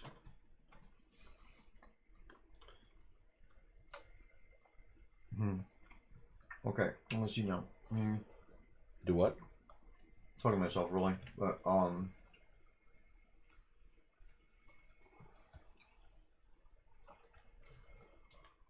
I have a bunch of the connections done. That's good. A bunch of connections? Mm-hmm. Dungeon room connections. Ah. Look at this. One of these days, I'll teach Scottie how to make a dungeon room, and then we'll really be in trouble. I do need to learn, because I mean, if that's something that folks really enjoy, I might be able to make some really good ones potentially. And because I know the ins and outs of the original Dungeon and Sewer pieces, I know what I can get away with and what I can't. Right. Which is pretty important. Yeah.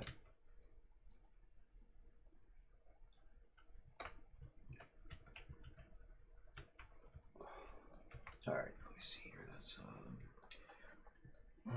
this is connection number 3. I'm actually considering. Let me see if these connections, I don't think, are touched. Hidden poly. Yeah, that one's got weird ass crap on it.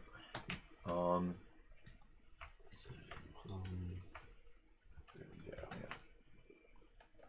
So I am considering rebuilding one of these connections so it's proper, and then just deleting the rest of them and just copying it over so I don't have to keep doing this. When you say rebuilding the connections, you mean where they connect to each other? No, the connection is where the crossed hammers are, so that the players can actually connect the rooms together. Yeah. Where they connect to where the dungeon pieces connect to each other. Yeah.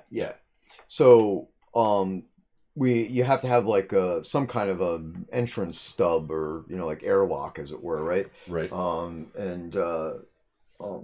the ones that are in here, they're literally from the minecart foyer, and I guess you could say the mistake I made here, apart from not allowing myself enough time to get all this done properly, is that I really should have rebuilt the minecart foyer first, and did all the LODs, fixed all the fixed all the hierarchy stuff and everything. Yeah. And then I would have been able to just copy it, bring it over here, and then do what I need to do without having to do half of what I'm doing now. And when I'm done with all this, I'll still have to do the minecart now because I didn't think to do that first. Well, I just said I didn't think of it. I mean, I didn't, but even if I did, I didn't have enough time to do it. Bummer. Yeah, so to redo the minecart foyer is going to take a week. So... But yeah, as I've rebuilt 3 of these, I guess.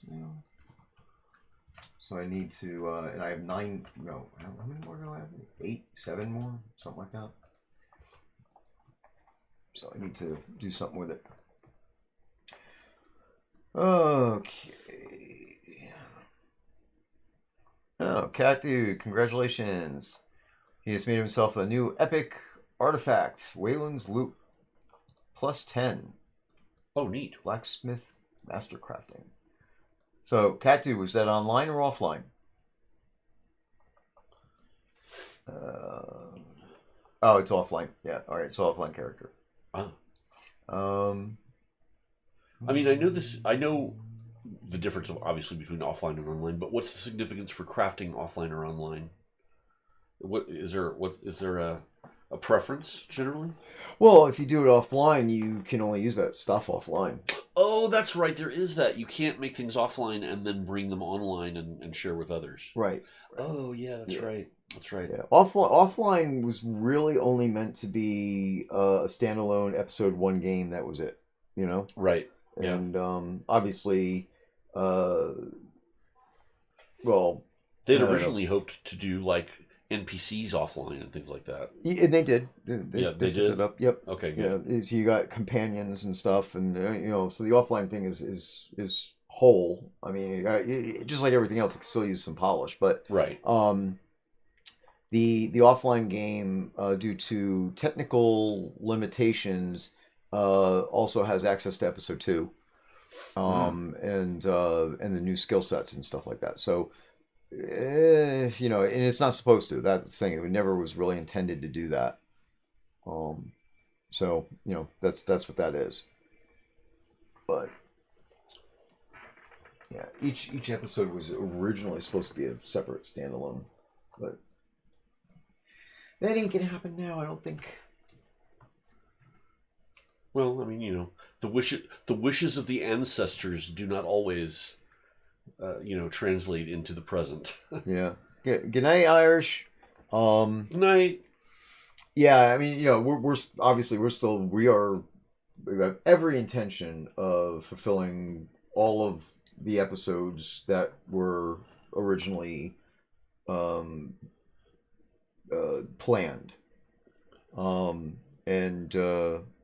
Let's say fulfilling, but completing them, And as I said, there's books involved, and there's a whole bunch of stuff. So, plot lines have been established. Storylines, all the stuff is there. I have outlines for the thing. I got to get the outlines. Richard and I are actually still working together on that stuff specifically. I still talk to Richard about things that we're going to do this, we're going to do that, or whatever, so I make sure that there's no problems with anything.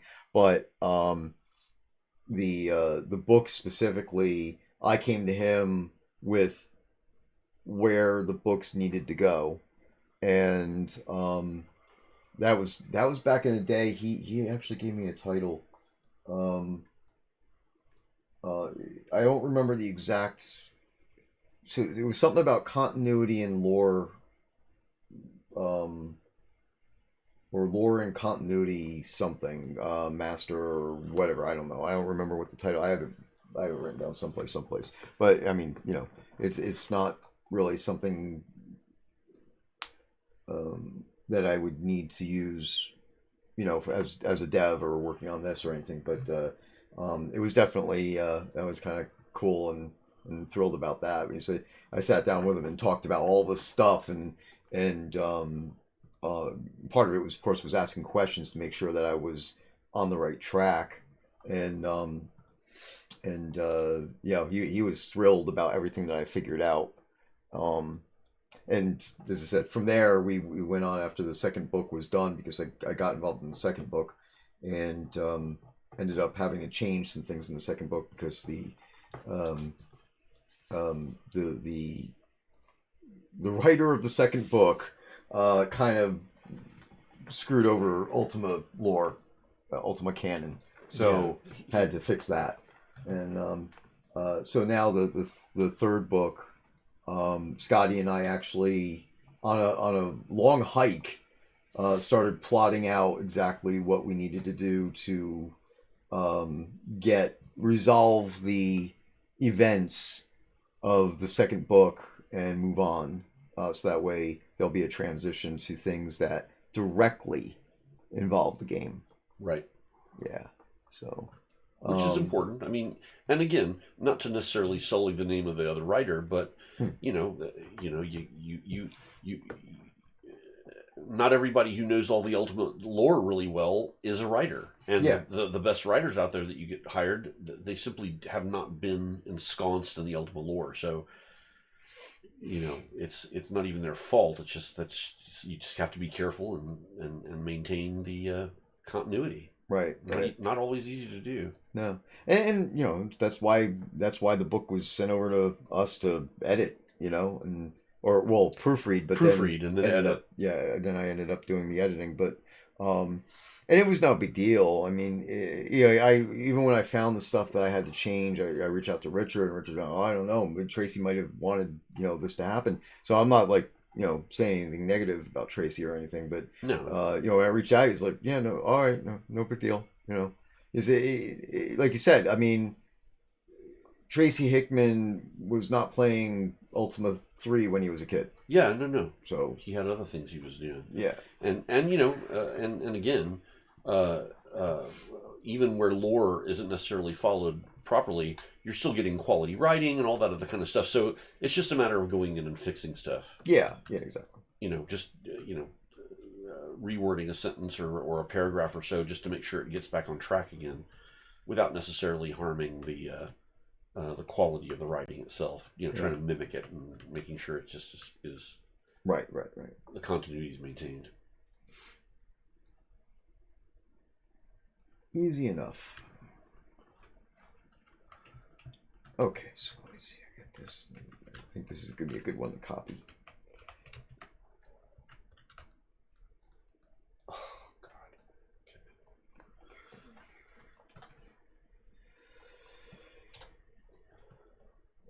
Reorganize this thing, clean it up.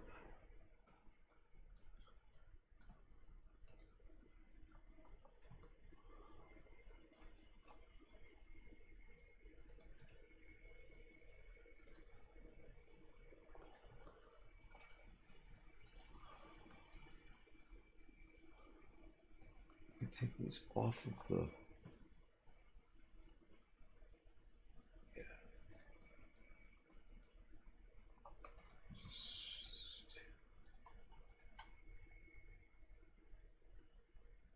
I'm gonna move.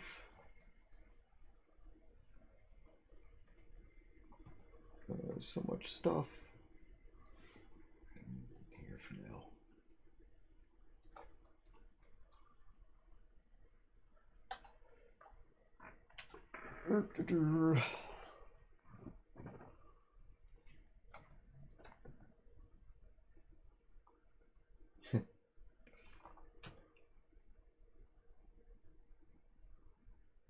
Yeah, we can do like a pay-per-view, just watching you do that. Oh, me cleaning stuff up like this? Yeah. And here's the worst part. Like, I've done a lot of fixes, right? But all these fixes have been to the fourth floor. I haven't done these things to the rest. Mm-hmm. And there are 2 other floors to do, plus the ground floor, which luckily doesn't have many more stuff to do because I got rid of the worst offending thing, which was the fireplace. But yeah, I mean, I still have to unthicken those wooden beams down there, Right. and the walls. Yep. But I mean, so much better, so much more streamlined now, so much more effectively spacious. Yep. Yeah, absolutely. Oh, it's great. So all right, yeah, Whetstone Stone Strike. Yeah, no, that's absolutely right now they're set faster than they should be. And yeah, it'll definitely be a much slower rate. I left them alone because I copied those in from some defaults that are from something completely different. I don't even think, yeah, I didn't even use the ones I did in the grotto. So I think the ones in the lava grotto are the appropriate speed. So um, yeah, I don't want to make them as slow as the lava plane that's below this here. It's moving because I don't know if you can even, if you could tell, it's definitely moving. It's just taking forever to do it. Yeah. Oh, it will. I'm really happy with it so far. It's a when I finished the other lava grotto that I did, I was like bouncing around like Tigger. That was really cool. Let's see. No, this is not supposed to be up there, I don't think. Yeah. So this is gonna definitely be slowed down. Yep. Lava grava. Yeah, Rava Grava. So it's after midnight. I am. We're gonna get crispy. We're getting crispy. Yeah. Oh, so crispy. Mm. Okay, you know what? That only needs to go right there. Well, let me see. How many new subscriptions did we get? Well, not enough. What is that? What? To give you a raise. Oh, yeah, that was gonna happen.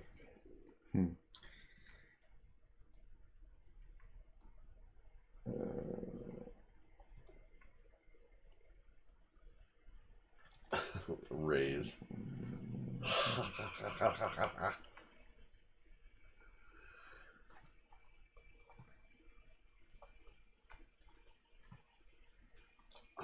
There we go. Nice. Look at all 4 corners. Okay, nice. And now this front wall has to be done. Boom. Thank you, Merrick, but you should be saving your money. Why? What did he say? No, I'm looking. I get confirmations whenever we get the subs and purchases and stuff. And oh, so as I said, because remember earlier I put out that call saying if we get $127 subs, then we were gonna give you more hours. But oh.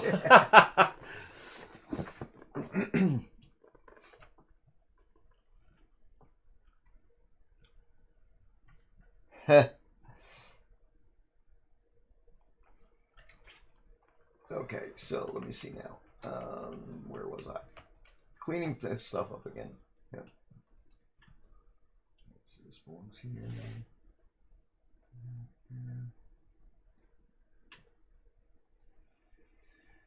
What a mess. Okay, this one. That's off. So delete.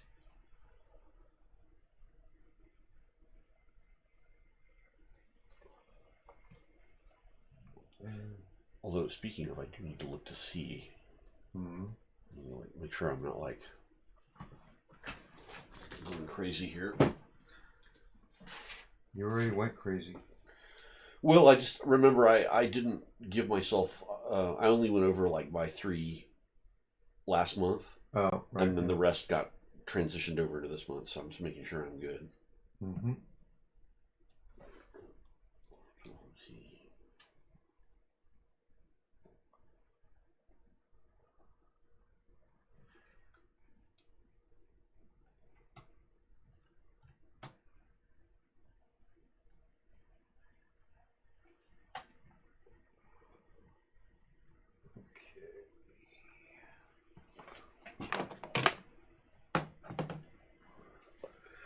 Because we have a couple more days of this, so Yeah, I know. if I get too much in the habit of like carrying over to next month, and suddenly there's like going to be a month where I get to work 4 hours, Yeah, right. or whatever the hell. Yeah, but no, you're fine.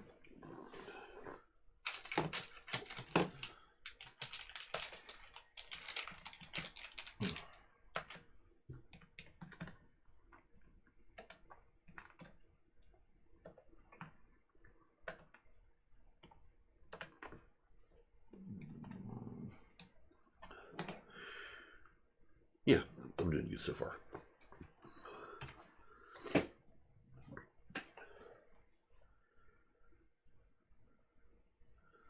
Because you're heading back Friday, is that right? Yeah, Friday morning. Okay.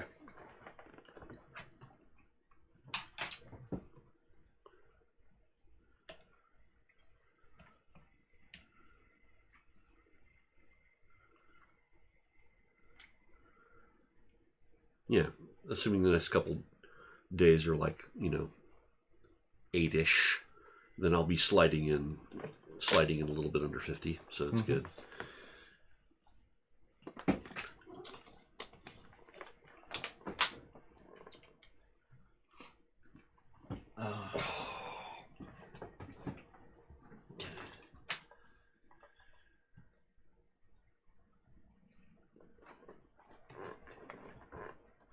Connection to This must get.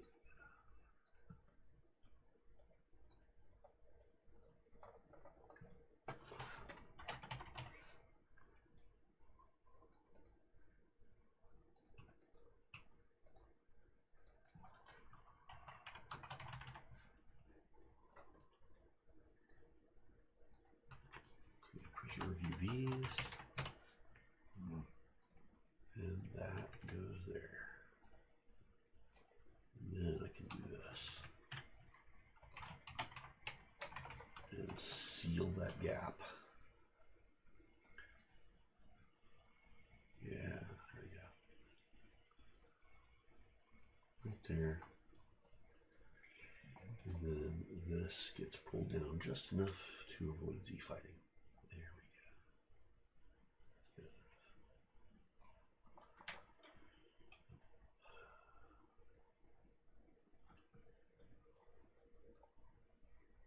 That I don't like. I wish Pop had been a little bit more careful about sinking edges into nearby polys. Oh, right. Instead of like leaving them floating above like that, because it not sinking them in causes more harm than good. Right. In fact, I don't know any good to not sinking them in, to be honest. Okay, good.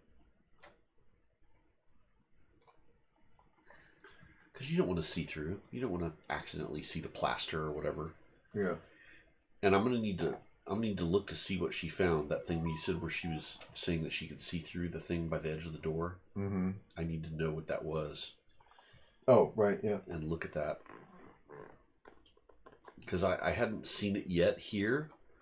Mm-hmm. So maybe it was just in one house or something. Maybe it wasn't like proliferated through too much other stuff. You want me to bring it up? Oh, if you can, real quick. Sure. Was that in a?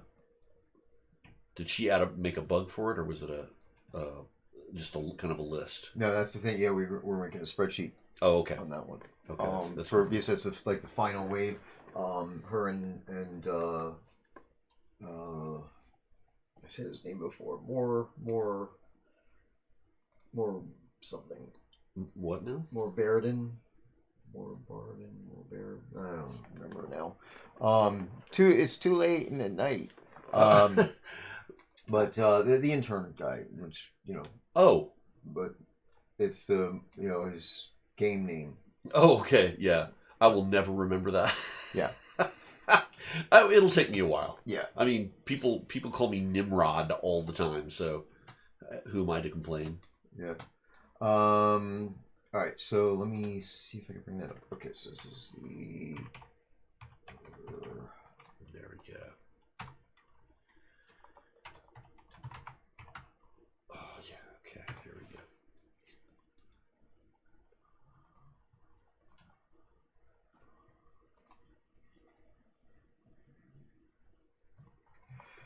Okie dokie.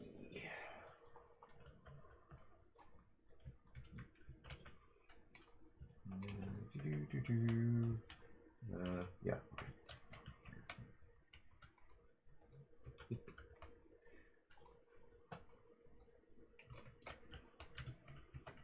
All right, so there it is right there.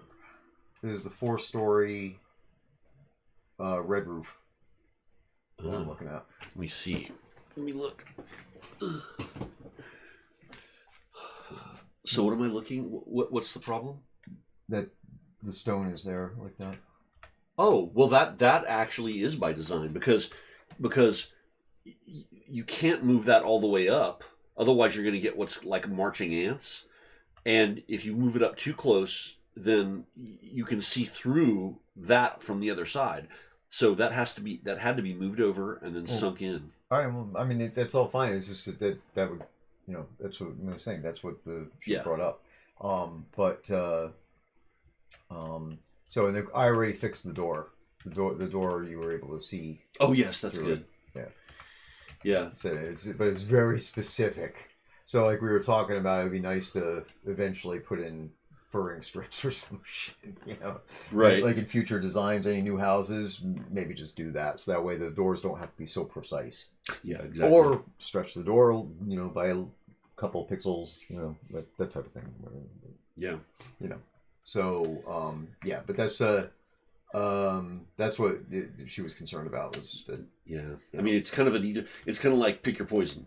So it either gets moved, it either gets up against the wall, but is not all the way to the edge. Because if you get it, the closer you get to the edge, the more it just looks like it looks like an error, a full blown error. And if it goes slightly over the edge, then you better have backs to all that stuff. Well, yeah. I mean, well, I guess the way I was look at that is say like that I would expect that this wood would actually go all the way out to the edge of the stone here. Right, and then that way it would be able to meet this. Well, meet it where though? Well, obviously, so because that wood is just laid up against that wall. So if it goes all the way out, then new polys would have to be made to make it go that way. Well, no, this board would come in. Oh, that board right there? Yeah. Well, then you're stuck with the same poison to pick, because if the board moves up. And it moves up far enough to intersect with those, then it's going to go past the edge of the stone, and then there'd have to be a poly on that side. It's not. Yeah. Well, again, I'm just saying what she brought up. So. No, I get it. I mean, but again, that's the thing. Pick your poison. And well, again, we could review that in the meeting and decide. But none of the things she's found were like critical, where it's like okay, they need to be fixed. Right. It was whether or not, and I said I'd bring that one up.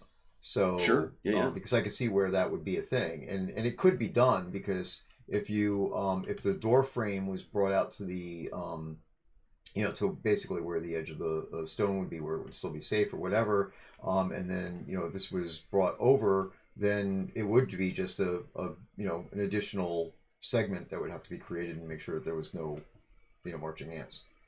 Right. It would require basically what it would require is. It would require 4 additional tries. Yeah. So on either side. Again, And again, you see, that's an interior door, so obviously it's happening everywhere. So Yeah.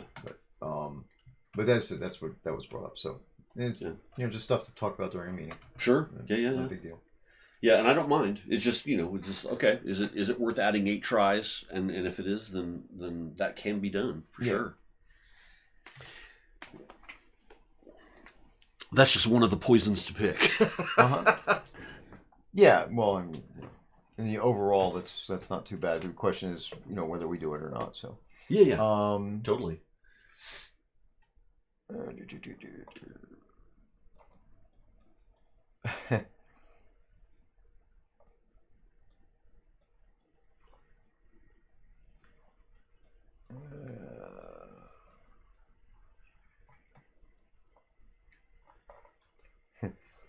Whetstone Stone Strikes, it's never too late. We love you for what you're doing.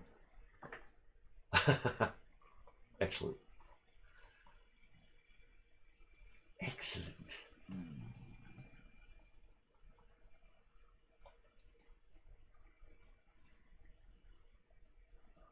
Apparently, Lainey made brownies, which we missed out on.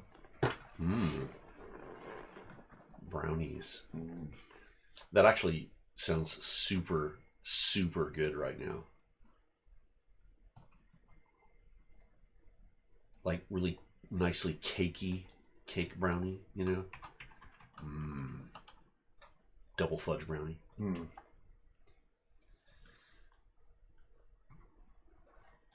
Just the right amount of moisture, though.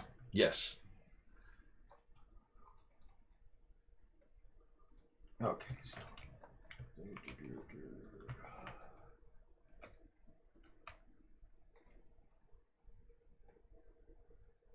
Oh, that was one of the other things I was going to show. Yeah. Let's see here. Yep. Okay. Let me. All right, guys. I have something to show you now.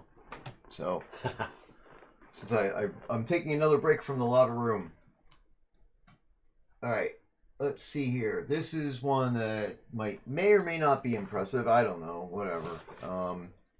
Let me see. I need to go into Deco Test. You're going to go into our version of Green Acres.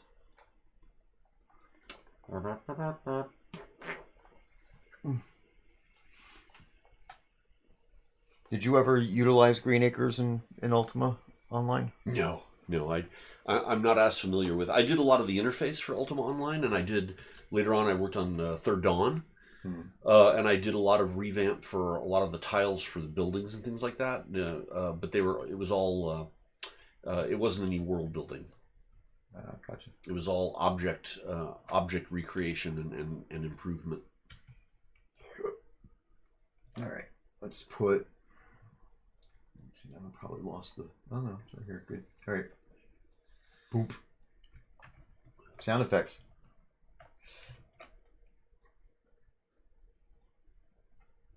All right. Oh.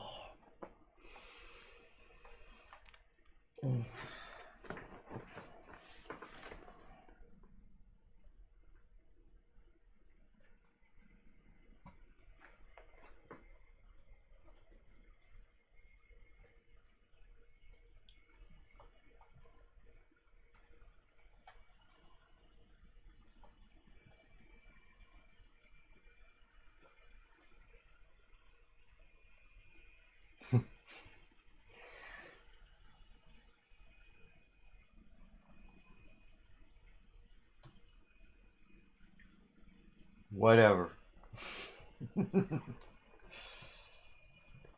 Being yelled at because the house I threw into the scene is not lined up. Oh.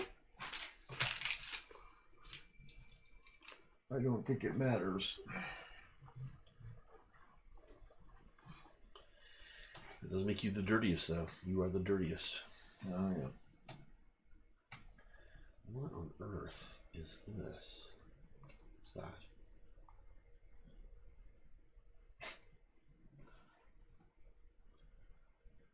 What and why is that? No. Is it off by a little bit? No, these two Oh, they're not welded? They're not welded, and there's no reason for them not to be welded.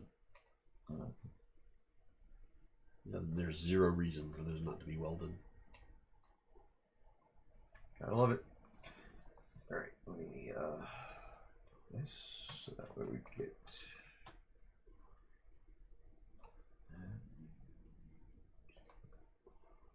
Come on, do a thing. There we go. Ah, there's a row house right there. Okay, so I'm going to set the game to 2 a.m. and now it's dark. Going to the building.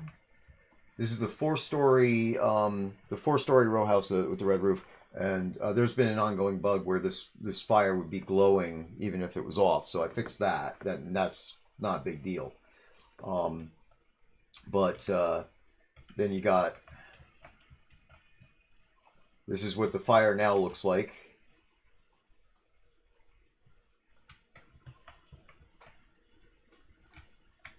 Inside. And this is what the fire looks like outside. Absolutely no light. And that's that one of the ones you fixed? Yep. Yeah. Well, it's the only one I fixed. This was my test case. Oh, I see. Yeah, once I fix it, I could just copy it right over to the other houses. Now, what's causing this, by the way? What is this? What's that? There's a weird artificial shadow line right there. Oh, that's because there's multiple things. Multiple light sources. Oh, I see. Different angles. You know, that's again part of the, because I still have to soften this. Oh, I see. Yeah. So we probably don't want Discoville. Right. So you're still working on that. Yeah, that's the one I was talking about. Because like right now that, if I go out here, if you wait long enough. Oh, you'll see it. Yeah, you see how it's doing that? Yeah. Right. So that's why I rebuilt it. And so what I'm going to do is I'm going to replace this with a point of light here, which will give a soft, even light for the rest of the room. Right. And that would take care of that. But yeah, see, you know, that one I think that came out nice. You know, the angle up from the fireplace. So, and then going upstairs, you still don't get anything on the second floor either. Because if you don't do this right, then you start to get glow. Yeah, you start coming to see up it from here. So yeah. So that's going to be a lighting correction to, well, in theory, all of the fireplaces, even the ones that are placeable. So you get the glow appropriately on the pillar from seeing it through the window. And the ones that have them baked in fireplaces have had this curse of glowing underneath the house, reflecting off the terrain since day one. And a certain Dippy Bird person told me that it could not be fixed. So Dippy Bird. Yeah. That's his one of his nicknames. His moniker? Yeah. Okay. Don't ask me. Yeah, I don't know. I didn't come up with it. He's the one who says it. I don't know. But anyway, I was told that it couldn't be fixed, so I fixed it. And I just need to tweak numbers to get it to be perfect and eliminate this aspect right there.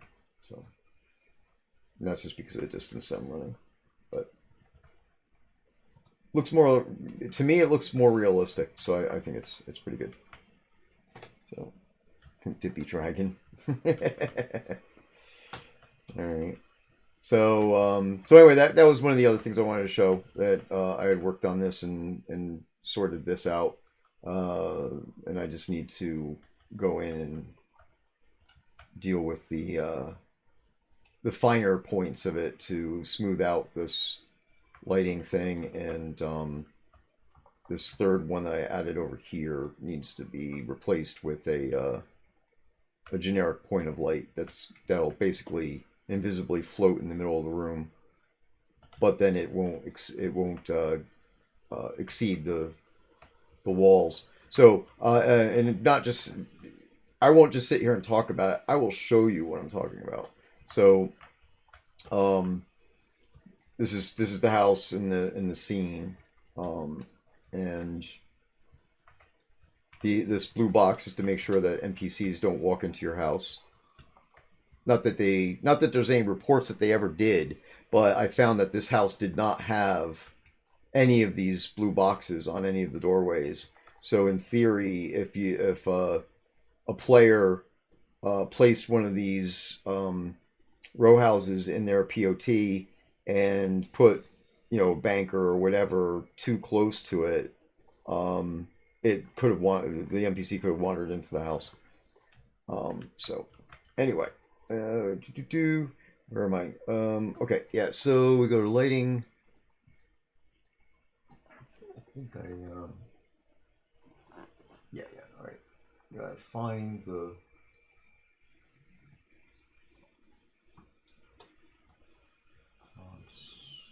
I don't even know where. At least I dropped it in.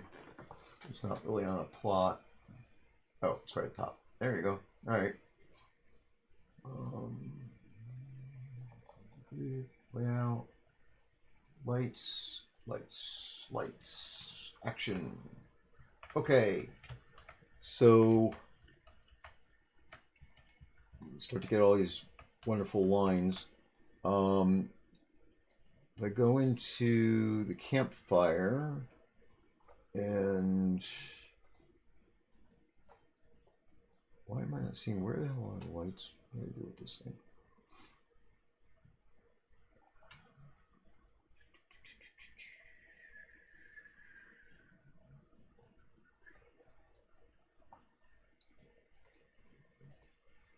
Oh, heh, yeah. And of course, that has to do with another problem. Elwyn says that they never saw that happen where NPCs wandered into their house, but sometimes they were able to get an NPC to go sit in a chair on the next lot over. Whoa. Yeah. Well, that's big box disease. That was doing that.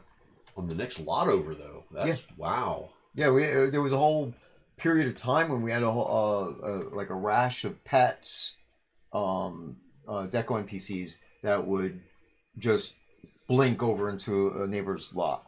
You know, and that was because some of those like the coelacanths and things like that with the huge NPC blocking boxes, which are exactly what these boxes are in the doorways. It's the same boxes. So and they're attached to the transform of the mesh of the deco. So if the transform on the deco is wrong, then the box could be as big as this house or as big as the scene, and it literally just pushes all the NPCs off your lot.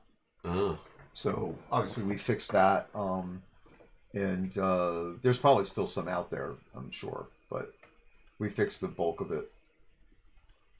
You know, like see here's a bench, right? And this bench is interactive for players, but it's not interactive for NPCs. So it's got this box around it to prevent the NPCs from walking into it because they won't know it's there, really. Right. You know, the nav mesh. And then that way they can't use it. So, all right, I'm trying to find. What did I do now? Structure, no.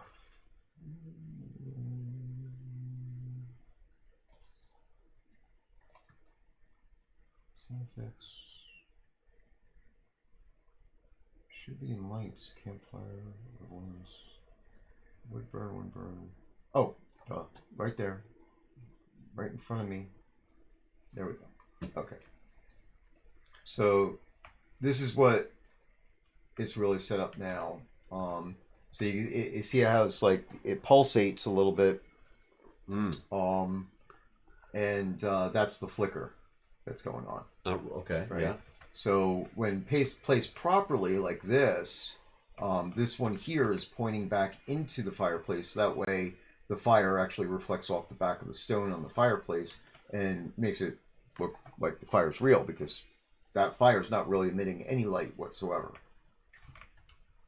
And then if I go in here and expand down, I got all these other ones. So this one is up in the mantle facing down onto the floor, so that way that looks like the the fireplace is doing its thing, and because of the angle, it actually looks like the fire is because you'll have a shadow just underneath the hearth. We learned that today. The hearth of the fireplace, and then it'll go on and have that light that fades out into the rest of the room. And as I said, doing my experimentation, I kept on doing other ones. So this one here that's to light up this wall. Then this one should be to light up the front wall. This one here is, I think this is the one that's going to give us some on the ceiling, and this is what's going to be causing that secondary shadow on the floor. And I could mess with that and change that around. But the one that's really interesting is light 5. As you can see how big the flicker is on it. Right, and that's making the disco strobe. Yeah. So I mean, I could do a couple of things here. We're still playing the game, so I can make a hot change to see if I can make make that stop happening. So like I can stop it from flickering completely. And let's see, we'll do this.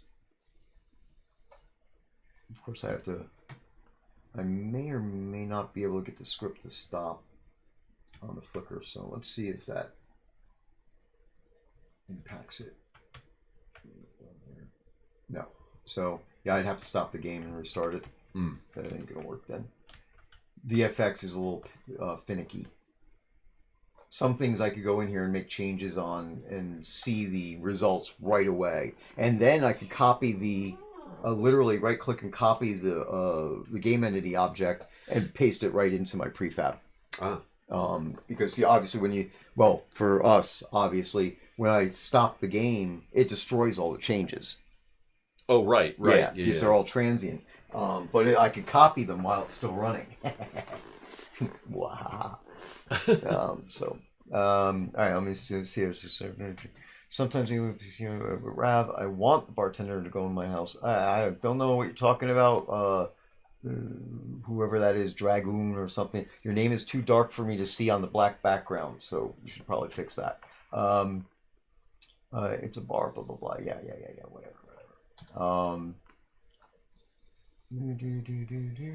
Adjacent lots. Yeah, exactly right. Yeah. I follow you over.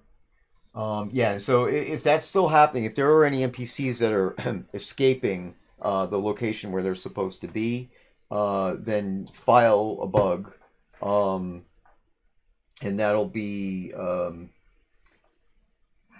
I guess I don't. I can't remember. It's been so long since I've done. It's been so long since I've done the bug brigade stuff actively in the forums that I can't remember the categories. But category for either NPCs or decorations, either one would work. And just report that you have an NPC that's blinking off of its location or moving from it where it's intended to stay, and more than likely that's going to be another piece of decoration in the area that's got that light blue box that's conflicting and causing it to do that. So Oh, the sitting for the NPCs for the vendors was disabled because there were too many sitting down that were idle, and that so it was done on purpose. It wasn't for any issues. It was just done as a choice, saying that um, I think until such time where we could have a choice or something. I don't remember how that went, but that was a long, long time ago. Let's see. Bleep, bleep, bleep. Yeah. Okay. All right. Oh, the pot NPCs. Oh, so that. All right. Well, all right. Then that one I don't know about.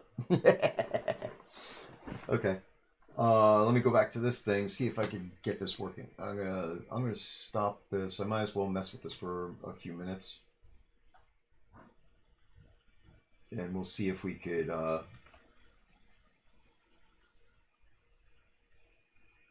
Maybe if I just eliminate.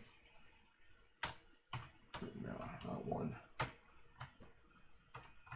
gonna try to eliminate the flicker.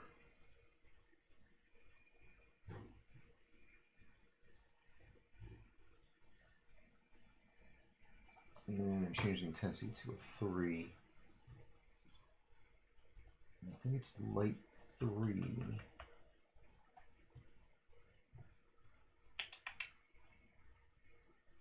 So I have other ideas too, but if it's easy enough to just tweak these settings and leave it at that, then of course I will. All right, that's that one. And this one, what I can do here, make this a smaller thingy,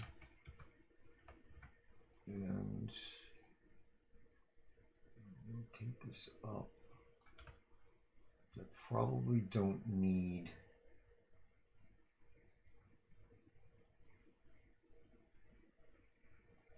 About there, right? Let's see. Just have to make sure it's not. See how it's bleeding up into the second floor like that? That's not good. That'll make the bottom of these walls glow. So let's have to bring it down so it's down in the first floor again, and change its intensity. I'm going to change this to a 2 from a 3. 3 is usually pretty good for a soft edge, but this way it'll be just a little bit better. Okay, so I think between those two we might have it. So before I go anywhere, I'm just gonna copy.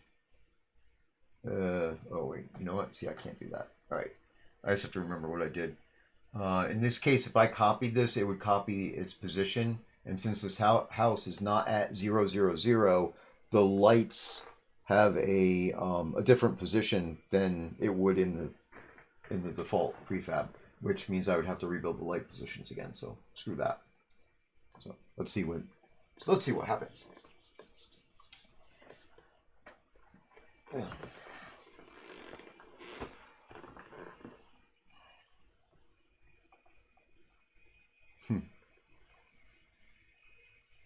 Yeah, I did that change because I thought that I thought we had benches out there and we were able to get them to sit down. Maybe maybe that got changed as part of before we figured out what the big box stuff was.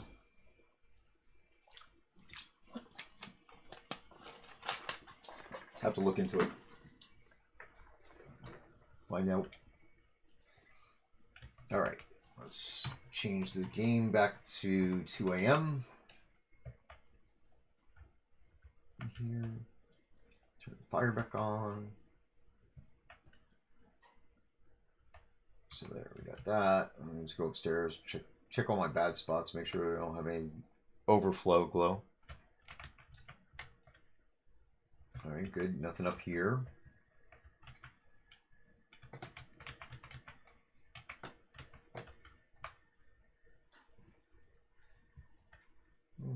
Probably could change some angles there, get some of this overlap shadow because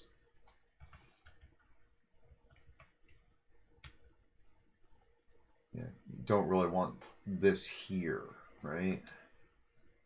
So I can mess with that a little bit, get the angles right. So at that point, it's just an angle thing.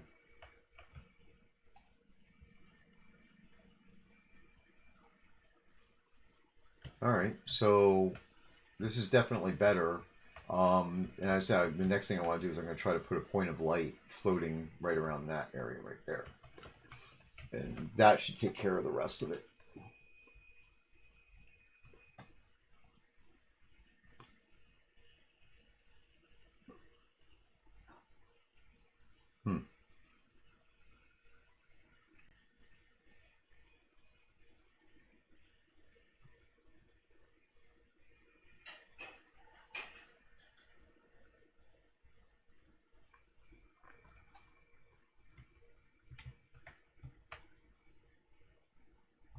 Okay, so angles on this. Sadly, you know, when you go in here, you can't see what's going on really, right? So we got that one. So that one, maybe I could just stretch it out a little bit.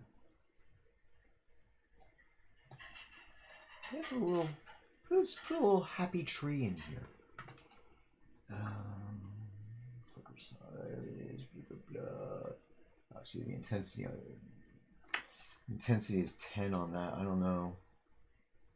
We'll have to see. It might be too sharp.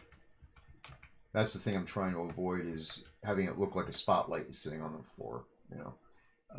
But so we got that one, and we got that one, and so 6. Oh, 6 is that. Okay. Yeah, I'm happy with that. We don't need a lot of light on the ceiling. Just enough to. Interestingly enough, without that flicker or anything, I was not seeing this light at all.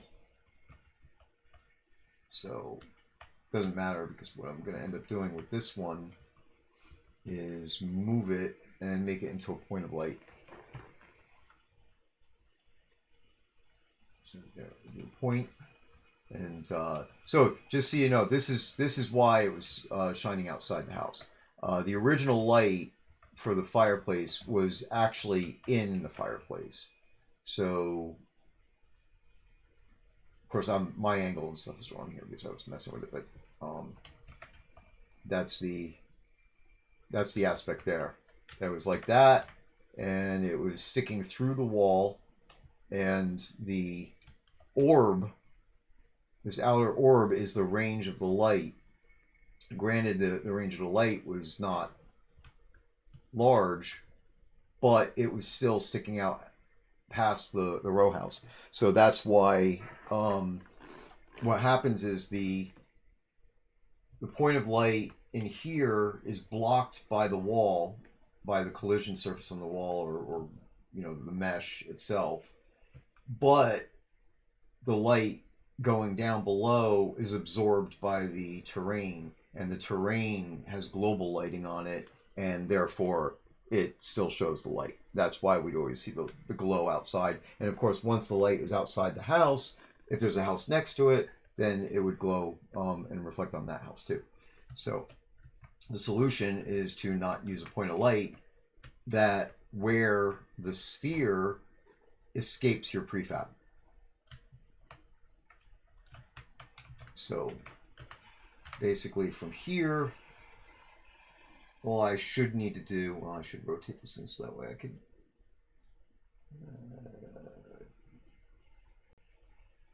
just, oh, it's close enough. Yeah, so it's basically, I just want to have enough light so that way you could see the stairs over on this side. You know, when I first did this, and of course, you know, it depends on the night, where how many, you know, the moons and all that crap, as to how light it is really outside. The first night in game when I was testing this, it was pitch black. I couldn't even see that there were stairs there. So that's why I was trying to extend out the spotlights in a an overlapping thing to just make them kind of get dimmer and dimmer as it got to the wall. But obviously that doesn't work very well. So we change this, and I'm not putting any of that on there. And I'm going to change the intensity to, we'll just try a 2 to start and see what happens. So flicker speed is 0, but that's off anyway, so it doesn't matter. All right, so let's try this. Yeah, you see our sphere is definitely below the ceiling. We're also definitely inside the walls. It doesn't matter if it goes through the floor. That shouldn't be a problem. And then we'll see if this takes care of our lighting artifacts. And if it does, I just need to make the same changes in the actual master prefab, and then from there I could copy all the lighting to the other row houses. Any house that has a baked in fireplace, then the player placeable fireplaces, I will take it and put it against that, and then we'll have to test to see if these distances are good. I suspect we might want to make it a little smaller in the player placeable stuff, because we don't know exactly what kind of an area you guys might put them in. So, all right, see what I do. Okay, ready. Open this up. Turn on the fire. Okay, so let's see. Yeah, so that angle change is not good there. I'm gonna have to fix that again. But so this is that point of light, and that's not working the way I would have hoped that it would. Sadly, you have to use a sphere. I mean, the whole time I was troubleshooting this and trying to figure out what to do with it, I was actually saying, like, out loud, why can't we just use a box? Oh yeah, no, nope, not the way radiant light works. So yeah, I mean, because the spotlight isn't a sphere, I could direct that. I mean, it lands like a sphere, granted, but yeah, you know. Well, I mean, essentially, all of them are tailored to act like actual emittent light. Yeah. So see, this is what I was telling you about before. Right? There's, and then directional. Ah. Oh yeah. I mean, it's just like insane. Why? Yeah, it's insane. And who knows? Hey, you see what it did to the comet? Do it again. Wow. Yeah. I mean, it's like totally broken. I mean, if I hit directional, it's like it takes away some settings, but intensity 0.1. I mean, well, now it's running, so it's in game mode, so it's not going to let me change any of this crap. But yeah, all the experimentation I did with directional light, which in theory would have been the real solution, doesn't work. I can't make it work. I don't know why. So,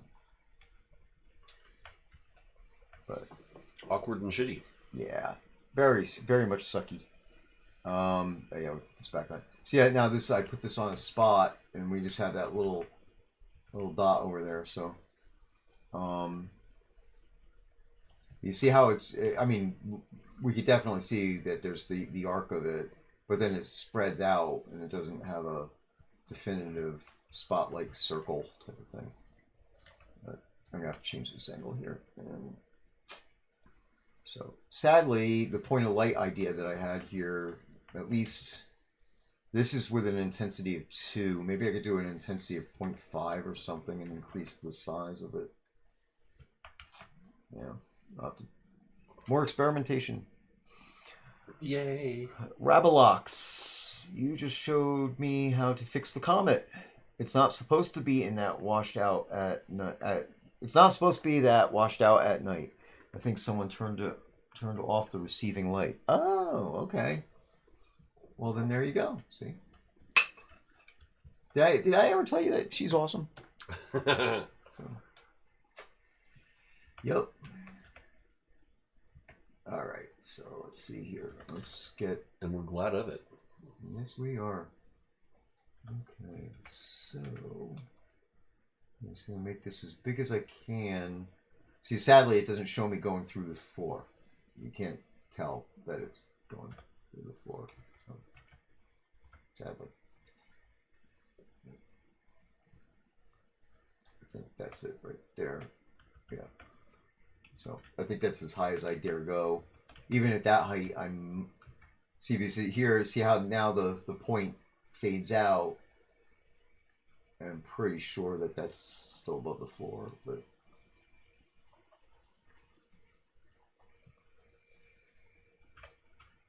No, it's not. No, that's weird. I don't know why it's... Usually they like kind of gray themselves out when they're outside of the area, but yeah, let's slow this down.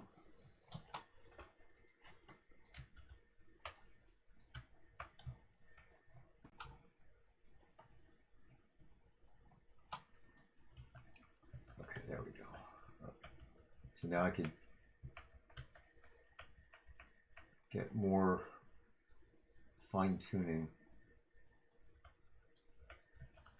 Yeah, so I think that's pretty good.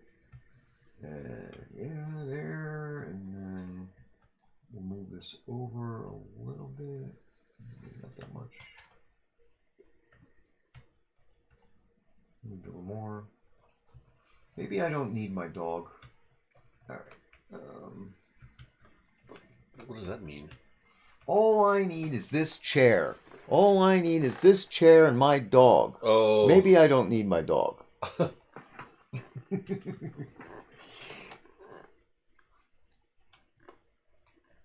Okay, so yeah. So now, of course, if I think I'd have to lower.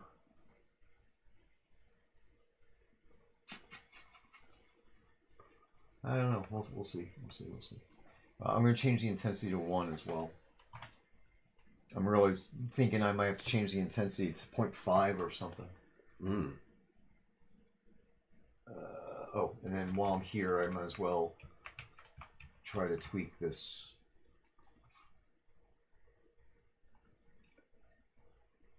Point light.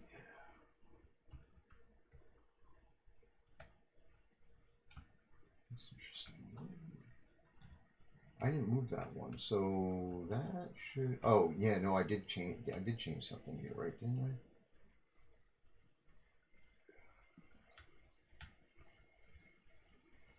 All right, try that.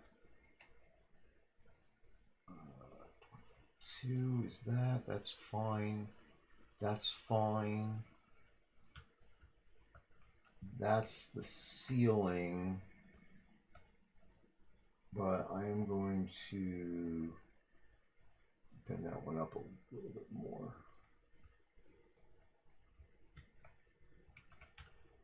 Yeah.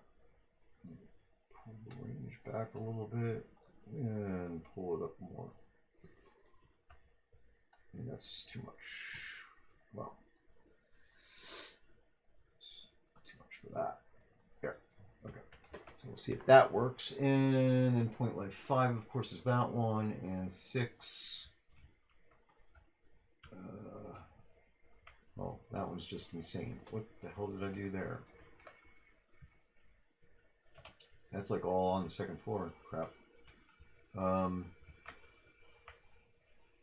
Didn't I do... Yeah, 2, 3, 4. See, I have 2 lights aiming to the ceiling. That's not right. Oh, this one's just messed up. I don't know what the hell I did there. Well, that explains why I had that other shadow, but all right.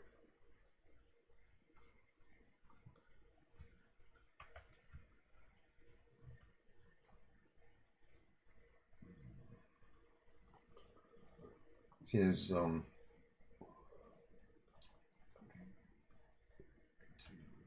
like this, but it will be such a sharp. I'm not sure why. Where's the one that's pointing into the fireplace? That's pointing out. Somehow I flipped. Yeah, this one is supposed to be pointing into the fireplace. I don't know how I did that. Interesting. Okay, well, let's fix it.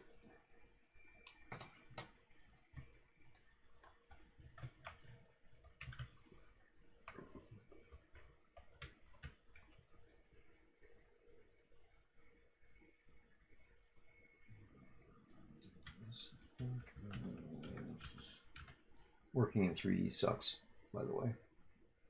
Okay, and then go out here, see, and that's escaping the house. So I just bring it in so it doesn't escape the house. But I can tell you right now that definitely would not look good. So I have to change the angle without having the range. If I do.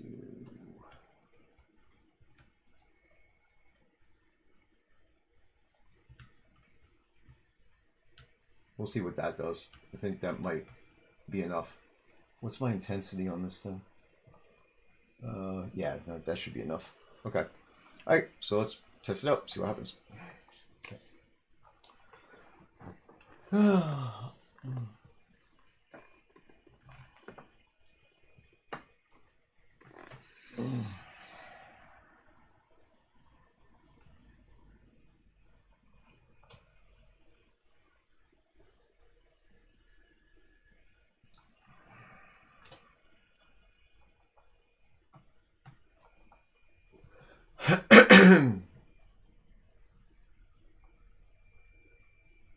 Yeah, the point of light definitely would do that. The spotlights are all emanating from the same direction, so but the point of light would be a problem. Again, I'm just trying to solve this other issue. The long term thing with the the longer distance one could be fixed with the spotlight as well. It's just a matter of sitting here for hours and tweaking the damn thing. Because obviously I broke, didn't break it, but I screwed up my configuration with this thing here, and just my shadow here is getting bigger and bigger instead of smaller and smaller. But I did restore the light in the fireplace, so that's good. So let's just see.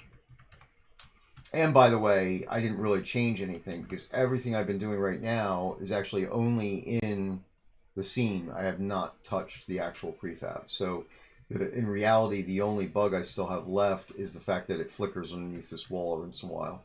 So I should be able to solve that just by modifying the flicker rates and stuff like that. So, but the point of light, that's not bad as far as being a soft light. I just, it is accurate what was said here by Olivia, is going to, the point of light would actually cause, like actually if we pull back and look at me, yeah, so if you look at me, you'd be able to see that as well, that, obviously I'm being lit from my back. Come on. There. So, yeah, being lit from my back as well as then from my front when I come closer to the fire. So the point of light is definitely not a solution. But with the right tweaking, I could get the spotlights to work correctly. I just need to put one. There should be one right at the top of the mantle that will aim down and land without flickering beyond the knee wall at the end of the wall there. So, so anyway, overall, the original issue is, you know, solved. It's just a matter of how much of this room do I want to light with firelight, and I do want to make it, you know, have some ambient to it. So I just wish I could get that directional light to work. So I think that's what it really was intended for. Okay, so let's see what else we got now. Oh, thank you. Okay, so yeah, and so overall, that's what's going to be the solution. But I need to tweak it a little more, and obviously higher priorities right now. And so, as we talked about, I don't know, about 4 hours ago on the stream, that there are like thousands of things that all have the highest priority to fix, and obviously this is not the highest priority, but it's definitely one that's been around, bugs that have been around, and issues that have been around for such a long time that we'd like to, you know, get them off the table. And you know, it shows that we're really paying attention to the details and making sure that the you know, the game is actually fixed fully, right? Okay, so yeah, as obviously in here I was just totally working it up, but all right, so I could cancel this, and then when I switch away from this, it'll yell at me and I won't save it, and then all those changes go bye-bye anyway. So there you go. Let's see, get back to my, where are we at? Oh, we're after 1 a.m. Yes. So I'm gonna finish my drink and go to bed. Oh, okay. Well, there you go. So your house is looking good. Well, I found a workaround of a thing, or at least I hope I did. I guess I'll find out when I make it reappear. In fact, I'm going to save right now and try. Remember how it was actually here? Don't say the crashing thing. Yes, the crashing. Oh, it's really well, it's stupid. But first, actually, let me unwrap UVW real quick and make sure that this thing is fixed. Hold on, because you know. Ha! Allium fixed the comet. Because of what I was doing, she noticed something that the comet was not accepting light. Oh. So, or something along those lines. I don't know, but and this was like a known bug. I didn't know about it, but yeah, I didn't know either. I was to say the comet was not supposed to be that washed out at night. So yeah. So and I guess it doesn't look any too bright or anything during the day too. I don't know about that. Oh, it's bench. Oh, okay. No, not the comet. Never mind. Bench. Bench.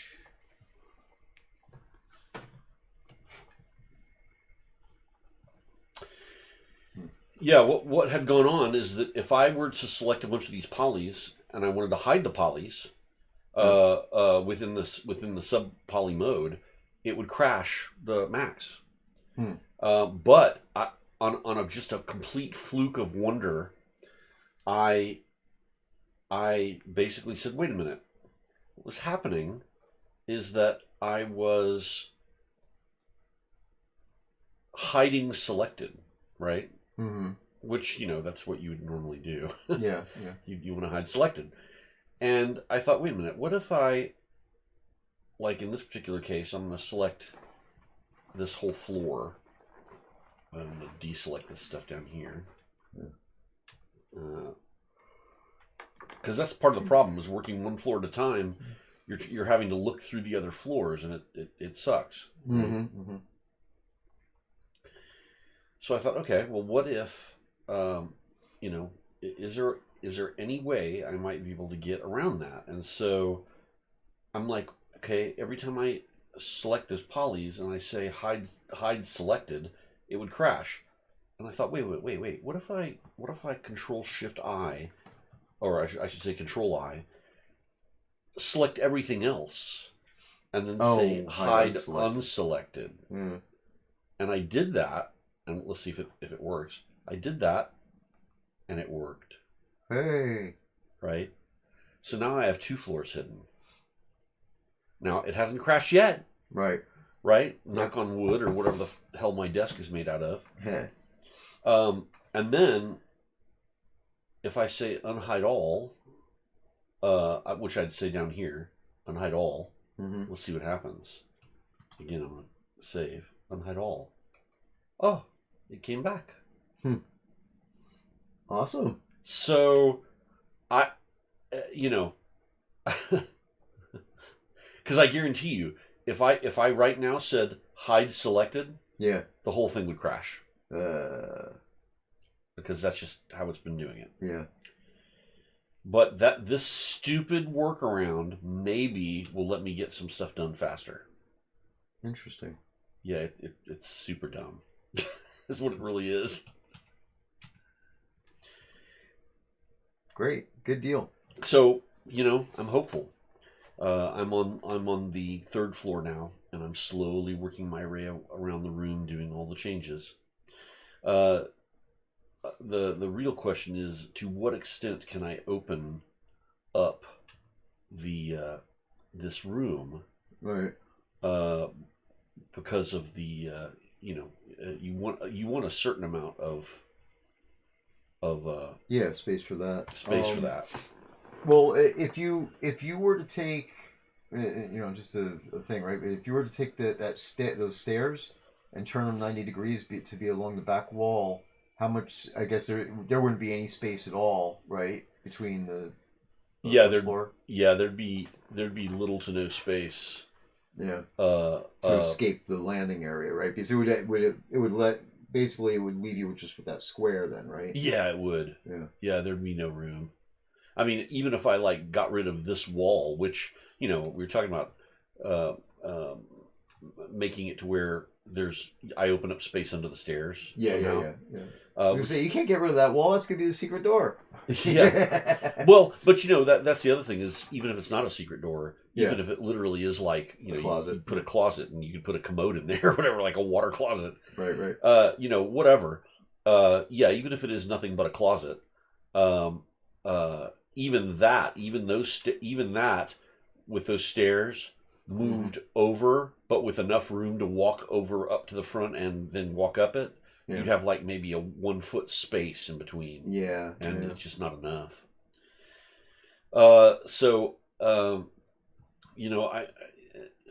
I'm tempted to say that on this level, you don't get a big room. But on the 2nd level, maybe you do, but I don't know, man, because there's just not a lot of... at least it's not like a hallway. Right. Yeah. But yeah, this is actually a room-sized room, and with what I did up above, where I moved that in, and I did make it a bigger room at the top. Yeah. Then that's all pretty dandy, because that's moved in far enough to where, since there's no more here. In fact, I'll go ahead and unhide all right here. Since there's no other stairway in here, that got opened up into a very large room. Right, yeah. Whereas before it was, smaller. Yeah. So, there's nice variety in between the floors. But yeah, the degree to which I can actually move these back, which is why in the case of these things, it's actually good that it does have an overhang. Otherwise, they would not be any kind of sizable room in there. Right, yeah. And of course, the other thing is those walls can become a little bit thinner. Oh yeah. Well, they just can't move back too much. Right. So I'll get the space. I'll get the space in because I'm fairly certain that keeping this a full kind of square worth of shape is probably an effective necessity. Yeah. Because you want the landing to at least be as wide as the stairs, which means it should probably be as long as the stair as wide as long as the stairs are wide. Yeah. So yeah, it sort of is what it is at that point. Right.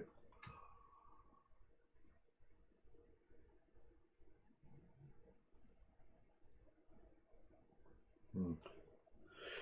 But that is the reason why we discussed, like, because the other version that has either landing stairs or it has, what we were talking about, the spiral staircase or whatever, Yeah. that will allow me room to move the walls back and make those rooms bigger. Right. So that's what you get when you choose that, is you get bigger rooms on the second and third floor. Yeah. So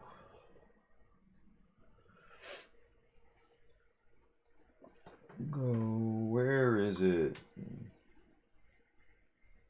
It's all the way at the end? It's all the way at the end. Alright, so this is give an idea, this is what we were looking at. Oh yeah. There's this one, and I don't know where the other one is.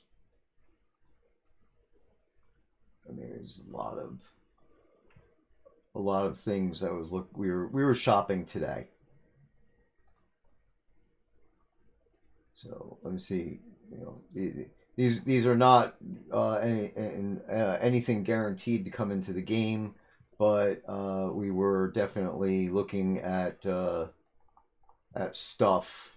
Some of this obviously will not fit into our game at all, but conceptually there was some stuff I wanted to look at for ideas, and I think somebody might have wanted this. I think I heard somebody say something about this. Of course, hats are. Oh, there's it. Yeah, so Hats are what? hard to do. Oh yes. Yeah, I didn't finish the thought. Yeah. But especially if they're meant to flop at all. In other words, if they're solid, then maybe. Yeah. But if they're meant to be floppy in any way, then yeah, that's some animation stuff that I'm not quite ready to touch yet. Yeah, and even this one. Well, see this one here.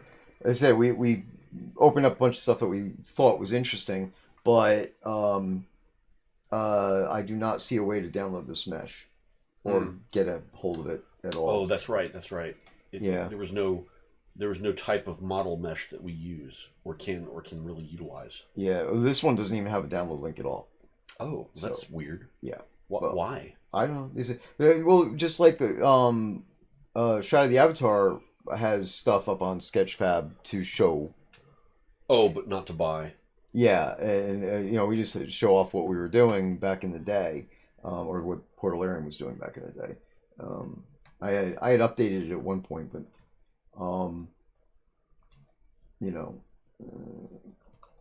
there's a lot of stuff in here that may or may not work out. So, like the stuff that Fletcher Kinnear was making. Yeah, so exactly. To be seen and enjoyed, but not necessarily utilized by anyone except us. Yeah. Yeah. Well, yeah. That's kind of what you have. Though it can be used to put things into the 3D models into the Crown Store. So that was one thing I was considering doing with it. There's an API link.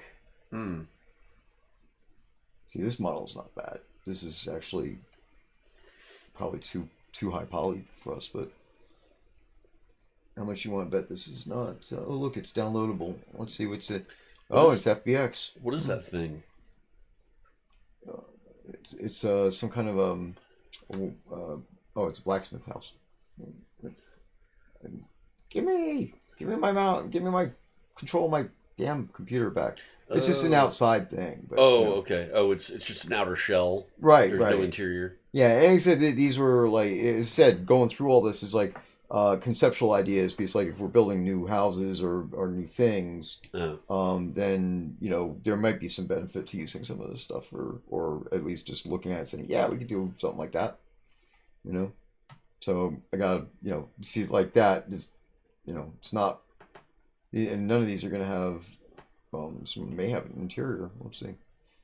Ooh, this has an interior. But still, it the hell is that?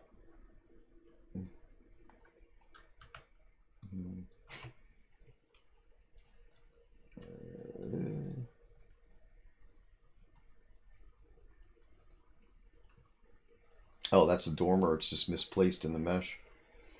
But Oh, anyway, whatever. weird. I'm trying to find the other stairs.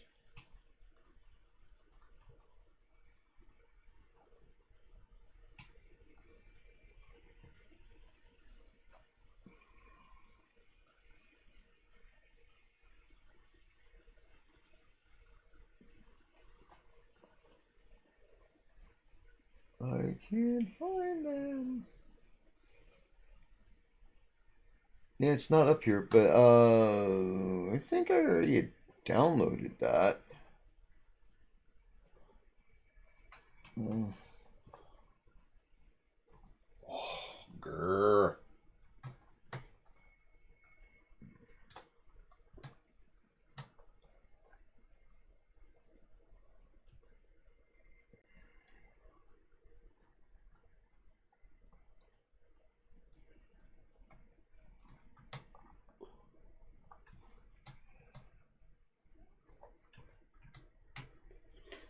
Come on, do something.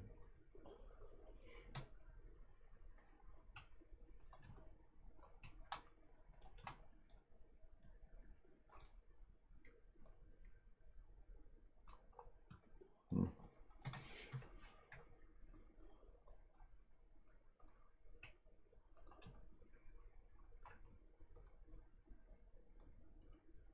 Okay, there we go. I'm also trying to get rid of superfluous beams, like they were complaining about how these beams are doubled up here for some unknown reason. Oh, right, yeah, yeah. Um,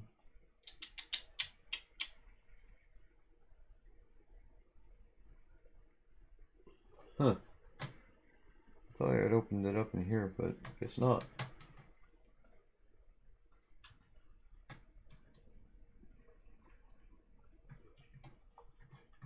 Oh God. Mm.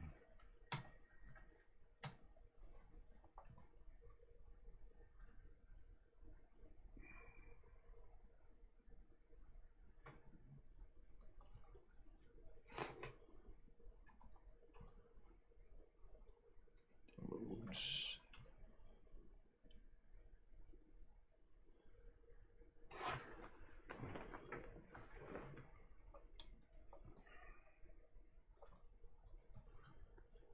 It's not there.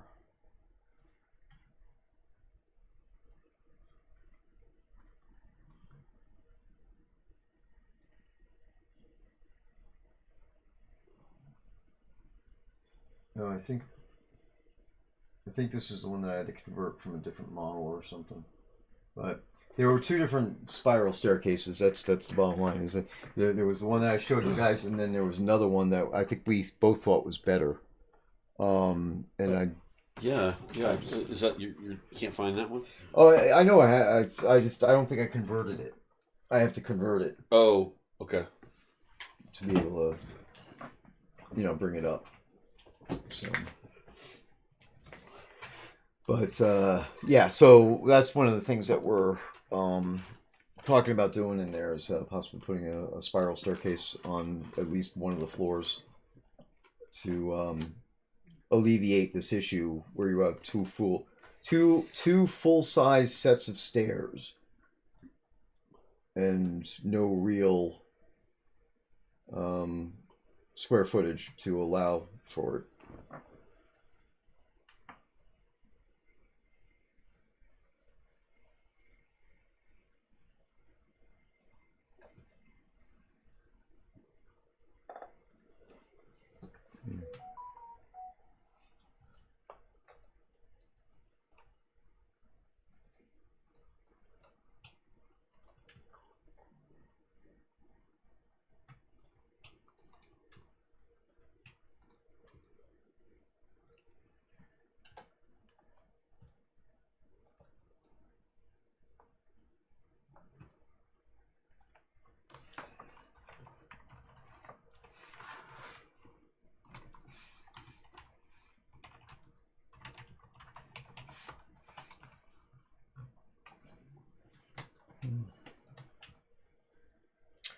All right, so Well, here we are at 1:30. So guys, those of you who have stuck with us, which is actually wow, there's a bunch of people in here. Wow.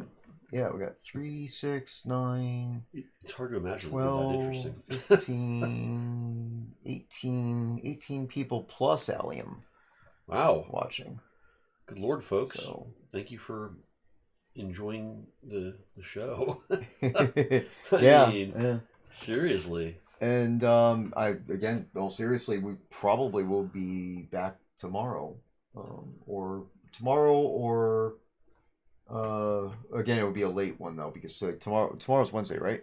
Or today is Wednesday. Yeah, yeah. Now is Wednesday. Yeah. So we're probably gonna end up having meetings because we have a team meeting in the evening. So after the team meeting, we could always jump on for a little while, and. And then the next day, Thursday, is also open, so we could probably do something with that. Just do this, and so as you guys can see, a little bit behind on where I wanted to be with the stuff to deploy. So probably what I'm going to do tomorrow during the day is shift away from working on the massive room and see if I could start putting together the stuff for the rooms that I am going to convert from adventure scene dungeon rooms or dungeon parts into player dungeon pieces. So that way I could get some more stuff into the game, and that stuff would be at least partially or some of it or whatever will be loot drops and or merchant purchased and things along those lines. So, we'll see what we could get out in that case. But otherwise, we'll just keep going. And the worst case is that we all have a whole ton of content. It's just going to be a little later than we wanted it to be. So, thank you very much for hanging out with us. We enjoyed your company. And hope to see you again soon, like maybe tomorrow. So that'll be about it. Are we saying our goodbyes now? Oh, yeah, we're saying our goodbyes. Andrew Night Owl says it's okay. Please don't rush. That's when BS hits the roof. Yep, and I totally agree. I just beat myself up for not being able to meet the commitments that I give myself. So. And I was positive I would have been able to have these things done in time. So, but no, I will not. I will not rush it. I don't like rushing anything, so I want these things to be as perfect as possible before they go out there. Yes, so. Absolutely. And as you can see, we do the best we can. Yep. And it's not that we do the best we can. We do better than a lot. Yeah, true. And that's the thing. We're very detailed. Both of us. We have very similar personalities. Very detail oriented. Perfectionists. Etc. So on. Obviously, things have to balance with getting things into the game when they have to be. But if I had my choice, that's one of the reasons why I wanted to try to stretch out the releases and stuff like that and get us onto a true quarterly schedule, so then that way I'd have more time to keep hammering away at something and not have to stop. Right now I just keep, every day there's another fire going on. I just need to stop all the fires. Anyway, with all that said, I will do my best. Thank you very much. Okay, well then we'll talk to you guys soon, and as I said, I probably maybe around 11 o'clock tonight. Wednesday night, Central Time, and if not, then Thursday, somewhere in the evening. We'll try to do that. But we will be here working. So if you see me around, then we're probably going to come online.